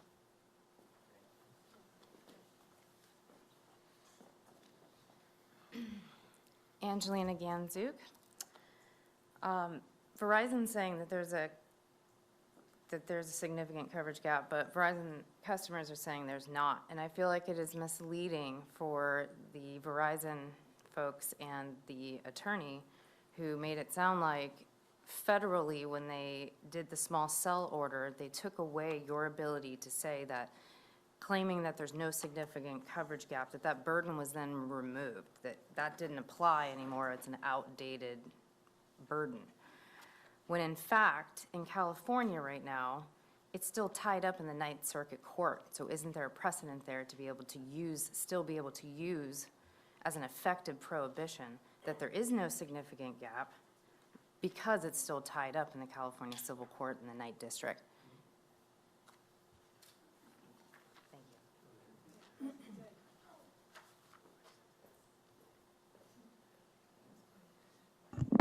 Michael Campos. Just have a question for the area of Seaside with AT&T. What I'm wondering about is, my understanding is throughout Monterey County, first responders, emergency personnel prefer AT&T, especially in the more rural areas, because of better overall coverage. So my question is, in Seaside, how is AT&T, because a lot of people have AT&T, I have not heard this problem with cell towers and so forth with regard to any AT&T representatives in the past. So how is AT&T providing coverage in our city without any complaints or problems as opposed to Verizon?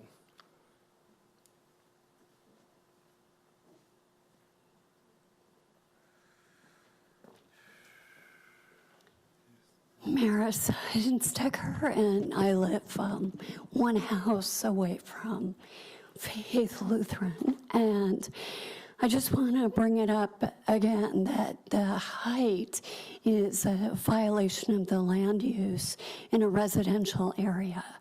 And you can make this look as pretty as Verizon is making it sound, but it's ugly.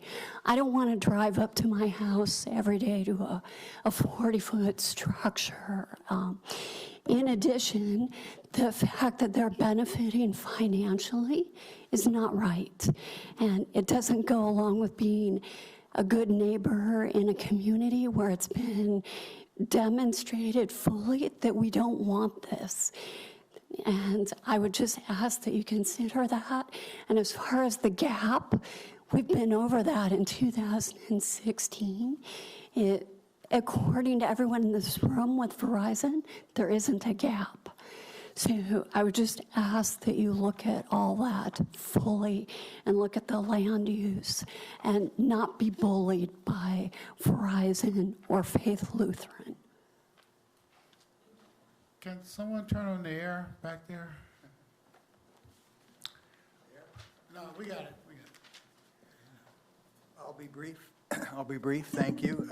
I just sitting and listening to the proceedings this evening. I did want to make note about California Civil Code 3480, general provisions about nuisance. And it's described a public nuisance as one which affects at the same time an entire community or neighborhood or any considerable number of persons, although the extent of the annoyance or damage inflicted upon the individuals may be unequal. I am beginning to feel as though we have a public nuisance here with this corporation coming into our community. So I wanted to put that on record, and that's California Civil Code 3480.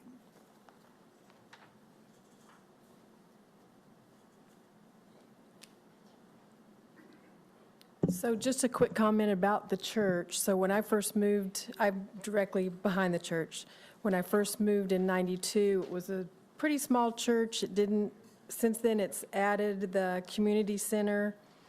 And to me, even though it's wrapped, it's even bigger.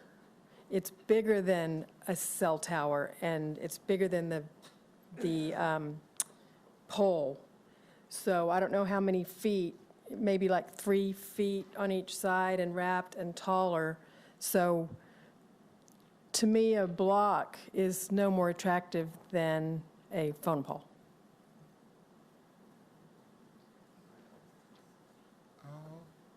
Okay. Seeing no more, public comment is closed. I believe Verizon has 6 minutes. If I wrote that down right. In respect to the council, I will use less than my 6 minutes. The demand is not created by an increase in population, but an increase in the use of wireless services that we all benefit from. The average household now has 13 connected devices, and the amount of data that's being used is increasing, almost doubling every year. And it's everything from Ubers and Lyfts coming to your door to any number of services that all of us use, from navigational services and to phone calls. And that is where the increased demand is coming from. No one ever predicted that the cell phone would merge with the internet and that we would have all of the wireless services that we have today. But the demand is there, and otherwise Verizon wouldn't spend all these years and dollars trying to provide the city of Seaside with good service. In our last iteration, this is actually the wrong photo sim. It's 2 feet shorter than this. It's a 37-foot tower. We reduced the height, and we removed the generator at the request of the community to reduce the noise impacts. Generators obviously make the facility work in a time of an emergency. They cost Verizon a lot of money, and we put them in there. But that was the election at the time. We would follow your direction on that. I think I reiterate again at the time, we sent a text message to our customers in Seaside, and 250 customers, 249 to be exact, sent a text message back to us saying that they needed enhanced cell service. You'll find that in your materials. It says, one of them says, cell service from a church steeple, amen, is what it said. And you have many residents who rely on home businesses, on the economic engine that's provided by good Verizon wireless service. And I have to say, we really have bent over backwards, and we wouldn't have done so if we didn't feel it's important to provide the service and also to meet your community standards. And in that regard, I have to say that this church steeple is reminiscent of other steeples in the community. We looked at other steeples and built another steeple facility. I think what's called the LaSalle facility to the north of this one.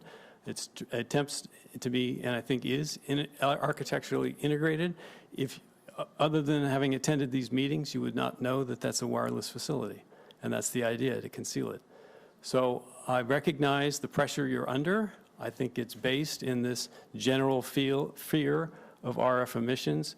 And I just want to appeal to you that this is a service that saves lives, that your first responders use, and that we have gone the extra mile to try and conceal in a way that will not impact the community, and I think perhaps enhance the community in terms of this church steeple, which has louvers, a crucifix, and benefits the congregation as well.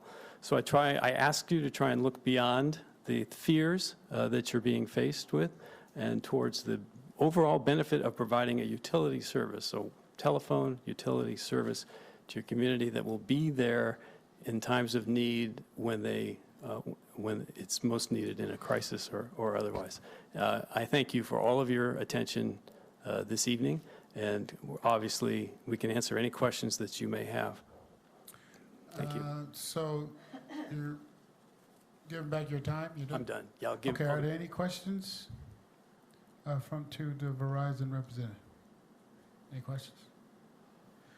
Okay, I just want to thank the Verizon team for being here and staying late and their professionalism and their ability to answer all our questions and put their thoughts on the record.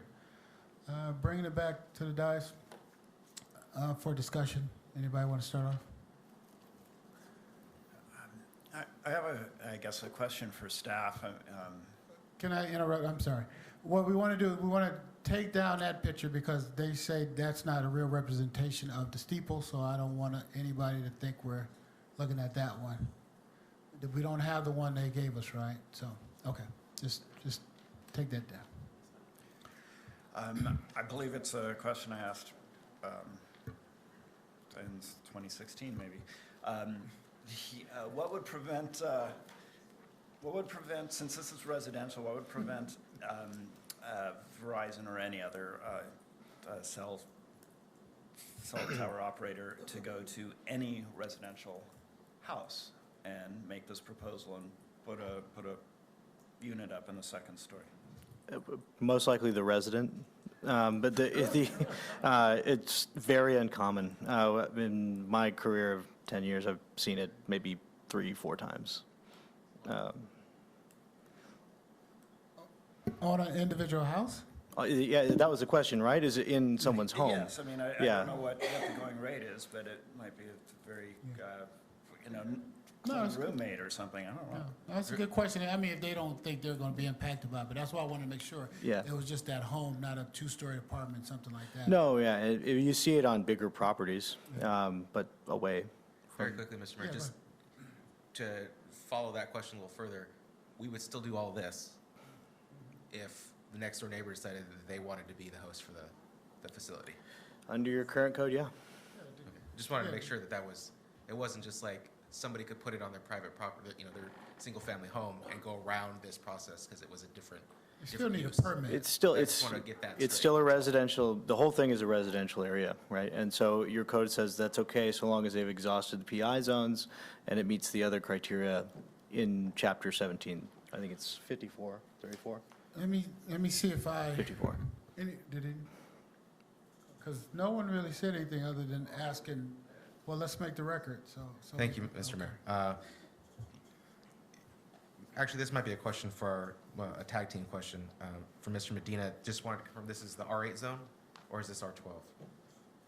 Or the RS8, excuse me. Thank you. So 8 dwelling units per acre. Do I have it correct here from 17.54.060B.3 that the maximum height allowed in that zone is 20 feet above the roof line of the existing structure? You said for B3? Yeah, the height of the communications facility located on a structure shall not exceed 20 feet above the highest point of that structure. That is what that says. I think the other provision that you might want to pay attention to is B1, right? So it's a ground-mounted facility. It's a freestanding tower. That says it must be designed to the minimum functional height. And the reason I draw your attention to this is that through all the talk of a gap, the question is not about whether a gap exists for the purposes of your code, but whether it's the minimum functional height in terms of approving it at that level. So this facility is attached to the side of the existing structure, but in a legal sense, it's ground mounted. It's not atop the church. It's physically adjoined to, but resting on the ground. Right. Right. Okay. The antenna itself, not the surrounding structure. Right, and they propose, does the new thing without the roof on it, the new tower without the roof on it, does that include the cupola in the front of the church? No. So it's 37 feet, all in one structure, resting on the ground, stuck to the side of the church. Just want to make sure I have it clear. Yes. Okay. So then B1 is what controls, because it's on the ground, not B3 because it's not atop the roof. That's correct. Okay. So what is... Okay. Mr. Medina, do you know off the top of your head what the maximum allowable heights in the RS8 zone are? Discuss this. So the, For residential development? you can explain it. 24 feet is the maximum height, but we need to call your attention, there's exceptions to the height limits, and this is under chapter 1730.030 D, and in that, there is exceptions to tables 2.3 and 2.6. 2.3 is residential development standards, and it applies to belfries, chimneys, there's church spires, cupolas, domes. It also includes transmission towers, flagpoles, there's observation, radio towers, silos, smokestacks, television antenna. Now, this is a general list, but it's not an inclusive list. And so the question would be in terms of how this evaluates this proposal in terms of being similar to those types of devices, in which case it would be exempt from the 24-foot height limit. And then as a discretionary permit, it would be through the decision makers to make a decision on how that compatibility is on the site. And in this case with the appeals, a de novo hearing, the council is now the body to determine that decision. It's been removed from the Planning Commission, and now it's in the council's hands to evaluate that and determine compatibility. Thank you. And could you, the applicant mentioned something about removing the generator, but if I'm reading draft sheet A4 correctly, there's 1, 2, 3, there's 4 or 5 mechanical appurtenances, things stuck on the ground. There's 4 or 5 boxes. One of them is a generator, or do you know if the generator is several different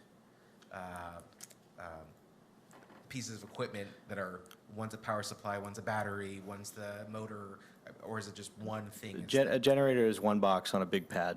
So 4 of these boxes are going to remain, but 1 is going to go, based on what you understand from the applicant's application. Yeah, there is base station equipment that's got batteries and radios and other things like that inside of it, but the generator would be removed.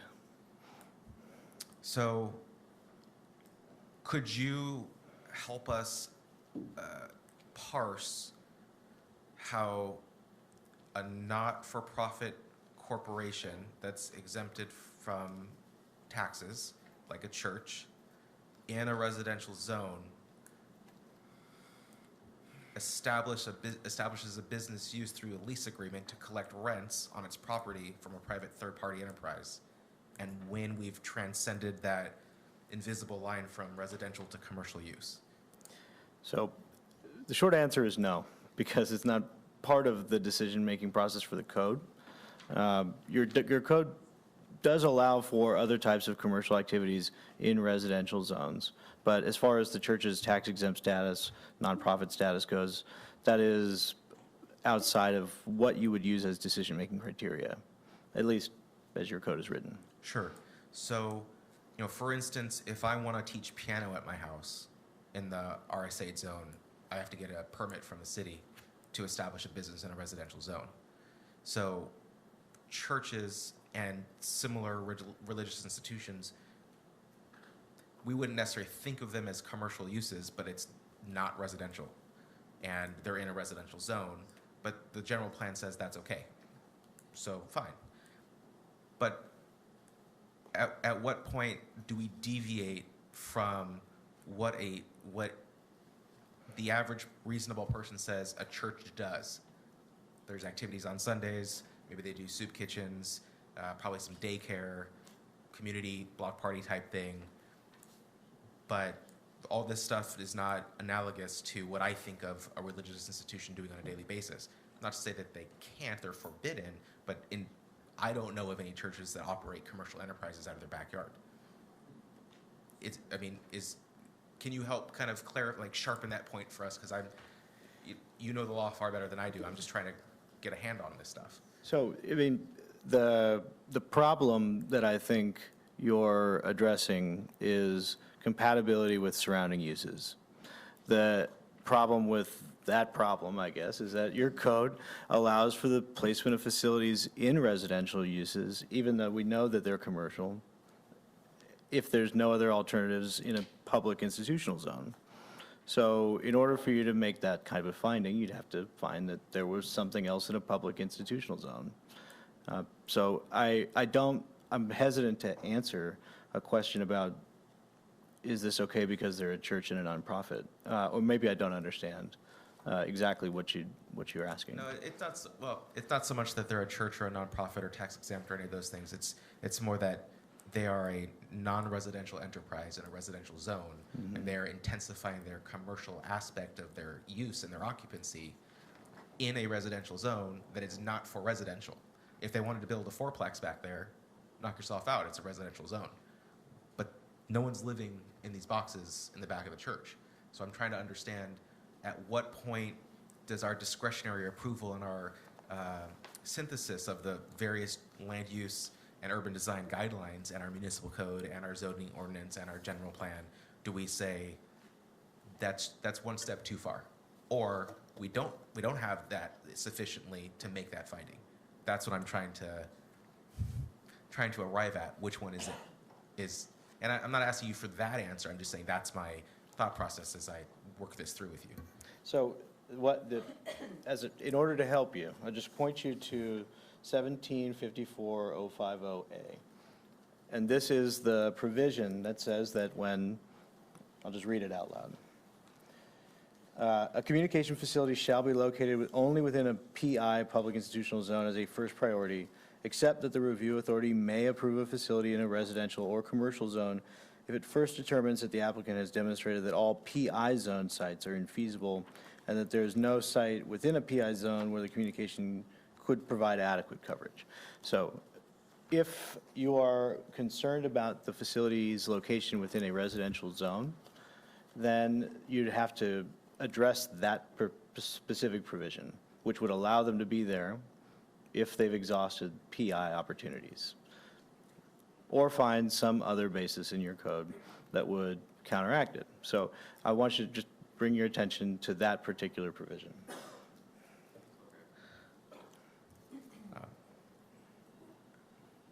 You want to take a minute to get your thoughts and let someone else chime in?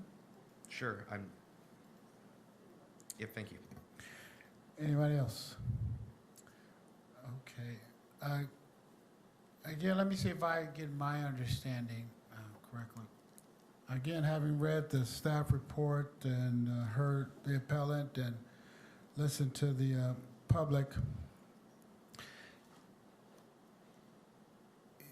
it's still the aesthetics, even though the antenna is hidden.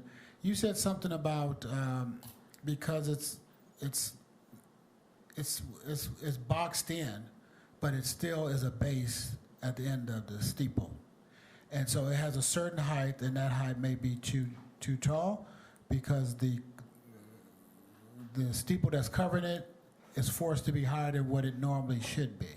So back in 2016, when we first addressed this, the height was required because the rooftop of the church created shading. Like if you were shining a flashlight over it, there would be a shadow in front of it. So that's where the split sector came in. So we said, okay, well, if the roof is in the way, get in front of the roof and then bring the height down. Right. So that's where we thought as staff at that time that the minimum functional height was the split sector design. So now Verizon is proposing a shorter design, but not as short as that split sector. Okay. Not as short as it could be. I think you should ask the Verizon engineer if there's a reason why, but at the time, 2016, that was our determination. You could move it that way. Okay. And then I heard, the steeple being added in that area, again, out of character for that neighborhood, blocking views, impacting the rest of the community. Again, was it incommode? That's a standard for right-of-way facilities. So we don't need this to, is not- there are still view preservation issues within your code for all facilities, but that specific term. Yeah, I was just wanting to Okay. throw inconvenience in there. Okay.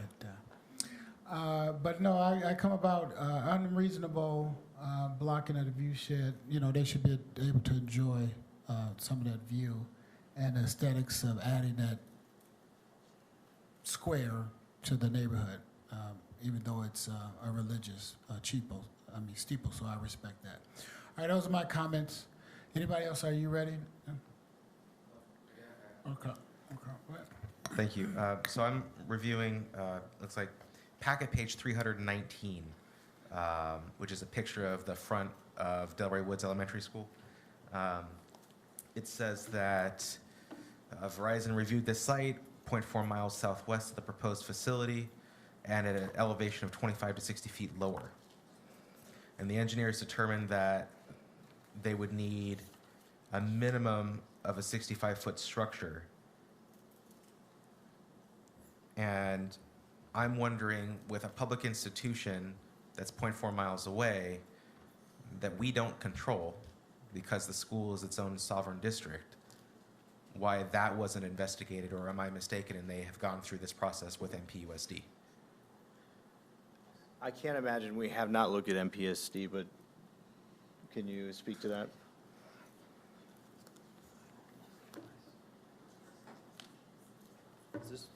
Is it Delray Woods Elementary School? That's the one you're looking for?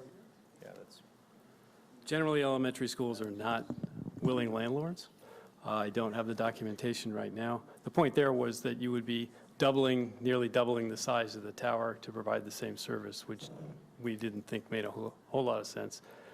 I have to say the cupola at 31 feet, when we had the hearing here before, it was one of your former mayors who said that he thought that the cupola was a bad idea, that as a youth he used to climb the flying buttresses of the church up to the cupola, and that he, I'm not making this up, and that would be a bad design. So we did not go forward with the split sector design, feeling that it was only 5 feet, roughly difference in height with respect to the steeple that we'd proposed. So, Mr. Mayor, just to finish up, I'm not suggesting that the facility be located on the top of Delray Woods School. What I'm asking is if the city of Seaside has a policy that we prefer public institutions, and the nearest public institution, which is a several acre large site that does not even belong to the city, has Verizon done its due diligence to investigate the possibility of siting at that parcel? Well, I think we have, and we've included it in our alternatives analysis for that reason, and we would stand by the conclusions there. And I have to say that we were directed to, all of the small cells that you saw this evening were in PI zones. And that was the PI solution that we were directed to. Thank you. Your answer, there's a willing landlord in a PI zone. We as a city would have to accept and process that application with a conditional use permit or a use permit as we term it in our code. I guess it's moot. We can have that conversation later. Thank you. Any other questions? All right, what is the will of the council?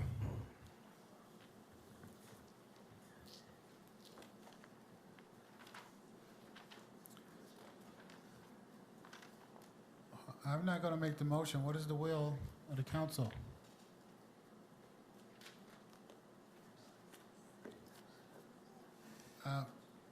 Councilman Wizard, will you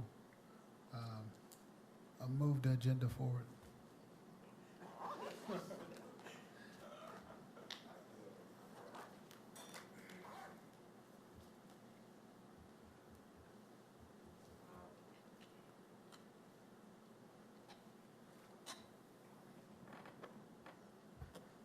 Mr. Mayor, we heard some testimony from residents of Buena Street as well as residents of Hilby that talked about impacts. And while I don't have the specific general plan,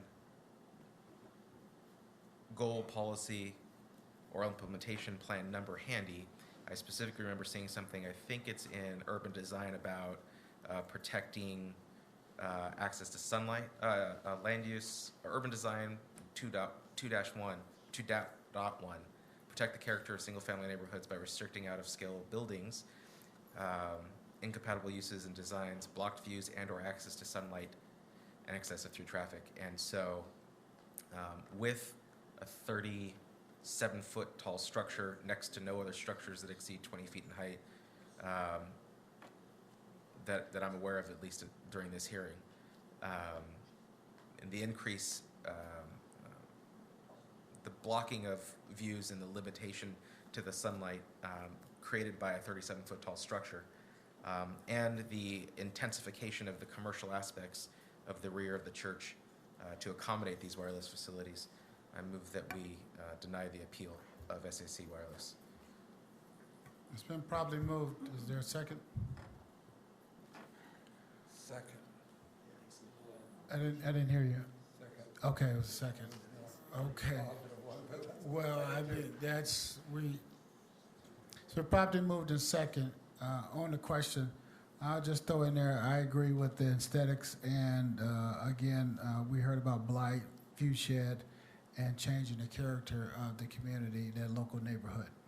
All those in favor of the record sign voting, which is, it's a roll call vote. That's why I always look at you, so go ahead. Dominic. Councilmember Wizard, Aye. Councilmember Campbell. Aye. Mayor Pro Tem Pacheco. Mayor Oglesby. Aye. Thank you. Your motion has passed unanimously. Thank you so much.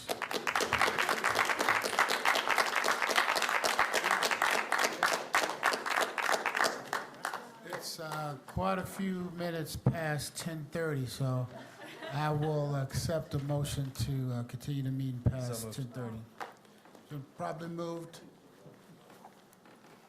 It's been properly moved in second to continue the meeting past 10:30. All those in favor, use the regular sign of voting, which is aye.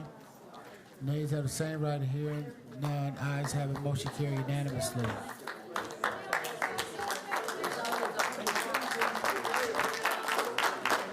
We're gonna take a 5-minute recess.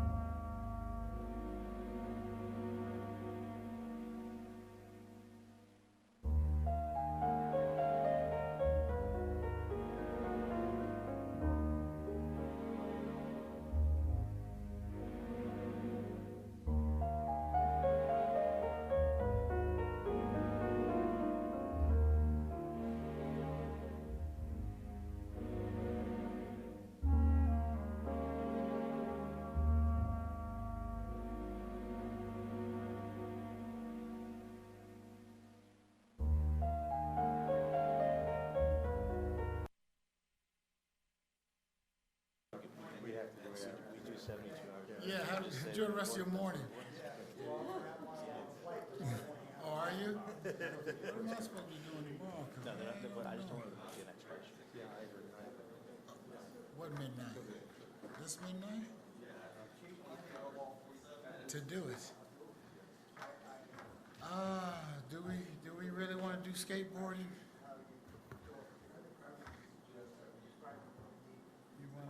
You want to get your... Well, hold on. Let me call, we're called back to order now. We're trying to figure out how we're going to finish the rest of the agenda. We got D, which is adopt the ordinance talking about establishing regulation of skateboarding, and then we have number 10, the business item A. So, Mayor Pro Tem, what is your will and pleasure? What would you want us to do? Well, it's up to the council in general, but my I'm gut gonna leave feel- it up to you, Okay. so what do you My- want to do? Based on, if the council can be fair and open-minded to the discussion at this hour of time, I'm fine with going in now, but if we need to make the best judgment overall, giving another meeting is appropriate. So I'm fine either way, but I just wanted it to be a fair and open discussion without concern related to everybody's rest and homework and other assignments. Okay, that makes sense. I'll ask Councilmember Campbell, would you rather bring back the skateboarding on a? Okay, well, we'll do that, and then that'll allow us to move our business item and respect the person that came down here for our business item. Parliamentary inquiry, Mr. All Mayor. right, go ahead. If we continue it, do we jeopardize the timely second hearing of an ordinance? Is there any kind of, is that 30-day second reading, is that exactly and only 30 days, or is there? Go ahead, finish. Is that? No, that's the question. Okay, well, City There are Attorney. ellipsis on the end of that. City Attorney? Yes, you would not jeopardize by continuing this to the next hearing. Because isn't the emergency one still holding? Yes. Okay, so there shouldn't be no bikes on there right now then, right? Okay, all right. So what we'll do is, we will continue item D to a Date certain. date certain. Mayor Pro Tem, that's okay with you? I couldn't hear you. What? Mr. Mayor, I move that we continue this item. Or do we need to move for continuance? Or do I just suggest that we continue to October 3rd, 2019? Yeah, we'll take a second on it. We'll just. Why the heck not? Okay, it's been probably moved in second. On the question, public comment. All those in favor use the record sign of voting to continue item D to a future agenda item. All those in favor use the record sign of voting, which is aye. Aye. Nays have the same right. Hearing none, the ayes have a motion carried unanimously. We just blew. No, it's too late to be messing around. All right, number 10A, adopt a resolution authorizing approval of an indemnification agreement and extension of the exclusive negotiated agreement for the main gate project. Mr. City Manager, you had any thoughts? I do, Mayor. On February 17th, 2017, the City Council entered into an exclusive negotiating agreement with Petrovich Development Company for the parcel of land commonly known as the main gate. There is before you an extension that would extend that ENA for 1 year from today, not yesterday, but today. And also there's a related indemnification agreement. These documents have been reviewed by our City Council, and they have been signed by Mr. Petrovich, who is with us this evening. Staff recommends approval. We'll go to the city attorney, assistant city attorney, and we'll see if you have any comments you want to put on the record about this agreement. No additional comments. I think the agreements speak for themselves. They protect the city and on the indemnification, and the extension has the grounds for the extension contained in the document. Okay. Well, any questions from the council? Councilmember Campbell? Thank you. So it's a one-year exclusive negotiation with any provisions for extensions? No. Thank you. Any other questions? No further questions. We'll take it out to the public. Public comment is now open. Public comment remains open. Seeing no one, public comment is closed. Bringing it back to the dais. What is the will and pleasure of the council? Move to approve the resolution. It's been properly moved and second that we approve the resolution, adopting resolution authorizing approval of an indemnification agreement and extension of the ENA for the main gate project. Are there any questions on the questions? All those in favor use the record sign voting, which is aye. Aye. Nays have the same right here, none's ayes have a motion carried unanimously. That moves us to council members' request. I don't see any requests on there, but I could have sworn at the agenda review I asked for a conversation about contracting for area beautification and sidewalks and curbs, well, curbs and streets and weeds pulled. I know for certain I asked to put it on the agenda. So I'm a little, okay, go ahead before I tell you how upset I am. So go ahead. Staff heard that, and staff is working on that as we speak, and it will be presented to the council in contract form on October 17th. Do we have the entity already? It was one group I ran into, and they gave me a little business card. I don't know if I forward you the email. I do that. I would say tomorrow, but tomorrow is today. So sometime Friday, and just so you can have a look to see if if that's what you want to do. No, go ahead. Happy to have any help that's offered. Okay. So then also, did any other member have a request for a future? We know. Well, we don't want to. We know we. You done already? Well, we know we're stacking up the conversation about cannabis and revenues and challenges surrounding our dispensaries. And then it was, we know Mayor Pro Tem has, I know the summer waves, but it was something you wanted to do, Car Week, was it? Or it was two things you wanted. Yeah, and then also summer waves. And you didn't have nothing that was stacked up yet. Okay, John, did you guys want to add anything for, go ahead. Yeah, I'd like to agendize amending the short-term rental ordinance to expressly prohibit the operating of a short-term rental in an ADU within the city of Seaside.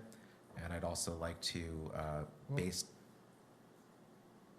and if the answer is we already do that, wonderful, but I'm not certain that we do. The other one is Verizon's report to us about their proposed facilities listed 42 different towers that they investigated.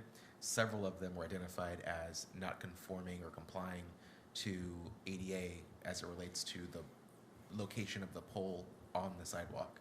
So I'd like to have a conversation about how we remedy that and whether we force PG&E to move the pole so that people with limited ability can still navigate on our public right-of-way, or if they need to begin undergrounding or whatever they need to do to come into compliance with federal law within the city of Seaside. I would say my comments about the ADU, we need to figure out exactly what you mean when you talk about preventing ADUs from being used for short-term rental. Like for right now, if someone has a granny unit in the back, that could be used as a short-term rental. So, they're already in the system that may be already being used, so we can't preclude that. Are you talking about the person that is granted a waiver for water or whatever, a fee, or fall underneath the new ADU garage conversion type thing?